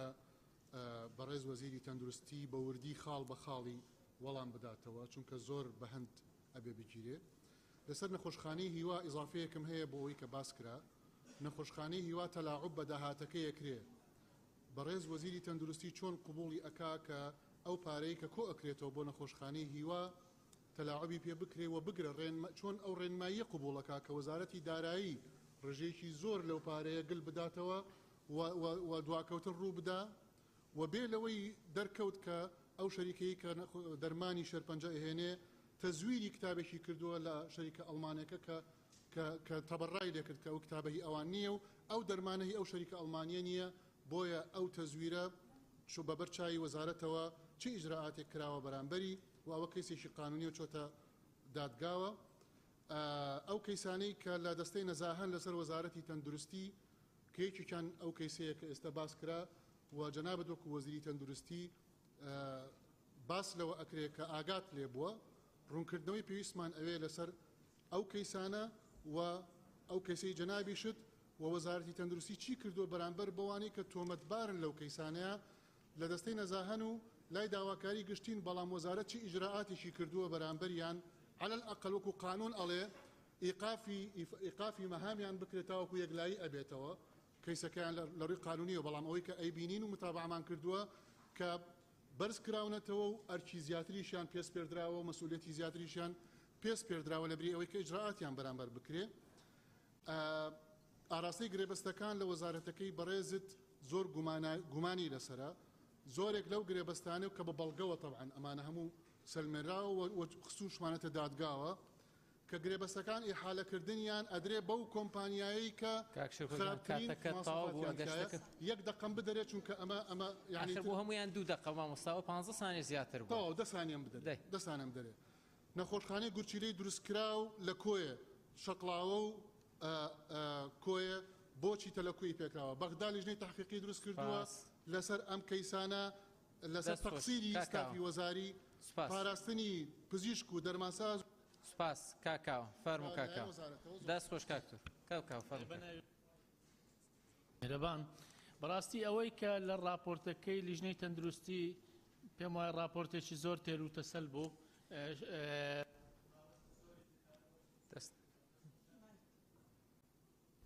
ئیش ناکە کێشەکەوە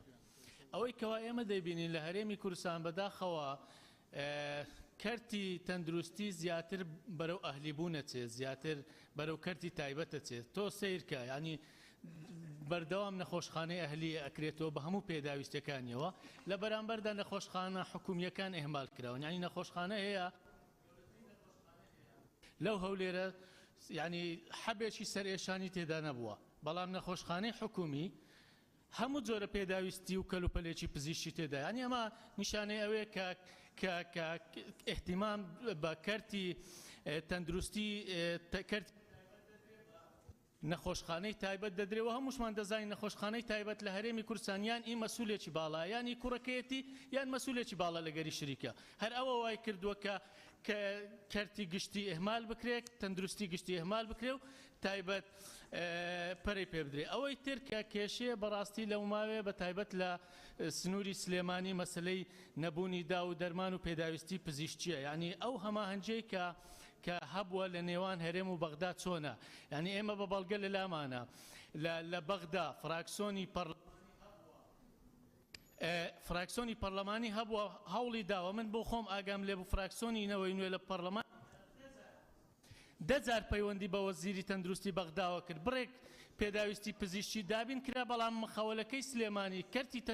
تەندروستی گشتی سلێمانی نەچوەری نەگەر هەتا ئێستاش ئەو کێشەیە بەردەوامە بۆچی ئەو کێشەیە هەیە بە تایبەت جەنابتان 25/5 بۆ بزانم لیژنەیەکی باڵا سەردانی بەغداتان کرد نەتیجەی ئەو سەردانە چی بووە ئەو کەم تەرخەمیەی لە کەرتی تەندروستی سلێمانی هەیە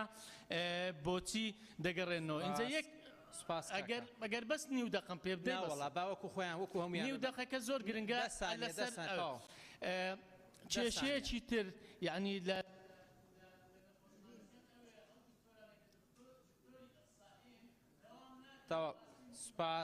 سپاس کاکاوە کاک جەنان فەرمون بەڕێزان کاک جەنان دەی زۆر سپاس جنابی سەرۆکی پەرلەمان زۆر بەخێر بێ جنابی وەزیری تەندروستی بە حەضۆری جنابی وەزیری تەندروستی بە پێویست دەزانم چەند نوقتەیەک هەیە بە خەستەخانە ئەهلیەکان و نرخ و ئەوانە ڕوون بکەمەوە کە زۆربەیان واقعینە یەک لەوانە جەنابی وەزیر نرخی دکتۆری استشاری یان اختصاص کە نەخۆشەکەیە لە خەستەخانەی ئەهلی جەڵتەی لێدایە پێویستە بەدەن دکتۆری قەلبی سەردانی بکە جملای عەسەبی یان باڵتنی کە دێ 5 دقیقە بەس زەختی وەردەگری کە لە وەسڵ دێ 90,000 سەردانی دکتۆر 5 دقیقە 90,000 80,000 يعني جناح نخوشك اوها سي دكتوري هم روجي 270 280 دينار او جرينج جنابي دكتور او موضوعه دون نرخي عمليات او ربياني شي واقع تام بيبلم دات ما برلماني تليفونكم له هات ام شارم قرد مايك كاك جنان دستي لسردانيو دما دكتور حجسكم قلتم كاكا تو غلط تليفون كردي امن سكرتيني دكتور ريما امن ندام برلمان قلتي والله ما مستزور باشا قلتي امن نخوشم ما مستعمل ويش ذاك قلتي امن ثم دكتور عملياتي بمني قلت 2 مليون قلتي ثم سي ام سي يعني دكتور قلتي برو سي ام سي قلتي دوايت له سي ورقيان لما كرت قلتي والله ام جنيت بال موضوعي ديك طوارئ اهلية كان زور قرانا يعني براستي كان خوشك دسي او بحالي امهاتيا يك تخطيط قلب مغذيه يقدر زي 150,000 يعني واش يعني جناح براستي تشتشي ديك هي نخوشك هي استا بيويستي ببنز دفتريا نخوشي كليه نسبي ايش كان دري 150,000 بيجا كان نوسيا باشا او لا 150 او اگر پاره نبی او پنج دفتره گنجا كاك جنا اي باشا ولا شيء دني دكتور جناب دو نقطه ما دو نقطه والله نرخي اسعاف داس خوش سپاس كاك جنا كاك ويدار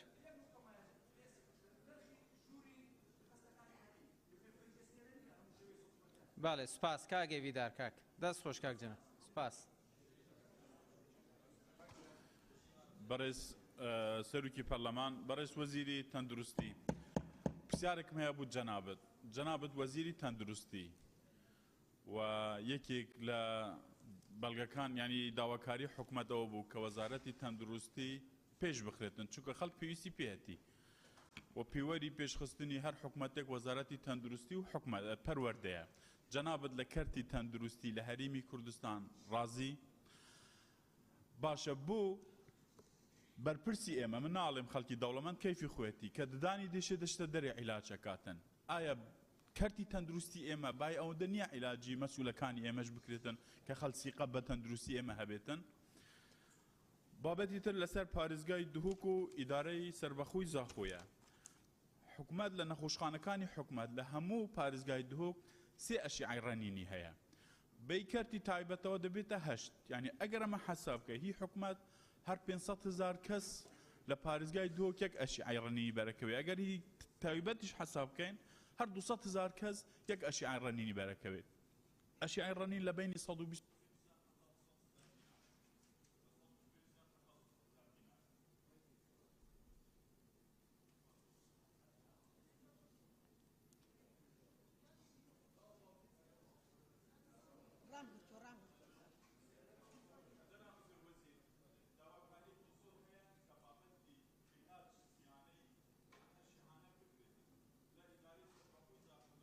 خانەکە کە 400,000 کەس لەسەر یەک ئەشیعانە تێک چوو بە 4 مانگ بە 5 مانگ اینجا چارەسەرە بێت تکایە ئەمە زۆر بەجددی وەربگرە زۆر سوپاس سپاس کاک بژار برای سەرۆکی پەرلەمان خێراتنا جەنابی وەزیری تەندروستیت کەم دەستخۆشیە هەواڵێت لژنا تەندروستیت کەم جەنابی وەزیری تەندروستی هەندێک جارە ئەگەر خەلکێک چتە نەخۆشخانێت ئەهلیە تایبەت قسمە ئینعاشێ اش بحزو فيانا خناچت بلكو مجبور اش بركو جه يان تختت انعاشت حكومي تختت وي عدد واي كيما خليكش مجبوري تشت نبحزو فيانا تشت برندجي كدا خص انعاش الخستت اهليه تايبات بارك راسي بارك جلك جيتي تورغرتن هروسا حس كم سير جنوب تب كم جناب وزيري اگر پروژه اسا بیمه تندرستی بيت وببت ياسا حتی چرا ده دیوان کشا چاره سر کرد هر سال دو بابت دیت تایبت پارێزگا دو که وجبر کو گلکت مهمن بو پارێزگا دو که جناب وزیری که شوان جنابێت زانت شێرپەنجە نەخۆشیەکە geleko مەترسیدارە يعني معقول نينا حتى كال باريزيا دو كي نخوش خانه كا طيبت في نخوش خانه و نبتو نخ اف هل جريت في نخوشه حولاتيت باريزيا دو كي همي جاربين سردانا باريزيا اولير و سليمانيه بكن في كادير و دريش حس كان دوی کابینه دو جنابتا تأکید السر بکت و بشت اوی حل کت یا دوی اخیرا خفتن جناب وزیری بری چند پروژه جی گل جنابتا ما بحث کرد ما گانده جنابتا نخوشخانه که طوار یا مازلنا برا قضا دوک و سیمل بنایت هیکلی تمام بوی چند ساله که اگر اوه بیتا تمام کرن خدمت که مازن دی بو خلک سیمل و دوکی جی کد و دی تخت و نفاندن ویتین عاشه حالت طوار جی دی گلک باشتر لین و برا فیج وچن و زور سپاس و دوباره جی سپاس بو جناب وزیر تندرستی بو وی دمایی که فهمه انگیال گل جناب وی تفاهم و جناب وی گل سر گل کاریش دو که دوباره سپاس بو جناب وزیری کاکشوان برای سروش پارلمان بخیراتنی وزیر برای زکانکم بابەتەکەی من داواکاریە لە جەنابی وەزیر سەبارەت بە بەشی فریاکەوتنی نەخۆشخانە تایبەتەکان لە حالەتی ڕوودانی لە ناکاو وەکو برینداری وەڵاگەرەو هەنەبی وە بزانم ئەو سوالفانە هەبیێمە کەس جێی لەمە ناوی سەبارەت بە بەشی فریاکەوتنی نەخۆشخانە تایبەتەکان لە کاتی ڕوودانی لە ناکاو چ برینداری هاتوچۆ بێتن ڕووداوەکانی هاتوچۆ یان بریندارەکانی ڕووداوە نەخوازراوەکان نەخۆشخانە تایبەتەکان بریندارەکان وەرناگرن تا نووسراوی فریاکەوتنی حکومیان لانەبێ زاری وا هەیە نەخۆش بارودۆخی زۆر ناتەندروستە ینی ناڕێکە تەحملی ئەوە ناکە بچیتن نووسراوێک بینی و دوایی چارەسەری بۆ بکرێ بۆیە داوا لە جەنابی دەکەین ئەگەر فەرمان بکەن چارەسەریە سەرەتاییەکان بکرێت دوایی ڕێکارە یاساییەکان بژیرێتە بەر سوپاس کاک شێخ زایر خوای گەورە بەخێراتنی جەنابی وەزیرەکەم پێم وابێ زۆربەی قسەکانی من کرا بەڵام هەروەکو تاکیدکردنەوە چەند خاڵێکم هەیە یەکەمیان هەبوونی جیاوازی لە نرخ لە دەرمانخانەیەک بۆ دەرمانخانەیەکی تر کە زۆر جار دەبینی دەستی دەرمانێک دەکڕی دەبینی نرخی لە سەیدەلیەک بۆ یەکێکی تر جیاوازە کەچی هەمان کۆمپانیا و هەمان شەریکەشن خاڵێکی تر نەخۆش زۆر جار دکتۆر نەخۆش ناچار دەکات کە دەبێت بچی دەرمان لە فلان سەیدەلێ یاخود لە فلان پشکنین لە فلان مختبەر یان ئەشیعە لە فلان شوێن بگریت و ئایا وەزارەت چ پلانێکی هەیە بۆ چارەسەرکردنی ئەم بابەتە خاڵێکی تر بەڕێ جەنابی وەزیر هەمومان دەزانین نەخۆشی ئۆتیزم یەکێکە لەو نەخۆشانەی کە چارەسەرکردنیان زۆر زەحمەتە و هەر خێزانێکیش نەخۆشێکی ئۆتیزمی هەبێت ژیانیان زۆر بە زەحمەت بەڕێوە دەچێت و ئایا وەزارەت پلانێکی هەیە بۆ ئەوەی سنتەری ئۆتیزم زیاد بکات بۆ چارەسەرکردنی ئەو نەخۆشانە بابەتێکی تر جەنابی وەزیر زۆر جار دەبینی لە کاتی نووسینی عیلاج لەلایەن پزیشک بۆ نەخۆش و ڕاکێتە ئەوانە گرفت دروست دەبێت کە دەباتە سەیدەلیە زۆربەی سەیدەلیەکان نازانن ینی چی نووسە لە خەتەکەیوا بە شێوەیەک دەنووسی زۆر بە زەحمەتە کە لە عراق بڕیار دەرچوە پێم وابی دەبێت بە بنووسێت لە کوردستانی شاوشێوەی عراقی لێدێت یان نە خاڵێکی تر بەڕێ جەنابی وەزیر ئێمە یاسایەکمان دەرکرد بە ناوی یاسای ماف و ئەرچی نەخۆش کە ژمارە ساڵی 2020 بوو ئایا تا چەند ئەو یاسایە ئێستا لە بواری جێبەجێکردنە و واوەکو خۆی جێبەجێ دەکرێت و زۆر سپاس کاکچە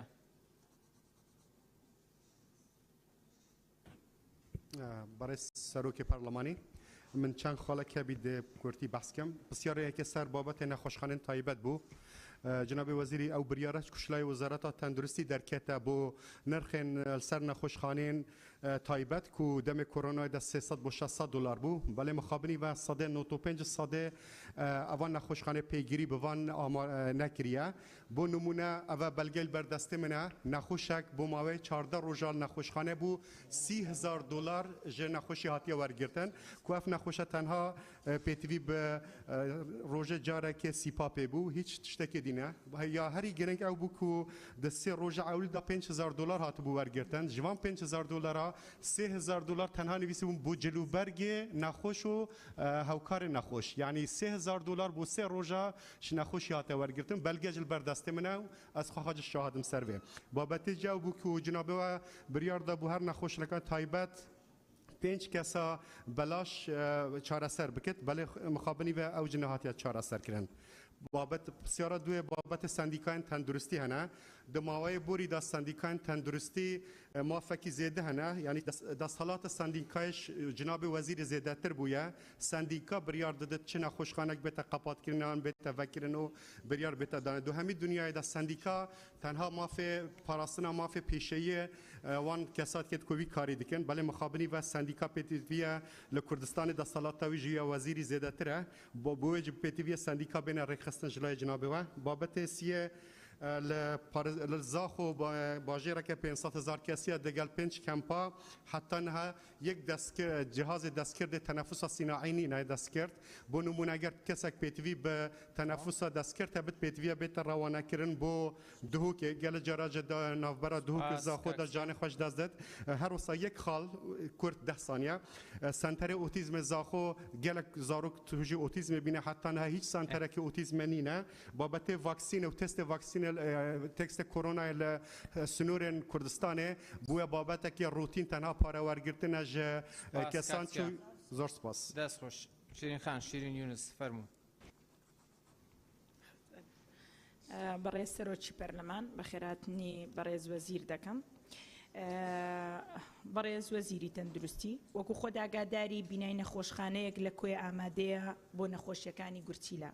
بەڵام تا ئێستا ئەجیزەی پێویستی بۆ دابین نەکراوە ئەتوانن پێمان بڵێن ئەو نەخۆشخانەیە کەی ئەکرێتە قۆناغی خزمەتکردن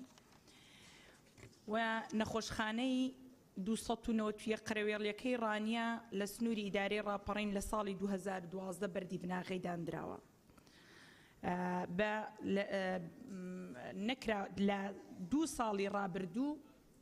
کراوە دوای 10 ساڵ لە 160 تەواو کراوە کاتی خۆی بە بیانووی قەیرانی دارایی کارکردنی تێدا ڕاوەستاوە بەڵام ئێستا دۆخی دارایی باشە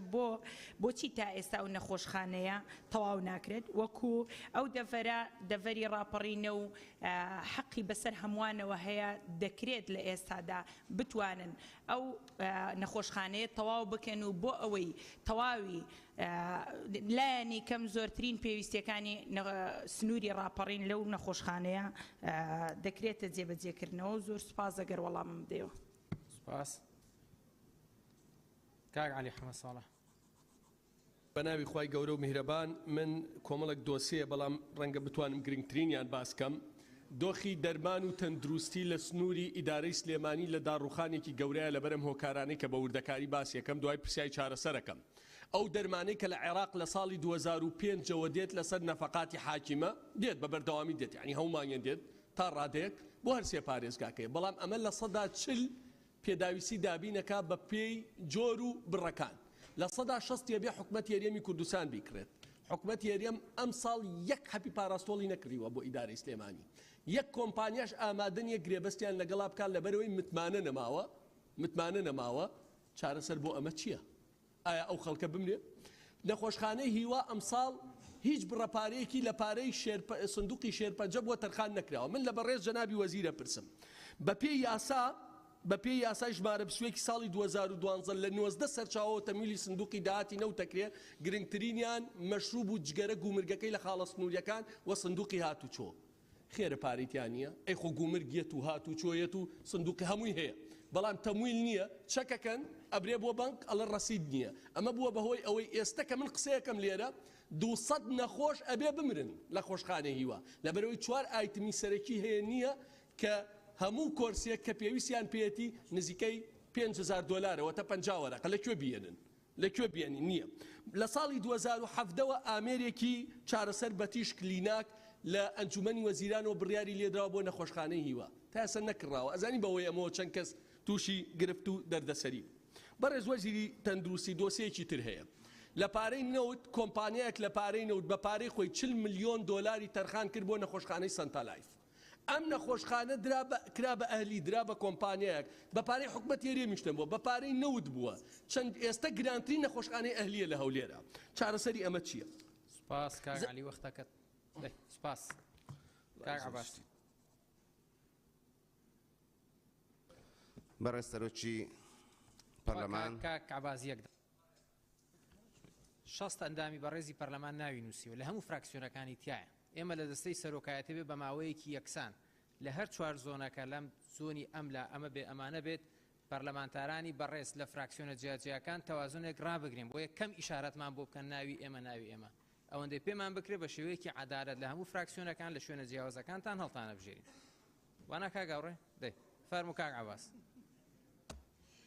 بەڕێز سەرۆکی پەرلەمان بەخێرهاتنی جەنابی وەزیری تەندروستی دەکەین زۆر ئەو بابەتانەی کە بەڕاستی گوترانیانی لەوانەیە بەشێکیان پێویست بێ دووبارەی نەکەینەوە و لە ناوچە جیاجیەکانیش بێگومان کێشە و گیر و گرفت و کەم و کوڕی هەیە ئەگەر هەمومان باسی هەرێکە ناوچەیەکی جیا بکەین لەوانەیە نەتوانین بابەتە گشتیەکان بەڕاستی چارەسەر بکەین من مختصر یعنی هەندێکی هەموو پرسیار ئاراستەی جەنابی وەزیرەکەم هیوادارم دووبارە نەبن مەسەلەی بیمەی تەندروستی یعنی ئێمە چەندین ساڵە حکوومەتین 30 ساڵە ینی ئەم بابەتەمان نەتوانی بەڕاستی بیکەینە بابەتێک کە بتوانین خزمەتی خەڵکی کوردستانی بۆ بکەین و خەڵکی ئێمە لە نەخۆشخانەکان جار هەیە چاوەڕێ مرد نەکەن لە بەروەی باری داراییان ئەوە نییە بتوانن کە چارەسەری خۆیان بکەن هەقا ئەمە بخرێتە بەرنامەی کارەوە جەنابتان بە پرۆژە یاسایەک بێ و ئەم پرۆژە یاسایانەی پەرلەمان بێ ئەمە بکەینە بواری پێشم وانە ئەمە دەبارگرایەکی دارایی قورس بکاتە سەر حکوومەت مەسەلەی دکتۆرمان ئێمە ئەمە حکوومەت نازانم هۆکاری چێ دکتۆرێک بتوانێت لە عیادەی لە نەخۆشخانەی حکوومەت و لە عیادە و لە نەخۆشخانەی گشتی کار بکە یعنی ئەمە ئەگەر یەک لا نەکەن و ینی مافێک لە مافێکیان نەسێنەوە بەڕاستی من پێم وایە قەت نەخۆشخانە گشتیەکان حار و تەندروستیان لەمە ئێستا باشتر نابێت مەسەلەی دەرمان خۆی ئەسل ئەمەیە بەڕاستی عێراق بۆ هەرێمی کوردستانی دابین کە ئەمە لەسەر بودجێکی تایبەت سیادیە بەڵام هۆکارەکەی چیە ناکرێ و لە سەتا چەندی دەکرێ و ئایا بەدیلی ئەمە حکوومەت نووسراوێکی هەیە بۆ حکوومەت عێراق جوابمانداتەوە و لە بەدیلی وە حکوومەتی پێداویستێکی دابین کردووە بۆ هەرێم بۆ کۆمپانیایەکی نیشتیمانی دروست ناکرێ لە هەرێمی کوردستان بۆ دەرمان ینی ئەمە هۆکارە ئایا هۆکاری ناوخۆیە هۆکارە بەرژەوەندی تایبەتەکانە کە لە هەرێمی کوردستان هەموو لایەک باسی دەکەن ناتواندرن ئەمە بکەین بۆی دەرمانەوەندا جیاواز نەبێ و ئەمانەی کە بەڕاستی مەعاملەی دەرمان دەکەن بۆ هەرە ملوێنەرەکان سپاس کاک عەباس سپاس بۆ جەنابیشتان سپاس کاک ڕزگار هەڕێز سەرۆکی پەرلەمانی کوردستان ڕزگار محەممەد نەگڕەیی سەرەتا بە خێراتنی جەنابی وەزیرەکەم من ئەو پرسیارە ئاراستەی بەڕێزیانەکەم ئایا جەنابتان چیتان کردو بۆ بەرگیریکردن لە زیادبوونی نەخۆشی گورشیلە لەبەرەوە ئێستا لە هەرێمی کوردستان یعنی بەڕادەیەکی زۆر خەڵکان تووشی نەخۆشی گورشیلەوە بن و چارەسەر چییە چکە ئێستا لە وڵاتانی ترا بانکی گورشیلە هەیە بانکی چاو هەیە بەڵام لێرە کەسێک کە هەردوو گورچیلێ دەستەدا کەسێکی ترە بێ گورچیلەیەکی پێ ببەخشێەوە ئەو کەسەش هەرە بێتە یە گورچیلە و پرسیارێکی تر ئاراستەی جەنابتانەکەین ئایا جەنابتان ئاگەتان لێیە کە نەخۆشخانە حکوومیەکان کە چەند بێخزمەتن و لە هەموو ڕووەکانەوە مەسەلە لە ڕووی دەرمان لە ڕووی نەشتەرگەری گواستنەوەی نەخۆش بێ ئامێری لەو نەخۆشخانانە بە تایبەتی ئەو شوێنانەی کە دوورە دەستن لە باوڵێنە پارێزگاکانەوە بنونم باسی ئیدارەی گەرمیان بکەم بۆ فڕۆکە هەیە بۆ بەرپرسان پێی بڕن بۆ هەندێک جێگە بەڵام بۆ فڕۆکە نییە بۆ نەخۆشێک کە لە ڕێگەی کەلار سلێمانی گیانێ کاتە قوربانی بەداخەوە ڕێگەکەیش هەمومان نەزانین و پرسیارێکی تر ئارەسەی جەنابتانەکەم ئایا جەنابتان چیتان کردو بۆ خەسخانەی سەد قەرەوڵەی لە کەلار کە ئەوە بۆ ماوەیەکی زۆرە تەواو نەبووە ئایا جەنابتان منە پرسیارە ئاراستی جەنابتانەکەم چیتان کردو بۆ ئەوەی بە دوواداچوون کرێ بۆ تێچووی ئەو کولفەیە کە دانرا بۆ بەرگریکردن لە نەخۆشی کۆرۆنا و ساڵی 2019 و 20 و 21 و 22 و ئێمە تێبینیمان زۆر هەیە لەسەر هینەکەی بڵێن خەرجکردنەکەی. سپاس کاک ڕزگار وەختەکەشت تاو کاک دیاری چ بکەین تاو لە 2 دقابێ قسەی خۆتان کاک دیاری بەناوی خۆی گەورە یەک سانێ دای کاک ڕزگار بگورە زانەکەم کە باسی بیمەی تەندروستیان کرد بەڕاستی بیمەی تەندروستی بۆ هەرێمی کوردستان زۆر پێویستە و تێبینیمان هەیە بۆچی لە هەرێمی کوردستان سپاس تکایە بەڕێزان ئەگەر بەڕێزێک بابەتەکەی تۆزێک دووبارەیە بڵێن پشتیوانیەکەین یان وەڵامەکەمان بنە فەرموو کاک دێ دەی بەناوی خۆی گەورە بە خێراتنی بەڕێز وەزیری تەندروستیەکەم سوپاس بۆ لیژنە تایبەتمەندەکان بۆ ئامادەکردنی و ڕاپۆرتە بەڕێز وەزیری تەندروستی بە پێی دەستوری عێراقی دوو بابەت ئەرکی سەرەکی حکومەتە بابەتی پەروەردە بابەتی تەندروستی بۆ لە ئێستادا لەم هەرێمی کوردستانە وای لێ هاتووە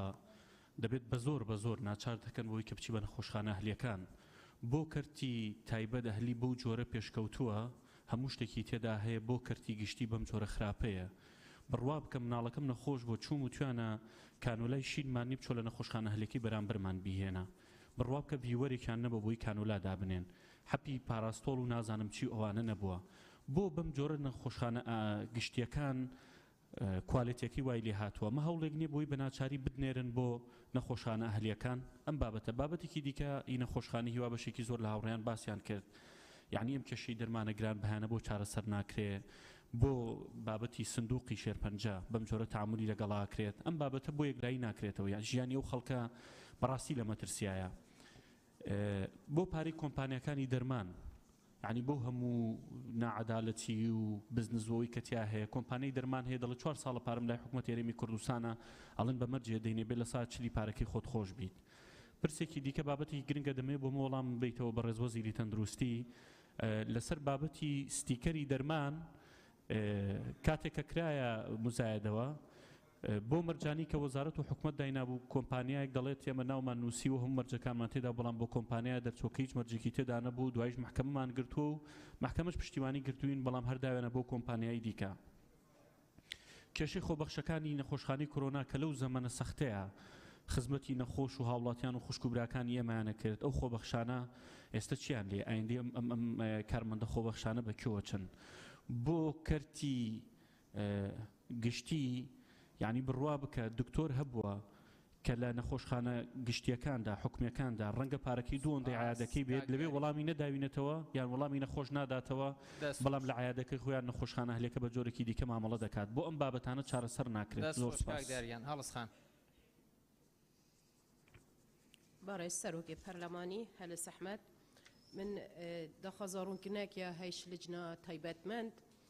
راپور دا پتر یا ویدی باشتر بتن اگر داتا تیدا هبانه یعنی آیا حتی نو که چند کمپانی فعلا افکارت هنه جبه جیگرین سرپیچ کار بوینه آیا چند دکتر تا استا لجنت و کولینه و بدواداچون سرهاتی نکرنه و گهشتی سزای خو مادام راپور تیدا نبوینه سنچارم و پسیاری جناب وزیر تندرستی بکم جناب وزیری دویر دا خالا ایکی و خالا سیه و خالا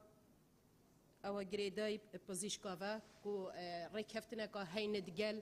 گلک درمان خانه آیا جناب هوا هیچ اجراء که یاسایی کارگیری در حقیقان سرپیچ کاراکی نکو اوید هنه اگر فعلا وابتن اوی بازرگانی بجیان حوالاتی کردستانت کن بسیار که دیتر بو جناب وزیری سرخالاسه دیوی راپورتی دا حکومت بتا ببورو پرسیاری دوم زحمت بسیاری دوم بسیاری دوم سرخالاسیه دیوی راپورتی دا حکومت اگر سرکیه بو برسکرنا بهای درمانه کل وری دیارت بشه 2012 تا 2015 صداصات زیده بوده 2015 تا 2018 200 حتی 300 بهای درمانه زیده بوده آیا قیران جد وی موی دای دست بگیری کنه بونا موچه پاشا کفت بوده و لیبرین بوده آیا اگر چو بوینه حکومت بار حوالاتی هند زیده کریه بسیار دیتر سبارت نخوشخانه اهلی جناب وزیری دیچی نخوشخانه حکومی اس ای که شوانه بوم بری 4 روزا اس پی تی وی بوم بو کسی که نزدیک من نخوشخانه حکومی بتنی تخدید دتا نخوشی وکی دی فحص هرج دروا علاج هرج دروا تشخیص هر دی بنج دروا دیمایی که نخوش نچاره ببچته نخوشخانه حکومی بسیار اویا آیا بزنسمانه که بشیتن نخوشخانه که نحکومیت بوی کوالیته چی کتن بوچی حکومت سیهو ایک ساله دا نشیا نخوشخانه که وکی آزادی و رزگاری آوا بکتن. ما مستعمر دست خوش آلستان زور سپاس وقتك التاو فرم بناوی خوای بخشنده مهربان برای سروکی پارلمان من دستخوشی لراپورتی لیژنه اکم و بتابتیش دکتۆرە شایان و هاوڕێکانی بەڕێزان سیستەمێک لە نەخۆشخانە حکومیەکان بەڕێوەچە بە ناوی سیمی پرایڤێت نیمچە تایبەت ئەم سیستەمە دیار نییە بەچە یاسایەگەکرێ و دیار نییە میکانیزمەکەی چۆنە و دیار نییە چۆن بەڕێوەچێ و دیار نییە چۆن بە کێ قەرارەدا نەخۆشێک بەیانیان بێ بەرامبەر یەک فلسی لێ ناسەندرێ و نەخۆشێکی شەخرێتە دوانی وەڕۆ 2 ملیۆن دینارە بێ بدا لە نەخۆشخانەی حکوومەت بەڕاستی ئەم سیستەمە زۆر جێگەی ئیشکالە طبعا لەوەش خراپتر هێندێ نەخۆشخانەمان هێندێ بواری چارەسەریان هەر بەڕاستی بە گشتی و بێبەرامبەر و بۆ هەموو کەس نەماون کاک دکتۆر ئەمانە نرخی نەخۆشخانەی جەنابتن حکومی نەشتەرگەری دڵ 3 ملیۆن و 250,000 قەستەرەی دەستنیشانکردن 3 ملیۆن قەستەرە زایدن باڵۆن و شەبەکە 850,000 دانانی پاتری هەمیشەی 1 ملیۆن و 200,000 دانانی پاتری کاتی تەنانەت پێشوازی لە نەخۆشیش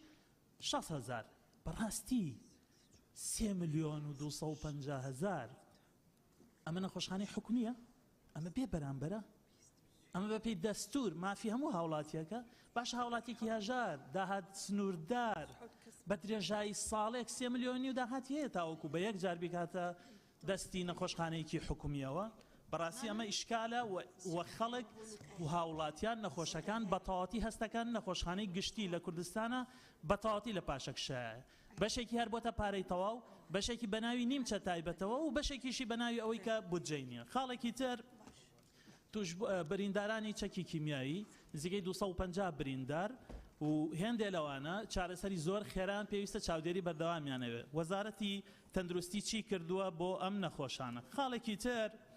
بۆچی لە نەخۆشخانە گشتیەکان پارە لە هاوڵاتیان وەرەگرن هاوڵاتیانی کەمەندام بە تایبەت ئەمە بەپی یاسای خاوەن پێداویستە تایبەتەکان عەفو کراون لەوەی پارە بدەن من وەسڵم لایە لە هاوڵاتی کەمەندام 500,000 وەرگیراوە کە لە کاتێکە خۆی 150,000 یاتی حکوومەت مانگانە کە لە هەموو دنیا ئەم هاوکاریانە بێ بەرامبەرن بۆچی تایبەت بە تەندروستی زۆر سپاس مامۆستا عومەر کاک موحسین زۆر سپاس دەستخۆش بەڕێز سەرۆکە پەرلەمانی دەستپێکی دەستخۆشیە لەژنە تەندروستیت کەم بۆ ئامادەکردنە بێرۆپۆرتەی هەروە ساڵ بخێرەتنا وەزیرێت بەڕێستکە بەڕێز وەزیرە تەندروستیە ئەو خاڵێت هەواڵێتمە ئاماژە پێدای دەربارەی گرانیە نەخۆشخانەی ئەهلی ئەوە بابەتێکی حاشە هەڵنەگرە بڕاستیژی یعنی بارێکی زۆر گرانە هەر کارەساتە ڕەنگە گەلێک جارەمە پرسیارکرد بیت بۆچی بیتاقا عیادا دکتۆرە گرانە ئەوژی هەندێک جارە ئەتکەنە ئەگەرێک و کرێتوان گرانن ئایا ئەم نەشێن عیادە دکتۆرە هەموویال جەهێکی کۆم کێنەوە بڕیارێکی کو هەر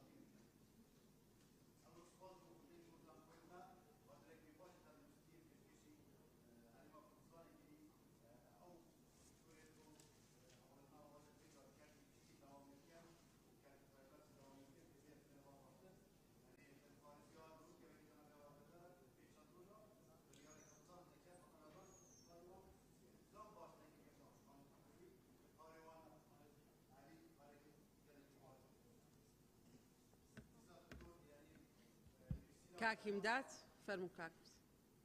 فەرموو کاکیمدات بە ناوی خوای گەورە بەڕێز سەرۆکی پەرلەمان پێشێکی بە خێراتنی وەزیرە بەڕێزەکان دەکەم وێڕای دەستخۆشی لە لێژنەی تەندروستی بۆ ئامادەکردنی ئەم راپۆرتە من نامەوێت دووبارە ئەو شتانەیە کە گۆترایە دووبارە بکەمەوە بە کورتی ئێمە هەمومان دەزانین دەوڵەتە پێشکەوتوەکان بە چەند سیستەمێک دیارە یەک لەو سیستەمە سیستەمی تەندروستی و بیئەی کۆمەڵایەتیە ئایا ئەمڕۆ جەنابتان وەکو وەزیری تەندروستی چەند ڕازین لە سیستەمی تەندروستی و بیئەی کۆمەڵایەتی لە هەرێمی کوردستان ئەوە یەک دووەم بەڕاستی زۆر گرنگە نرخی نەخۆشخانە ئەهلیەکان ڕێک بخرێتن یعنی هەر نەخۆشخانەیەک نرخێکی هەیە و ئەو خەڵک هاوڵاتی بەڕاستی ناتوانێت ئەوانەی ینی بستە ئەو نەخۆشخانە و چارەسەری خۆی بکە سێیەم گرنگترین شت ئێمە بەڕاستی دەبی دیاریکردنی وەختی عیادەکان عیادە خاسەکان بکرێ دکتۆر هەیە بەیانیان لە نەخۆشخانەی حکومیە پاشی نیوەڕۆیان لە نەخۆشخانەی ئەهلیە و شەوانیش تاوەکو سەعات 1 و 2 ئێمە دەزانین هەندێک دکتۆر هەیە تەماشای نەخۆش دەکا ئایا ئەم دکتۆرە چەند تااقەتی ئەوەی دەمینێتن کە بە شێوەیەکی تەندروست فەحسی ئەو نەخۆشانە بکە خاڵێکی تر ئەمڕۆکە ئێمە هەموو دەزانین ئەگەر بمانەوێ کۆمەلگایەکی تەندروست ینی کۆمەلگایەکی تەندروست بێتن دەبێ سیستەمێکی تەندروستی سەبارەت بە پشکنینی 6 مانگی یان ساڵانە هەبێ بۆ هەموو هاوڵاتیەک ینی یەکسان بێتن ئێمە سیارەی خۆمان کە ساڵێ جارێک 2 ساڵ جارێک دەیبەنە فەحسی هەزەی بۆیە بۆ ئەوەش دەبێ بەرنامەکتان ئایا هەیە یان نە زۆر سپاس بەڕێز سەرۆکی پەرلەمان فەرموو کاک حاجی مایکەکە و ئیش ناکە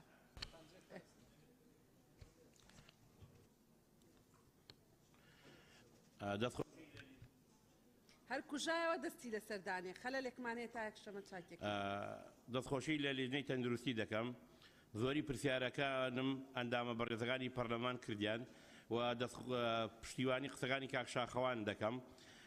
تایبەت ئەمەوێ پێشنیارێک بکەم تایبەت بە سەرڕۆژێک لەمەوە پێش لە پەیزەکانە بڵاو بەڕێز دکتۆرە عیادەکەی دکتۆرە عەتێ 50,000 دینار بلیتەکەیەتی بەڵام خۆی هادە سەرخەت دیار بوو لە فەیسبووکۆ قسەی کردوتی ئەبێ من وایە بلیدی عیادەکەم 300,000 بواە نەک 50,000 دینار بەڕێی من ئەوە سوکایەتیە بە هاوشانەکان دکتۆرە هاوشانەکانی بەڕێزی خۆی ناوایە ئەو قسەی بکردایە بۆیە لێراستن پێشنیارێکم بۆ خودی بەڕێزە نابی وەزیر یەکەم عیادەکەی بۆ ماوەی 1 مانگ داخرێ دووهەم بە بڕێ پارە غەرامە بکرێ سێهەم بلیتەکەیشی بکرێتە هاوشانی بلیتەکانی دکتۆرە بەڕێزەکانی هاوشانی خۆی لەبەرەوە زارێکی تر نەتوانێت لە ڕێنمایەکانی وەزارەتی تەندروستی و تعلیماتەکانی دەرچێ خاڵێکی کە بەڕێزە نابی وەزیر ئایا ئەو دکتۆرەی زوانکارەی کە فەوزاگەی لەسەر دروست بوو لە سلێمانی بۆ قەزیەکەی دیزە بە دەرخۆ نەکرا زەنابوو دەسەڵاتی تەواو هەیە بۆ لێپرسینەوە لەو کار و لەو شتانە کە ڕوەدا لە سەر ئاستی وەزارەتی تەندروستیە تکایە زۆرمان بەرۆ زۆر سپاس بەڵێ خەریجە خان سپاس کاک حاجیەکەم بەڕێز سەرۆکی پەرلەمان خزمەتگوزاری تەندروستی و بەگشتی کارتی تەندروستی لە هەموو وڵاتێک زۆر گرنگە چونکە پەیوەندیەکی ڕاستەخۆی هەیە بە ژیانی هاوڵاتیان بووە دەبێت حکوومەت گرنگیەکی زۆری پێبدات بۆ پێشخستن و پەرەپێدانی ئەم کارتە من دەستخۆشی لە لیژنەی تەندروستی دەکەم بۆ ئامادەکردنی ئەم راپۆرتە کە کۆمەڵێک بابەت و کێشە ئاماژەی پێداوە کە گرنگن و ڕاستپاردەکانیش هەموو لە جێگای خۆین و دەبی حکوومەت ئەو ڕاستپاردانە بە هەن وەربگریت و جێبەجێیان بکاتن منیش بەڕاستی باس کرا ئەوەی کە بەلای من گرنگە و دەمەوێت تاکیدی لەسەر بکەم ئەمە نرخی گیرانی نرخی خزمەتگوزاریە تەندروستیەکانە لە نەخۆشخانە تایبەتەکان و پێویستە کە کەم بکرێتەوە یعنی تەنها بینینی نەخۆشێک 25,000 سونەرێک 25,000 یعنی بجگە لە پشکنینی تر و خزمەتگوزاری تر کە بەڕاستی هەمویان یەکجار گرانن و بارگرانێکی زۆر لەسەر شاری هەوڵاتیان و نەخۆش دروست دەکەن. من دەمەوێت ئەو پرسیارە لە جەنابەت بکەم ئایا هیچ لە بەردەستانە بەرنامەیەک چ بە یاسا بیت بە ڕێنمایی بیت کە بتوانن ئەم نرخانە کەم بکەنەوە یا خود نه و پێشنیازیش دەکەم کە ڕاستپاردەی یەکەم کە لە راپۆرتی لیژنەکەدا هاتووە بەم شێوازە لێ بکرێتن پڕکردنەوەی ئەو بوشایە یاسایانەی کە هەیە لە کارتی تەندروستی بە لێکجیاکردنەوەی کارتی تایبەت و گشتی دانانی بیمەی تەندروستی و ڕێخستنەوە و کەمکردنەوەی نرخی دەرمان و خزمەتگوزاری تەندروستی لە کارتی تایبەت و بەرچاوگرتنی بەها و بنەماکانی مرۆڤەتی لە کارتی تەندروستی چونکە بەڕاستی گرنگە یعنی نەخۆشێک کە ئەگەر پارەی نەبیتن یعنی چی دەبی بمریت ئەگەر پێشوەختە پارە دانێت بۆ عەمەلیاتێک یان هەر بابەتێکی تر. زۆر سپاس. بەڵێ کاک سەروان سپاس خەریجە خان. بە ناوی خودای گەورە و میهرەبان بەخێراتنی وەزیرە بەڕێزەکان دەکەم دەستخۆشیش لە لێژنەی مختەز دەکەم دەستان خۆش بێت. بەڵام من پێم سەیرە پرسیاری هەر هەموو پەرلەمانتارەکان چونکە هەموو جار لە دەست پێک دەست بڵند دەکەم بۆی مداخەلە بکەم بەڵام نازانم ئێرەم وایە ئاخر کەس داخل دەکەنەوەش کێشەنیە بەڵام کە گوێم لە پێشنیاری هەموو پەرلەمانتارەکان بوو دەربارەی نەخۆشخانە ئالی و حکومیەکان هەمومان دەزانین هۆکار چییە هەمووشمان چارەسەر دەزانین بەڵام کەسمان جورئەتی ئەوەمان تێدا نییە کە ڕاستیەکە بڵێین بەڕاستی ئەوانەی کە چارەسەری هەرێم دەکەن توانای چارەسەرکردنیان هەیە ئەوانە خۆیانن کە نەخۆشخانە ئەهلیەکان دروست دەکەن چۆن لە خۆیان تێک دەدەن بۆ من و تۆ ئەویتر و ئەویتر یعنی هەمومان نازانین کێن خاوەنەکانیان دەباشە ئەوانیشن کە بڕیار دەدەن دەباشە ئەگەر هەمومان نیەتی چارەسەرکردنی نەهێشتنی ئەو زوڵمەمان هەیە لە خەڵکی داما و ڕەش و ڕووتی هەرێمی کوردستان بە تەرەفگیری ئەو کەسانە نەبین کە معاملە بە ڕوح و گیانی خەڵکەوە دەکات ئەوە یەک دوو سەبارەت بە نەخۆشخانەی پێشمەرگە جەنابی وەزیر یعنی دەبوایە پێشمەرگە پیرۆزی و سەروەریە خانەوادەی سەربەرزی شەهیدان یعنی ڕۆحی خۆیانیان کردە قوربانی بۆ ئەوەی تۆ وەزیر بی و منیش پەرلەمانتار و ئەم پەرلەمان و حکومەتە هەبێت کەچی یەکەم کارکردان نەخۆشخانەی پێشمەرگە داخرا یعنی پێم سیر بوو دەبوایە احتیمامی پێ بدرێت دەبوایە زیاتر دا و دەرمانی تێدا بووایە کەچی داخرا و دەربارەی شتێکت گوت سەرۆکی پەرلەمان پێم خۆشە بە جەنابەت بڵێم دەربارەی قسەکان ئەوەی کە بەڵگەمان لابێت لە ئەوە ڕۆژی پەرلەمانتاریم تا ئێستا ئەگەر هەر مایکم کردبێتەوە یەک بەرامبەر بە خوددا دوو بەرامبەر بە ملت بەرامبەر بەوە بەرپرسیارم بەرامبەر بە قسەی خۆم یعنی بە بەڵگەوە قسە دەکەم ئەوەی تریش بە بەڵگەوە پێتان دەڵێم سەیدەلیەک لە هەولێرێ نرخی ئەرزان بوو پێیان داخست لەبەرەوەی ئەوانی تر ڕازی نەبوون سەیدەلیەکانی کە بڵێن دا و دەرمان لی گران بوو سکاڵیان لەسەر تۆمار کرد و بەبێ بەدووادا چوون سەیدەلیەکە داخرا ئەوە وەکو برایەک بە وەزیری تەندروستی دەڵێم وەکو برایەک کە لێژنە تشکیل دەکرێت بۆ بەدووادا چوون خۆت ئیشرافی بکە بۆ ئەوەی یعنی بە میزاجی نەبێت ئەمن خاوەن سەیدەلیان بەڵام ئەو لێژنەیە کە دێت بۆلام برادرم دەردەچێت سکاڵام لەسەر تۆمار ناکات کاک سەید فەرموو دەست خۆش باشە با کاک سەید تەواو بێ مایکل کردو دوایەوە بەسەرچە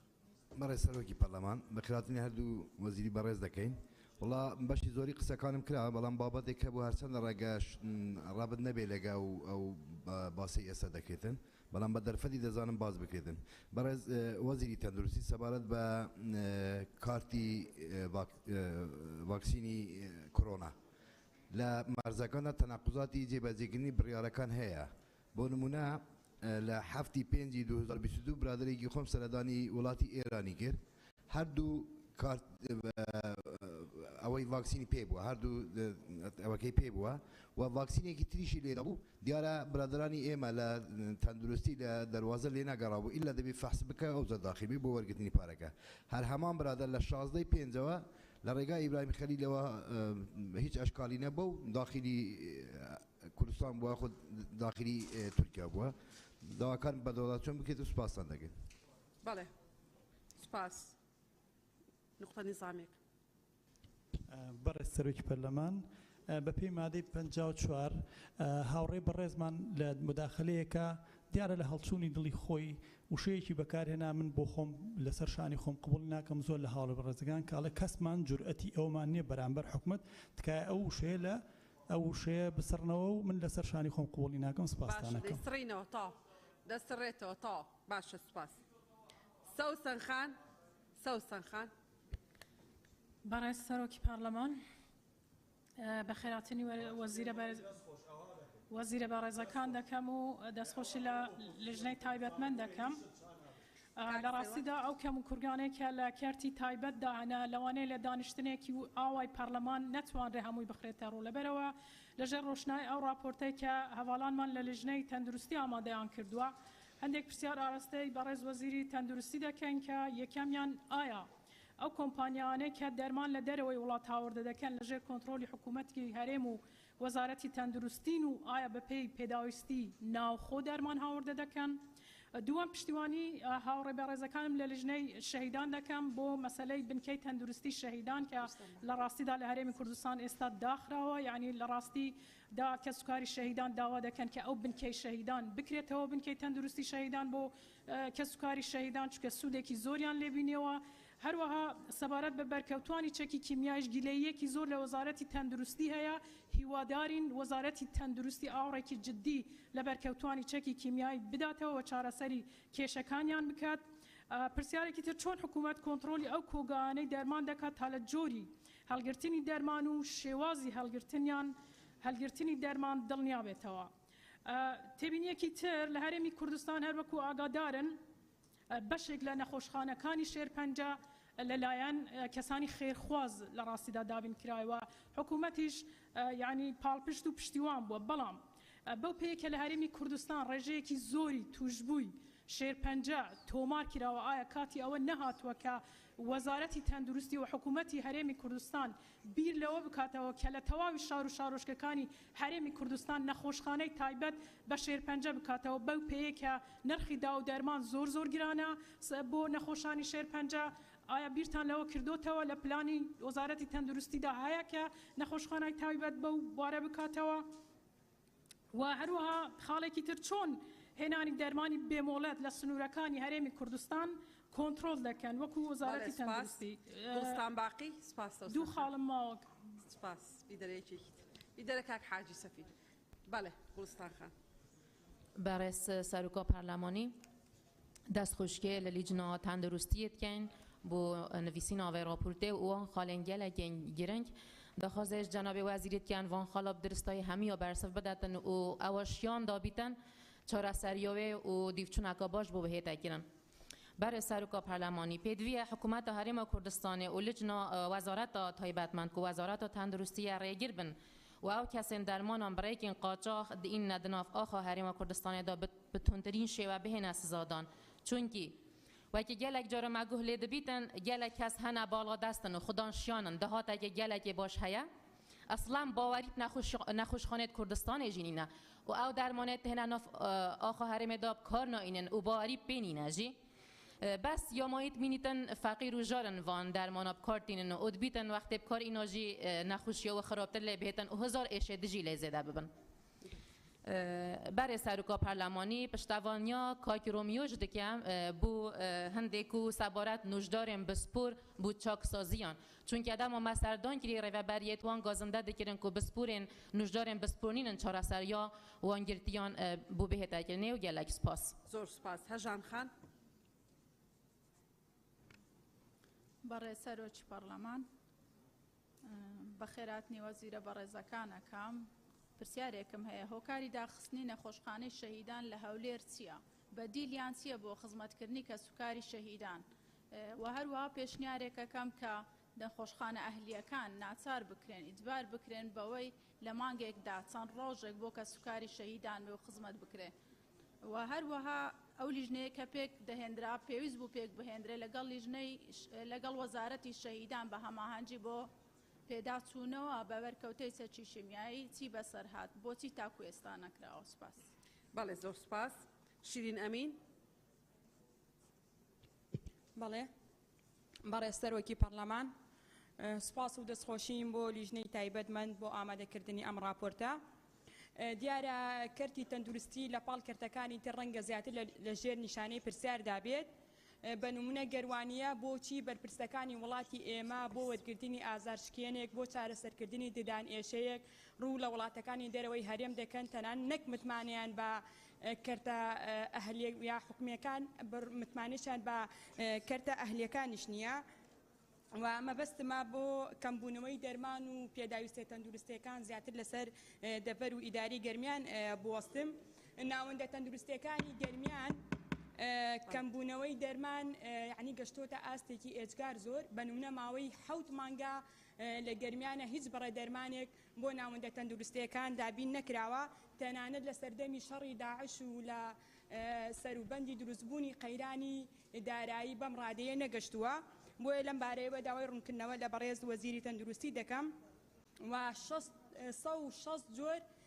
دەرمانی درێژخایەن لە ناوەندە تەندروستیەکان لەو دەڤەرەیە نەماوە ڕەنگە ئەمە گرفتێکی ئێجگار گەورە بێت بۆ ئەو نەخۆشانەی کە هەڵگری نەخۆشی درێژخایەنن و بۆ مەستیشمە پرسیارە بکەم سەبارەت بە ئەو کارمەندانەی با بڵێن کە لە نەخۆشخانەی قەڵا تایبەت بە ڤایرۆسی کۆرۆنا خزمەتیان کردووە کە 145 کارمەندن دەبینین لە ئاستی پارێزگاکانی تر ژمارەیەک لەو کارمەندانەدا مەزراون بەڵام بۆچی لە سنووری ئیداری گەرمیان هیچ ژمارەی کارمەندێک یاخود ئەو کارمەندانە دا نەمەزراون لە کاتێکدا لە تکایە با تەواوی کەم پرسیارەکەت گەیشتووە بیدەرێکێک لە ڕەفیقەکانت بەڵێ کاک شەمۆڵ بەخێراتنی وەزیرە بەڕێزەکان دەکەم چەند پرسیارێک زۆر بە کورتی ئاراستەی بەڕێز وەزیری تەندروستی دەکەم سەبارەت بە گرێبەستەکان ئایا چه هەنگاوێک بۆ کارمەندە گرێبەستەکان دراوە و خۆبەخشەکانیش لە سەردەمی نەخۆشی کۆڕۆنا هەنگاوێکی باشیان نابۆ کەرتی تەندروستی و هاوکارێکی باش بوون لەگەڵ دکتۆر و کارمەندانی تەندروستی یعنی کارێکی باشیان کرد کەم و کوڕیەکانی کەرتی تەندروستی یاخود ئەو بۆشایی و فراغانەی کە لە کارمەندانی تەندروستی هەبوو بە خۆبەخشەکان پڕکراوە لە ئێستادا پێویستە مافیان پێ بدرێ. لە هەموو نەخۆشخانەکان کاری پاکردنەوە کۆمپانیاکان بەڕێوەی دەبن و زۆر جار ئەو کۆمپانیانە لەلایەن حکوومەتی هەرێمی کوردستانەوە پارەکانیان پێناندرێ و ئەوانیش موچەی کارمەندانی پاکردنەوەکان نادەن. بۆیە ئەمە پێشنیارێکمان هەیە بەڕاستی هەر وەزارەتی تەندروستی خۆی ئەو کارانە بکاوە و گرێبەست لەگەڵ کارمەندانی پاکردنەوە بکایە بە بڕوای ئێمە یعنی کۆمپانیاکان بە دەربەخرێن لەوە لەباتی ئەوەی ئەو پارەیە بدرێ بە کۆمپانیا کە وەزارەتی تەندروستی خۆی گرێبەست لەگەڵ کارمەندەکان بکا و کارمەندانی کە ئێستا کاری پاکردنەوە دەکەن لەوەش بڕەپارەیەکی باش بۆ حکوومەتی هەرێمی کوردستان دەگەڕێتەوە. ئەو هەر لە کەرتی تەندروستی نییە لە کەرتەکانی تریشەیە لە خوێنی باڵاشەیە لە شارەوانیشەیە. سەبارەت بە سنتەرێکی گورتیلە لە کۆیە هەیەوە ئەندامانی تری بە ڕێزی پەرلەمانیش باسییان کرد هۆکاری نەکردنەوەکەی چییە. جگەلەوەش پێویستی بەڕاستی بەڕێوەبەرایەتیە تەندروستیەکان پێویستی بە ڕێخستنەوەی میلاکات هەیە لە ڕووی دابینکردنی دکتۆرە بەڕێزەکان و لە زۆربەی گوندەکانش بنکەی تەندروستی هەیە بەڵام بەداخەوە کاک شەمۆڵ شادی خان فەرموو بەڕێز سەرۆکی پەرلەمان لەسەرەوەی کە لەسەر قسەکەی بەڕێز جەنابی وەزیر خۆی کە گەر لەسەر بابەتێکی تریش قسەمان هەبێت توانین پرسیارەکانمان بکەین. پرسیارەکەی من تایبەتمەندە بە نەخۆشخانە دەرونی و لێرم جەنابی وەزیر نەخۆشخانە دەرونیەکان ئێمە لە هەرێمی کوردستانە ڕێژەیەکی زۆر کەم لە نەخۆشخانە دەرونیەکانمان هەیە کە تایبەت بن بە نەخۆشی دەرونی و لەوێدا چارەسەری خۆیان وەربگرن بۆ ئەو کاتەی کە پێویستیانە نەخۆشخانە بمێننەوە. وەک خۆتە زانی لە هەولێر هەمانە لە دهۆک هەمانە تەنیا دوو نەخۆشخانەی بچووکمان هەیە لە سلێمانی کە سۆزی دەرونی و شەی سەلاحی موهەندیسە و کەوەکێکیان خێرخوازان ئەو خێزانی شەی سەلاحی موهەندیس بە سوپاسەوە ئەو نەخۆشخانەیان کردوەوە وەزارەتی تەندروستی تەنیا کارمەند و پێداویستی بۆ داوین کردووە ئەوەی کە پرسیارەکەی منە ئایا ئەم قسمانەی قسمە دەرونیەکانی لە نەخۆشخانەکانی ترا هەن لە پارێزگاکانی ترا کەی بڕیارە یاخود کەی ئەتوانرێ نەخۆشخانەی دیکە دروست بکرێت و بینای مۆدرنیان بۆ دروست بکرێت تا چارەسەری نەخۆشەکان بە شێوەیەکی باشتر و تەندروستانەتر ئەنجام بدرێن لە پارێزگاکانی ترا چونکە لۆد لەسەر ئەو دوو نەخۆشخانەیەش زۆر بەرزە و خاڵێکی تر هەر تایبەت بە سایکۆلۆجیست و سایکاتریک و سۆشیال وەرکەرەکان ئایا لە نەخۆشخانەکانی دیکەدا و خۆتان ئاگادارن و دەزانن بەپێی ستانداردی جیهانی هەموو نەخۆشخانەیەک دەبێت سایکۆلۆجیست و سایکاتریکی تێدا بێ بۆ حاڵەتی پێویست بۆ نەخۆشخانەی کە ڕوو لە نەخۆشخانەکان دەکەن هەتاوەکو ئێستا هیچ پلانێک هەیە وەزارەتی تەندروستی بگرێتە بەر تاوەکو ئەو پێداویستیە دەرونیانە پڕ بکاتەوە لە ناو نەخۆشخانە گشتیەکانی تردا بنمونە تەواری بنمونە مناڵبوون بنمونە نەخۆشخانەکانی دیکەی بەهاناوە چوون و خاڵێکی کە زۆر زۆر گرنگە قسەی لەسەر بکەین هەتاوەکو ئێستا ئەوەی هاوڕێکانم قسەیان لەسەر کرد لەسەر نەخۆشخانە ئەهلیەکان و حکومیەکان بوونی پزیشکەکان چوونیان بۆ یان ئەو پزیشکانەی کە لە نەخۆشخانە حکومیەکانە کار دەکەن دەچنە نەخۆشخانە ئەهلیەکانیشەوە لەوێش کار دەکەن بۆ کاتێکی زۆر کەم لە نەخۆشخانە حکومیەکانە بەسەر دەبن حاڵەتێکی دیکەمان هەیە کارمەندەکانیش دەستانیە نابێ کارمەندەکان کارمەلا ناسر بەڕێز سەرۆکی پەرلەمان بە خێراتنی وەزیرە بەڕێزەکانەکەین کێشە و گیر و گرفتەکانی دەرمان و کوالیتی خراپی دەرمان یەک بەهۆی نەبوونی دەستگایەکی نیشتیمانی تایبەت بۆ سەرپەرشتیکردنی دەرمان پێویستە وەزارەتی تەندروستی هەوری ئەوە بدات کە کۆمپانیایەکی پێشکەوتودا برزێنن کاری دروستکردنی دەرمان بە کوالیتی باش و ستاندەری جیهانی بەرز بێ نەخۆشخانە گشتیەکان بە ڕاستی پەراوێز خراون زیاتر پەرە بە کەرتی تەندروستی تایبەت دەدرێ ئەمەش دیارە لە هەموو شار و شارۆچکەکانە ئەمە خزمەتکردن نییە لەلایەن وەزارەتی تەندروستیوە بۆ خەڵکی فەقیر و هەژار لە هەرێمی کوردستانە اینجا لە ڕووی دامەزراندنی پزیشک و کارمەندانی تەندروستی خۆبەخش بۆ نمونە لە نەخۆشخانەی قەڵا بۆ کۆرۆنا کە زیاتر لە 140 پزیشک و کارمەندی تەندروستی 3 ساڵە نەخۆشخانە خۆبەخشانە ئیش ئەکەن بەڵام بەداخەوە هەتاوەکو ئێستا نەبڕیاری بە گرێبەستکردن نەبڕیاری بە دامەزرانکردنیان نەدراوە ئەو کاتە کە لە نەخۆشخانەی قڵا کە سوکاری نەخۆشەکان نەیانەتوانی بڕۆنە لای نەخۆشەکان بەهۆی ترسی بڵاوبوونەوەی نەخۆشی کۆرۆناوە بەڕاستی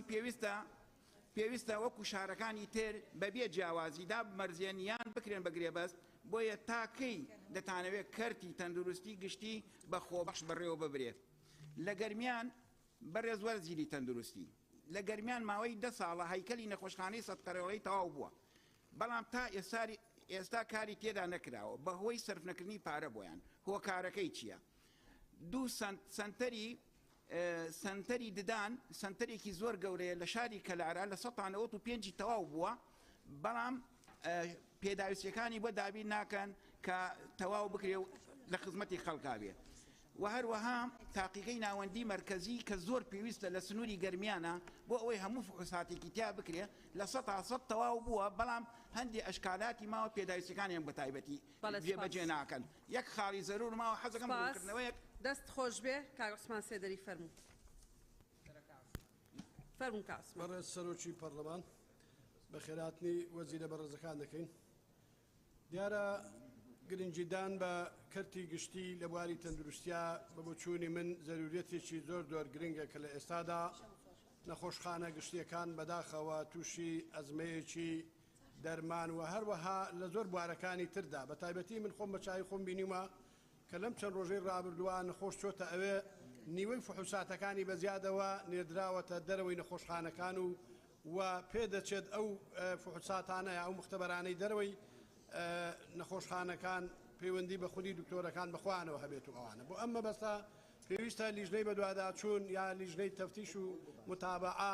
لە وەزارەت کاراتر بکرێت و جەنابی وەزیریش خۆشی مداخەلە بکات و سەردانی ئەو ناوچانە بکات و هەروەها زۆربوونی نەخۆشی شێرپەنجە کە ئەمەش بابەتێکی ترە لە کوردستاندا پێویستی بەوە هەیە ئێمە ینی وەزارەتی تەندروستی پلانی تایبەتی هەبێت و بەمەش بتواندرێت لە ئێستاوە پلان هەبێت بۆ دروستکردنی چەند نەخۆشخانەیەک لە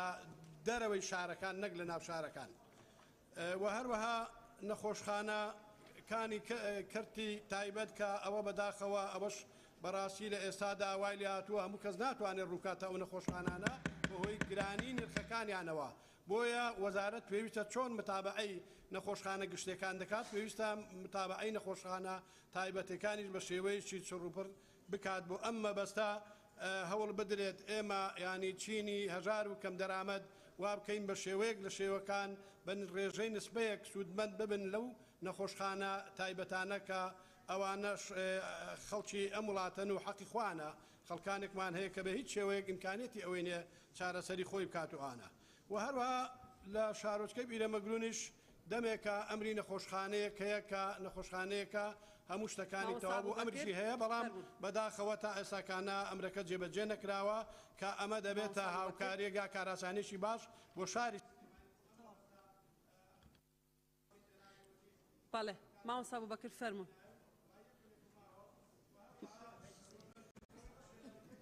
مامۆستا بوبەکر تاو کارسم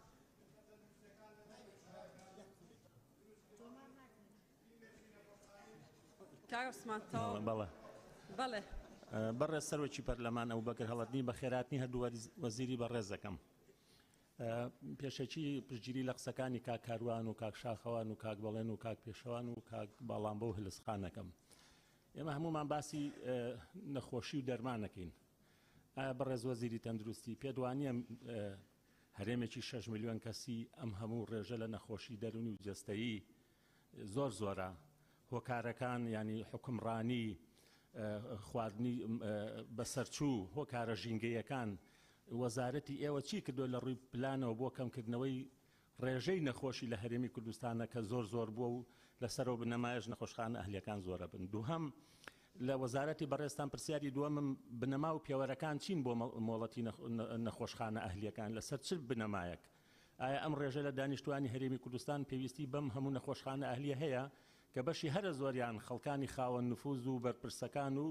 مستەسمیرەکانی لە پشتەوەن و مستەسمیر هەیە و توێتی منەم نەخۆشخایەن یەکەمە بۆی خەڵک نەڕوا بۆ هیندستان و ئەردەن و ئێران و ئەڵمانیا بەڵام بارگرانیەکە لێرە لەوێ زیاترە سێهەم ڤایرۆسی جگەر چارەسەرەکانی ڤایرۆسی جگەریش ئەوانیش بە هەمان شێوە وەک نەخۆشخانی هیوا کێشەی چارەسەرەکانیان هەیە چوارەم بەڕێز وەزیری تەندروستی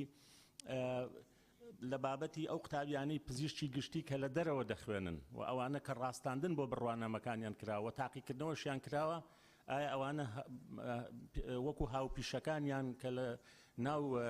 زانکۆکانی هەرێمە خوێنن بۆ دامەزراندنیان بۆ نەکراوە و ئەخیر خاڵیشم بابەتی خۆبەخشەکانی وەزارەتی تەندروستیە ئایا ئێوە دۆسیەک هەیە لای ئێوە بەناوی خۆبەخشەکان و ئایا ئەمانە چیان بۆ ئەکرێ و چۆن خزمەتەکانیان هەژمارەکرێ و چۆن لە داهاتوە سوود لە ئەزمون و وزەکانیان دەبینن و چۆن بە شێوەیەکی عادیلانە ئەم خۆبەخشانە لە نەخۆشخانەکانی کوردستانە وەرئەگیرێن یاخود وەرگیراون زۆر سپاس سپاس کاک سیپان فەرموون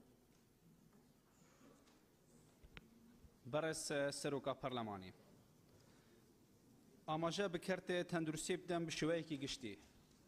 بەڕاستی هیچ تشتێکی نابینم بناوێ کردێ تەندروستی حکومی هەرێما کوردستانە ئانکو تشتێک نییە بناوێ کردێ تەندروستی حکومی هەرێما کوردستانە ئەفجا ئەگەر تو نوکە سەردان نەخۆشخانەیەکە حکومی بکەل یەک ji باژێرن هەرێما کوردستانە ئایا چ فەرقەوێ دیگەل نەخۆشخانەیەکە ئەهلی هەیە هەمان نەخۆشخانە نیشتەگەری بە پارە دەهێتەکردن پشکنین بە پارە دەهێتەکردن هەر تشتێک بە پارەیەکێ زۆر دەهێتەکردن ئایا ئەگەر ئەڤەژی چ جیاوازیەیەختە نابینەوەی یا ئەهلیدا کەواتە نەبوونا کردێ تەندروستی حکومی باشترش هەبووناوێ دوی حالەتێک کوونوکەدا دهێتە پڕێڤە برن ئەگەر ئەم بێژین بۆ بڤێڕەنگیە گۆری وان دیفچوونێت کو من لەسەرکردین زۆربەیان نەخۆشخانن ئەهلی کول هەرێما کوردستانی هاتینە دەنان ئەف نەخۆشخانە یین کاربەدەستێن باڵایەن حزبی و حکومیین هەرێما کوردستانێنە کەسێ هەژار و دەستکورد یان دکتۆرێکی ئاسایی نەشێتن نەخۆشخانەیەکە ئەهلی بەکەتن لەورە ئەڤەژی دیار بیتن کو حکوومەتە هەرێما کوردستانی و وەزارەتا تەندروستی بە بەرنامەکە لە سەروێ چەندێکیریەک و نەخۆشخانن ئەهلی پەرەیە پێ بدەت و نەخۆشخانەیەن حکومی لاواز بکە ji بۆیەکێ خەڵک نەشێت مفادار بێت ji wan نەخۆشخانەک و مافێکێ سەرەتاییە وانە کو حکوومەت دەبێت ji بوان دابین بکەتن من چەند پرسەکەنە کو من بێت ئاماژە پێ بەم bi شێوەیەکی گشتی وەزارەتا تەندروستی گرێبەست دیگەل کۆمپانیان پاکردنی هەنە لە نەخۆشخانە bi شێوەیەکی گشتی چ لە ڕانیە چ لە زاخ و چ لە کەلا لە هەر ناوچەیەکێ لێوەکو پێتیوی دیفچۆن لە سەروان کۆمپانیا نەهاتێکردن بەڕاستی و ئەرکێ خۆرابن ئەو ژی دابینکردنا ئەوان پاداشتیان ئەوان موچەیەک و بکارمەندێت خۆ تێدەدان گوندێک جوان 4 بۆ 5 مایە هەتا کۆنوکە پاداشتی خۆ معاشن خۆ نەوەرگرتینە بابەتێکی دیکومت بێت ئاماژە پێ بگەم تایبەت بە پارێزگەها دووکێ نەخۆشخانە هەوار هاتنێ لە پارێزگەها دووکێ 25 نەه 2012 پێش یا 10 ساڵە بەرێ بنیاتە بێ نەخۆشخانە هاتیە دانان و بەشێک ژوێ هاتیە جێبەجێکردن لە هەتا کوونکە وەکو خۆ بکابل مایە بەلکو ڕۆژ بە ڕۆژێ وێرانتر بووە کو نەخۆشخانەکە 300 تەختی بوو بکوژمە 108 ملیار دینارە بریا لەسەر هات بودان کو بهێت ئاواکەن لە هەتا کو وی دەمیژی ئەف نەخۆشخانە نەهاتی ئاواکردن داخەزارۆنکێنێ جەنابی وەزیری دکەم و زۆر سپاس زۆر سپاس فەرموو سەرچناخان بەرەز سەرۆکی پارلەمان منیش چەند پرسیارێکم لە بەڕێز وەزیری تەندروستی هەیە پرسیارەکان یەکەم هەر بە کورتی ئێڵم چووە کاتەکە کەمە ئەم هەموو نەخۆشخانە تایبەتە بۆ دووەم تا چەند متمانەتان وەکو وەزارەت بە نەخۆشخانە حکومیەکان هەیە لە هەرێمی کوردستانە ئەگەر متمانەکەتان لەو ئاسایە بۆ بەرپرسان بۆ نەخۆشێکی سادە ڕوو لە هاندەرانەکەن سێم بۆچی نەخۆشخانە حکومیەکان دەرمانیان تیا نامێنێ هاوڵاتیان ناچارە بێ ڕوو لە نەخۆشخانەی ئەهلی بکات جاری وایە ڕۆی تەنها چەند دکتۆرەکە چەند دەرمانێکە نووسێ تەنها پاراستۆڵێک لە نەخۆشخانەی حکومیایە ئەویتری لە دەرەوە بکڕە خاڵێکی تر ئایا کۆمپانیا هەیە کە لای بەڕێستانەوە چوو بێتە لیستی ڕەشەوە لەسەر ئەو مخالەفاتانەی کە کردوێتی ئیجراعاتان بەرامبەری کردووە گەر هەیە کامانن خاڵێکی تر بۆچی نرخی دەرمان لە دەرمانخانەکانە جیاوازە کاچیتە دەرمانخانەیەک ئەڵێ ئەمە عادی ئەمە ئەسڵی ئایا نەخۆشی شەر عادی و ئەسڵی هەیە دەرمانەکەی عادی و ئەسڵی هەبێ ئەم بەس چیە یانی سەبارەت بە نەخۆشخانەی هیوا بۆچی تا ئێستا ئیستیحقاقی منتەسیبینی نەخۆشخانەی هیوا نەدراوە ئایا وەزارەت توێژینەوەی کردووە لەسەر زیادبوونی ڕێژەی شێرپەنجە لە هەرێمی کوردستانە توێژینەوەی زانستی و پلان و چارەسەری وەزارەت چێ لەو بارەوە خاڵێکی تر بۆ جیاوازی لە بڕی ناردنی دەرمان لە نێوان پارێزگاکان هەرێمی کوردستان ئاکرێت پلانی وەزارەت چییە بۆ خۆبەخشانی تەندروستی خاڵێکی تر نەخۆشخانەی بەرکەوتوانی چەکی کیمیایی دوای 34 ساڵ بۆچی تا ئێستا هەم لە ڕووی جیهازەوە ئەچیزەوە هەم لە ڕووی دەرمانەوە ئەوەندە پێداویستەکانی پڕ نەکراوەتەوە کە نەخۆشخانە کە بەرکەوتوەکان نەخۆشە بەرکەوتوەکان ڕوو لە وڵاتانی دەرەوەکەن خاڵێکی تر بۆچی هەر کۆمپانیایەک لە هەر جۆرە دەرمانێکی بێتوانێت لە هەر وڵاتێکەوە بێ هاوردەی بکە ئایا جۆر و بڕی دەرمانی هاوردە دەبێت وەزارەت دیاری بکات یان کۆمپانیا دەستان خۆش بێ سەرچناخان زۆر زۆر سپاس بەڕێز سەرۆکی پەرلەمان بە خێراتنێکی گەرمی هەردوو وەزیری بەڕێزەکەم وەزیری تەندروستی و وەزیری هەرێم بە کاروباری پەرلەمان طبعا هاوڕێیانم لە لیژنەی شەهیدان لەسەر بنکە تەندروستیەکانی شەهیدان داوایان کرد کە بەڵام بەپێی زانیاری من وابزانم سەر بە وەزارەتی شەهیدانە بەڵام دابینکردنی دەرمان و پێداویستەکانی سەر بە ئێوەیە وەزارەتی سەحا هیوادارم ئەوان بیانویان ئەوەیە دایان خستووە کە دەرمان و پێداویستی پێویست نەبوو لەوێ هیوادارم هاوکاریان بکەن بەڕێز جەنابی وەزیر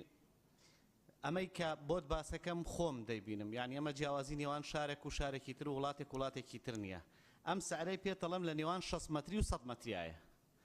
لە ئیسێدەلێ عیادەیەک دەرمانێکم کڕیوە بە دەرزیەکم کڕیوە بە 10,000 بۆ خۆم بۆ ماڵی خۆم لە 6 مەتری بە 10,000 لە 100 مەتری بە 4.5 کڕیومان نەفسی شەریکە ستیکەری نەفسی ستیکەری وەزارەتی سەحای پێوەیە نەفسی پاکێت هیچ فەرقی نییە یعنی نەفسی شەریکەم بۆی کڕیوە یەک پاکەت دەرمان لە شوێنێک بە 35,000 لە شوێنێکی تر بە 20,000 جەنابی وەزیر 15,000 فەرقێتی لە نێوان 60 و 100 مەتری یەک حەب لە شوێنێک بە 15,000 لە شوێنێکی تر بە 2.5 ئەمە بە وەسڵ هێناومەتۆ بۆ هەواڵانی لیژنەی تەندروستی دکتۆرە گەلایەژ و دکتۆرە سەباح پیشانیانم داوە بە بەڵگەوە ینی خۆم کڕیومە کەس باسی نەکردووە بۆ پشکنینی تەندروستی پشکنینێک لە نەخۆشخانەیەکی تایبەت لە مختبەرێک کردومە بە 25,000 نەفسی پشکنین لە مختبەرێکی تر کردومە بە 5,000 طبعا ئەو 5,000شم بردوتەوە بۆ لای دکتۆرەکە قبوڵی کردووە وتویتی تەواوە ئەو پشکنینە هەر نەفسی پشکنینە باشە ئەم فەرق و جیاوازیە بۆ هەل لە هەندێک قەزا و ناحیە ئێستاوای لێ هاتووە دکتۆر یعنی احتیمال هەیە لە محافظات وانە بێ بەڵام لە قەزا و ناحیەکان وای لێ هاتووە نەخۆشخانەی تایبەت بەهۆی نەخۆکردنەوەی نەخۆشخانەی تایبەتەوە گشتیەکە هەر بە تەواوی ئیهمال کراوە هیچی تیان نەماوە ئەمە عیلاجی کەرتی تەندروستی و کەرتی گشتی بەوە ئەکرێ بەڕاستی کاک دکتۆر جا بکرێتەوە یعنی ئەوەی هەواڵانم ئاماژەیان پێی کرد دکتۆر هەیە لە نەخۆشخانەی حکومی دەوامەکە لە عیادەی خۆی دەوامەکە لە نەخۆشخانەی ئەهلی دەوامەکە مامۆستای زانکۆشە بەس پێم وەڵڵا هیچ دوو دەقەش نەبوو دکتۆر 2 دقە و 11 ثانیەش 21 ثانية نكيان يلا فهم برس كاي حاجي والله أو بله برس سروج برلمان بخيراتني وزير برزكان دكم دەستخۆشی لە لێژنەی تەندروستی دەکەم بۆ ئامادەکردنی راپۆرتەکەیان بە فرسەتم زانی لێرە لەگەر جەنابی وەزیر باسی مستەشفای نەخۆشخانەی بە حرکە بکەم کە بەخۆی ئاگادارە نەخۆشخانەیەک لەلایەن هاوڵاتیەوە زەوی لۆ تەرخانکرا هەر لەلایەن خێرخوازیانەوە دروست دەکرێتن بەڵام خەلکی ناوچەکە و سنوورەکە پێویستیان بە خەستەخانەیەکی تەواری خەستەخانەی عام هەیە لەبەر ئەوەی بە حرکە سنوورێکی فرەوانی هەیە ئەگەر تەماشا بکەی مەسەڵەن حادیسەیەک ڕووبدایان نەخۆشیێکی فەوری بیتن هەتا دەگاتە هەولێرێ گیان لەدەست دەداتن کە ئێستا ئەو نەخۆشخانەی دروست دەکرێت لایەن خێرخوازانەوە هەر خەرچی بە حرکەشە و عەزەویەکەش هەر خەرچی بە حرکەی تەرخانیان کردیە بۆ مەبەستی مستەشفایەکی عام نەخۆشخانەیەکی گشتی کەچی ئەو وەزارەتی تەندروستی بڕیاریدا ئەو نەخۆشخانە بکرێتە نەخۆشخانەی نەخۆشە گۆزراوەکان ئەوە ناڕەزایی خەرکی سنوورەکەیە سنووری بە حرکە سنوورێکی فراوانە لە ساڕەکانی هەفتاوە بنکەیەکی تەندروستی لێ بنکەکە تا ئێستا ڕماوە هیچ لەوانەیە بیسی مۆزەفی بێیشی لەسەر بی لەبەر ئەوەی نە دەرمانی هەیە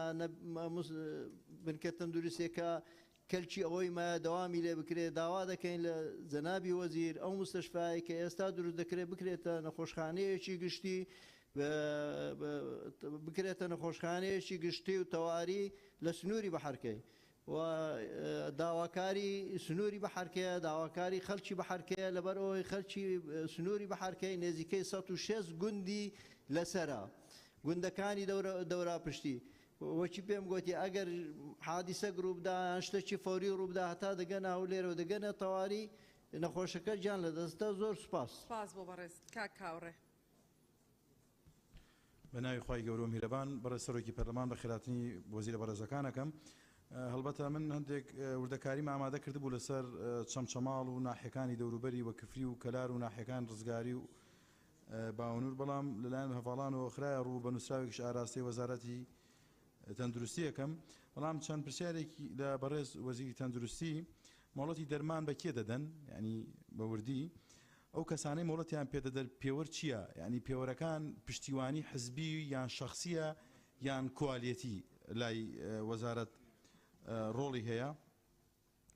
وەنەمانی دەرمان لە نەخۆشخانە گشتیەکان ئەو سەراحەت پێمان بڵێ بەڕێز وەزیری تەندروستی پەیوەندی بە دروستکردنی یان گەرمکردنی بازاڕی نەخۆشخانە ئەهلیەوەکانەوە هەیە یان دەستێک هەیە ئەوەندە بەهێز بێت دەرمان لە نەخۆشخانە گشتیەکان ببڕێ لە پێناو گەرمکردنی بازاڕی نەخۆشخانە ئەهلیەکان و پێم خۆشە لە جەنابتان بپرسم ئایا پێتان وایە زیادبوونی نەخۆشخانەی ئەهلی لە هەرێمی کوردستان نیشانەی پێشکەوتن نییە وەلێ نیشانەی دروستکردنی نیشانەیەکی بەهێزە لەسەر سیستەمی حکومڕانی ئیتر لە هەرێمی کوردستان یان لە وڵاتێکی تر و کۆتاقسەم ئەوەیە دڵنیام بە تەنها جەنابەت ڕەنگە ئاسان نەبێ بە گژی ئەم جۆرە لە کاولکاری لە کەرتی تەندروستی بە تایبەت کەرتی ئەهلی بچیتەوە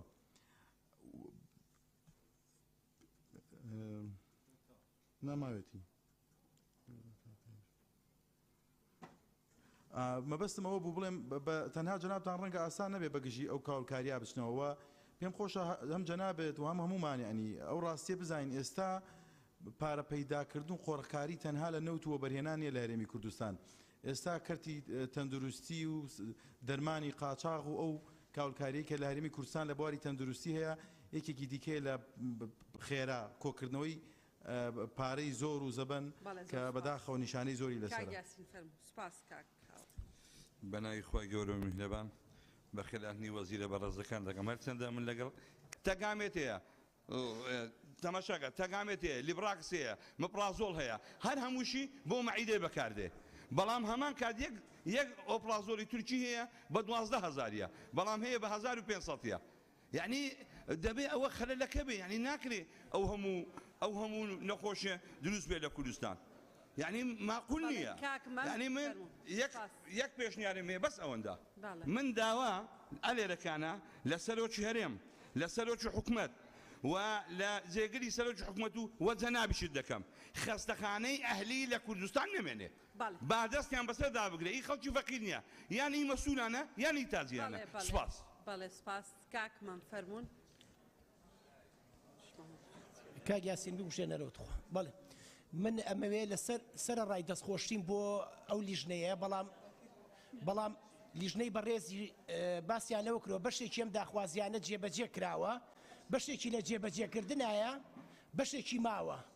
بۆ ئەگەر گیان کردایەتەوە مانزانیوی کە ماوە بۆی زیاتر قسە لەسەر ئەوانە بکەین بۆیە ناچارنیە سندێ شتەڵی ڕەنگە بەشێکی جێبەجێ کرابێ دواتر وەزیری تەندروستی باسی کا بڵێەوە پێشتر جێبەجێ کراوە یا حاڵەی یاسێن خاڵی پێنجەمی ناو داخوازیەکەیان کە باز لە پزیشکەکانەکە کە دەرمان بۆ نەخۆشە نووسن و ڕێکەوتون ئەگەر ئەمە دۆکیمنتیان لەلایە ئەمە جەریمەیە بەڕاستی ئەمە بازرگانێکی زۆر ناشەرعیە پێویستە سنوورێک بۆم کارەدا بنرێتەوە ئەرکی وەزارەتی تەندروستیە من داوا لە وەزیری تەندروستیەکەم ڕوونکردنەوەمان بداتێ پرسیار نابەز ڕوونکردنەوەمان بداتێ لەسەر هەندێک خاڵ بە خێرایی باسیەکەم وەزارەتی تەندروستی دەسەڵات یەشتێ بەسەرکەرتی تەندروستیە ئەگەر ناشکی ئاستەنگەکانە چییە ئەگەر دەشتێت بۆچی ئەم دۆخی کە دروست بووە زۆربەی پەرلەمانتارانی بەڕێز باسییان کرد بەم شێوەیەوە خەڵک ناڕەزاییان هەیە چارەسەر ناکرێن وەوەی کە لە خاڵی نۆ هاتووە جیاوازیەکان هەیە ئایا چارەسەر کراوە یا چارەسەر نەکراوە لەسەر دەرمانەکان کە لە کەرتی گشتی جیاوازی نێوان پارێزگاکانی هەرێمە ئەگەر چارەسەر نەکراوە ئەمە بۆ دروست بووە خاڵێکی کە من ئەمەوێ بە سەراحەت وەڵامم بداتەوە من راپۆرتێکم لایە باز لە گروپی قۆرخکاریە کرێ کە مەسئولی لە پشتە لەسەر چ شتێک لەسەر ئەوەی چۆنیەتی مامەڵەکردن لەگەڵ تەندەرین بۆ چەند کۆمپانیایکی دیاریکراو دەرەچێت کە تەندەرینەکەن ئەو تەندەرانە کە پەیوەندیار بە مەسلەی دەرمان و کڕینی دەرمان چەند کۆمپانیایکی دیاریکراو کە من ناوی هەندێکیانم لایە کە بە ژمارەی دەستەژمێر حەزەکەن بە سەراحەت ئەو ڕوونکردنەوەمان بدەیتێ مەسلەی کە گوایە هەندێک دەرمانی خراپ لە ڕێندێک کۆمپانیایانێ چاوپۆشیان لەسەرەکرێت و زۆربەی بینایە و عیادە و دەرمانخانەکان موشی چەند کۆمپانیایەکی دیاریکراون لەسەر مەسەلانەینە شتێک هەیە کە ئەوەی کە تێبینیەکرێت لە کوردستانە بەداخەوە بازرگانێکی گەورە بە ژیانی هاونیشتیمانیان بە ژیانی تەندروستی هاونیشتیمانیان و نەخۆشەکرێ کە ئەمەژە گەڕێنێتەوە بە بەشێک لە کەرتی تایبەت بە هەندێک لە نەخۆشخانەکان من ئەمێ خاڵێکی کە ئاماژەی پێ بکەم بەدرێخان سپاس کاکمەم دەست خۆش بەنای خۆی بەخشندەی میرەبان بەڕێز سەرۆکی پەرلەمان دەستخۆشی لە ئامادەکاری راپۆرتەکەکەم سپاس بۆ لیژنەی تەندروستیەوە بە خێراتنی هەردوو وەزیری بەڕێزەکەم ئومێد دەکەم خستنە ڕووی ئەمڕۆ ئازارانەی خەڵک ببێت تا مای بەشێک لە چارەسەری خەڵکی بەژمێنەتی هەرێمی کوردستان من چەند پرسیارێک ئاراستەی جەنابی وەزیری تەندروستیەکەم جەنابی وەزیر جەنابەت ئاگاداری ئێمە وا دەبینین ناهاوسەنگیەک هەیە لە خەرجکردنی دەرمان یا ناردنی دەرمان لە کەرتی گشتی بە پێی بەدواداچوونەکانی ئێمە لە چەند نەخۆشخانەیەکی سنووری سلێمانی بە گوتەی زۆرێک لە دکتۆرەکان بە بۆنەی نەبوونی دەرمانەوە زۆرێک لە نەخۆشەکانمان گیان لە دەست دەدەن ئەزانین کە گیان لە دەست دەدەن پێش لە گیان لە دەستدانی ئەچین لە کەسوکاری نەخۆشەکانی ترە پاڕینەوە هێمنی هۆڵەکە پارێزن تا ئەوانیش معنەواتە نەڕخە و دەرمانمان نییە و هیچ چارەسەرێک لا ئێمە نییە ئەمە بەرپرسیارەتیەکە ومێد دەکەین ئەمە چارەسەر بکرێت جەنابی وەزیر بێگومان ڕووداوی کتوپڕ هەیە لە نەخۆشخانەکان بە پێی بەدواداچوونەکان مەنێمە ناگادارین جاری وایە کتوپڕ ڕووداوێک هەبووە ئایا جەڵدە بووە یاخود کارەساتی ئۆتۆمبیل و هەتا دوایی یا کرێکارێکەوانە بەداخەوە لەبەر هەندی ڕێکاری ئیداری کە بەڕێبەری نەخۆشخانەکە و ستافی ئیداری زۆر جەخت لەسەرەوەکەنەوە ئەو نەخۆشات تاوەکو دکتۆرەکان بەسەری ڕاگەن گیان لە دەزەدان نمونەی زیندوومان لە جەنابی وەزیر بێگومان من پشگیری لە قسەکەی جەنابی مامۆستا عومەرەکەم ئێمە ئاگادارین ئەو جیهازە ئەلەکترۆنیە جەنابی مامۆستا باسی کرد بۆ ئەوانەی کە نەخۆشی دڵیانەیە جەنابی وەزیر من بە دواداچوونم کردو هاوڵاتی هەبووە کرێی 6 مانگی نەیاوە هی خانوو ملیێنێک و 200,000 بۆ جیهازەکە دیاریە کرێ ئەی کەنەی بێ ئەینە المەفەڕ بۆیە ئایا جەنابتان هیچ ئیستیسنایەک ئەکەن بۆ نەشتەرگەری لە کەرتی گشتی بۆ ئەو نەخۆشانەی کە بارودۆخی داراییان ناجێگیرە. بەڵێ زۆر سپاس. ڕووپاخان فەرموو. بەڕێز سەرۆکی پەرلەمان، وەڵام من داوای ڕوونکردنەوە لەسەر هەندێک خاڵ دەکەم لە بەڕێز وەزیری تەندروستی. نەخۆشخانەی مناڵبوون لە پشت نەخۆشخانەی تەواری ڕۆژئاوا بەشێکی کراوە ئێستا گوایە قسە و باس هەیە دەدرێتە کەرتی تایبەت و دەکرێتە نەخۆشخانەی تایبەت. ئایا ئەوە ئەسڵ و ئەساسی هەیە یاخودنا؟ و هەروەها دەرچووی ددانساز پزیشکی ددانساز لە چەند ساڵی ڕابردوو ئەوەی کە دانەمەزرابێ بۆی نییە کلینیکدا بنێ، تەنها ئەوەی کە دامەزرابێ دەتوانێت عیادەی هەبێ. ئەمە ناداتپەروەری لە نێوان دەرچووی پزیشکی ددان دروست ناکە لە کەرتی گشتی دامەزرابێ بۆی هەبێ عیادە دابنێ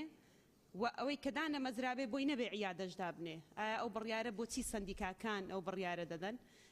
سندیکاکان ئایا دەگەڕێنەوە بۆ وەزارەتی تەندروستی لە جۆرە بڕیارێکی وە؟ و پزیشکی دەرمانسازیش بە هەمان شێوە شەهادەکانیان کە بەکرێ دەدەن دەبێت لە دەرەوەی شار بەکرێ بدەن ئەوەی دانەمەزرابێ، ئەوەی لە کەرتی گشتی دامەزرابێ لە ناوەوەی شار بەکرێی دوو ئەوەندە بەکرێ دەدەن. ئەوە پزیشکی گشتی هەر لێی گەڕێەوە بزانم زۆربەی هاوپیشەکانم باسییان کرد. و سنتەرەکانی لە خۆگرتنی منداڵی ئۆتیزم کە ئێستا زۆربەی هەرە زۆری سنتەرەکان سنتەری تایبەتن بڕەپارەیەکی یەکجار زۆر لە خانەوادەکانیان وەردەگیرێ بۆ لە خۆگرتنیان. ئایا حکوومەت یاریێمی کوردستان وەزارەتی تەندروستی چ پلانێکی هەیە بۆی سنتەرێک لە هەر پارێزگای و سنتەرێکی فراوانی بۆ بکاتەوە و نەخۆشانی ئۆتیزم لە خۆ بگرێ؟ و هەروەها خاڵێکی زۆر گرنگ سنتەری چارەسەری ئالوودەبوون، ئەوانەی ئالوودەبوون بە مادەی هۆشبەر، ئایا پلان هەیە وەزارەتی تەندروستی ئەو جۆرە سنتەرە بکاتەوە؟ چونکە ئێستا دەبینین چاکسازیەکان و هەروەها گرتوخانەکان پڕن لە ئەوانەی کە ئالوودەبوون بە مادەی هۆشبەر کە دەگەڕێنەوە حکمی خۆیان تەواو دەکەن بە هەمان شێوە دەگەڕێنەوە سەر تاوانی خۆیان. ئایا سنتەر دەکرێتەوە یاخودنا؟ زۆر سپاس. وەڵا ڕێزانە داوای پەرلەمان قتەوە قسەکردنی ئەندامان تەواو بوو بەس لیژنە ماوە داوای استراحەتێکی 5 دقەیان کردووە بە ڕێزان.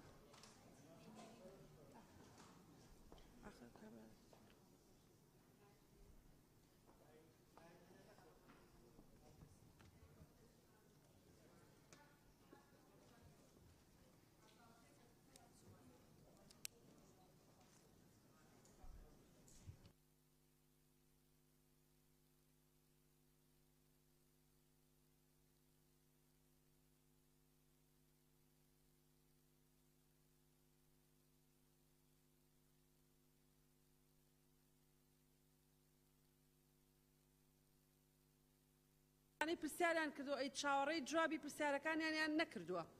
یعنی کە جواب درایەوە بۆ شێبێ.